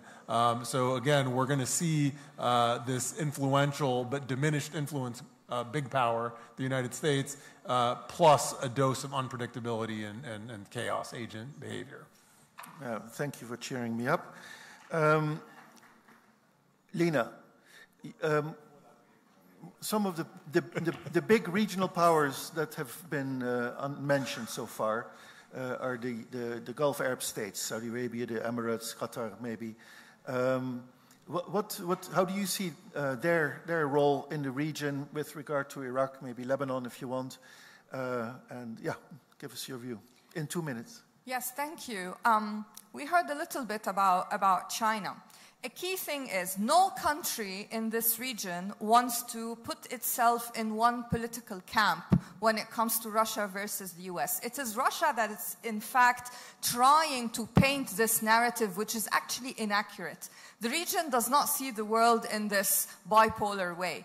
The region is growing more assertive, particularly in the Gulf, but also here in Iraq. There's increasing political assertiveness. They want to be seen as political agents who are setting the agenda rather than following what the US basically wants.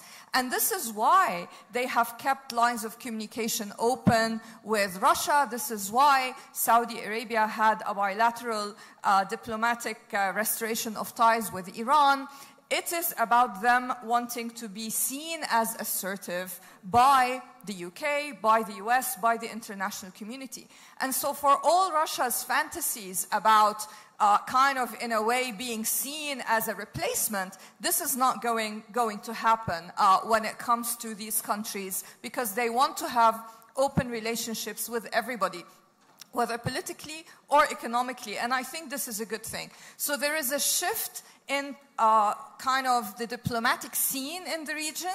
And this is why, for example, the Gulf, when it comes to Arab countries, no longer has a free-for-all relationship with Lebanon, giving aid to Lebanon unconditionally. these days are over, and I think rightly so. They are thinking about their strategic priorities and formulating foreign policies on that basis, as opposed to thinking of themselves as patrons and giving money unconditionally, hoping this would bring them political clout and influence. So we need to recognize this change in the Middle East, and I think it's a positive change. Thank you. Thanks. That was wonderful within the 2 minutes, which allows me then to ask Dr. Ali to respond to some of the questions from the audience, which seem to be focused on Iraq and its position in the region and in the world. So I'm going to read the questions to you, and they're all related. So Hania asks, we all know that Iraq's geographic position is putting it in a vital crossroads. How can Iraq leverage its strategic position to promote regional stability amidst great power competition? And Yad asks, what strategies can Iraq employ to mitigate the impact of external rivalries on its domestic stability? So it's the other part of that.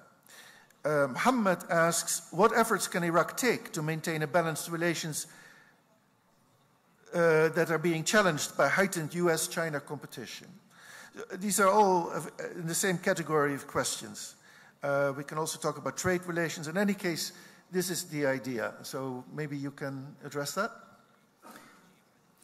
شكرا جزيلا. بالحقيقة العراق لديه مشكلة داخلية ينبغي أن نقر ونعترف بها. مشكلة داخل النظام السياسي اللي هو كما قلت وأشرت بأن النظام السياسي بعد 2003 صمم كي يكون توافقيا بين القبائل الثلاث الكبرى أكثر من كونه نظام سياسي قوي يحدث إنجازا جديدا.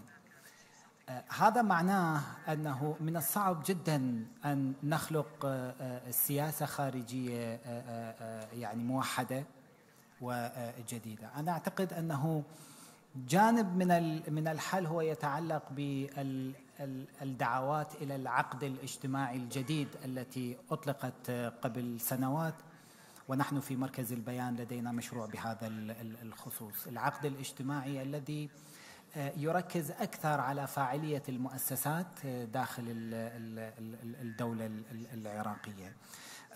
مقبولية النظام السياسي أيضا تحدي كبير تواجهه الدولة العراقية، المقبولية الداخلية أقصد. صحيح بأن النظام السياسي لديه الشرعية الكافية بمعنى الانطباق على القوانين والدستور والتشريعات الدولية، لكن مقبولية هذا النظام من قبل القاعدة الانتخابية في تضاؤل مستمر. في كل انتخابات نشهد زيادة في المساحة الرمادية التي لم تشارك في الانتخابات، وهذا الصوت داخل العراق هو صوت في الغالب احتجاجي وليس صوتا مطمئنا لمستقبل النظام السياسي. هذا كله يجعل من الصعوبة على التيارات السياسية بأن تختار طريقها استراتيجيا وتحقق الاستقرار المنشود. بالحقيقة هذا الجانب المتشائم. في الجانب المتفائل هناك حوارات جادة داخل المجتمع الشيعي خاصة أخص بالذكر في معنى العلاقة المذهبية التي تشترك بها الأغلبية السكانية داخل العراق مع إيران، ومعنى الدولة ومعنى المواطنة ومعنى الهوية الوطنية. وأعتقد هذه الحوارات ستنتج شيئا فشيئا يعني استجابة مفيدة. نقطة أخيرة، طريق التنمية وهو المشروع الذي تبنته حكومة السيد السوداني بقوة. هذا المشروع هو مشروع عراقي قديم جدا، عمره أكثر من 90 سنة.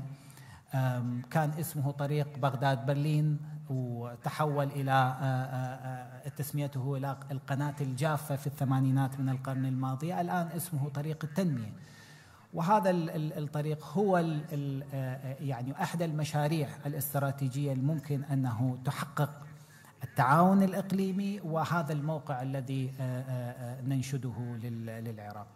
لنتمنى لهذا المشروع التوفيق.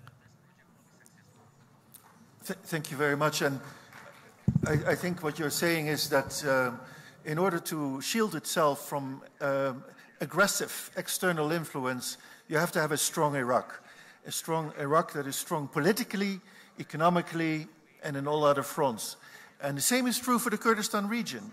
If the region wants to be strong and strongly autonomous, maybe in the future independent, it has to be strong politically, internally, and cannot allow its political processes, political institutions to be eroded by parties that have no, and I'm saying this for Iraq and the Kurdistan region, that have no real interest in the future of the country, but only in their own pockets.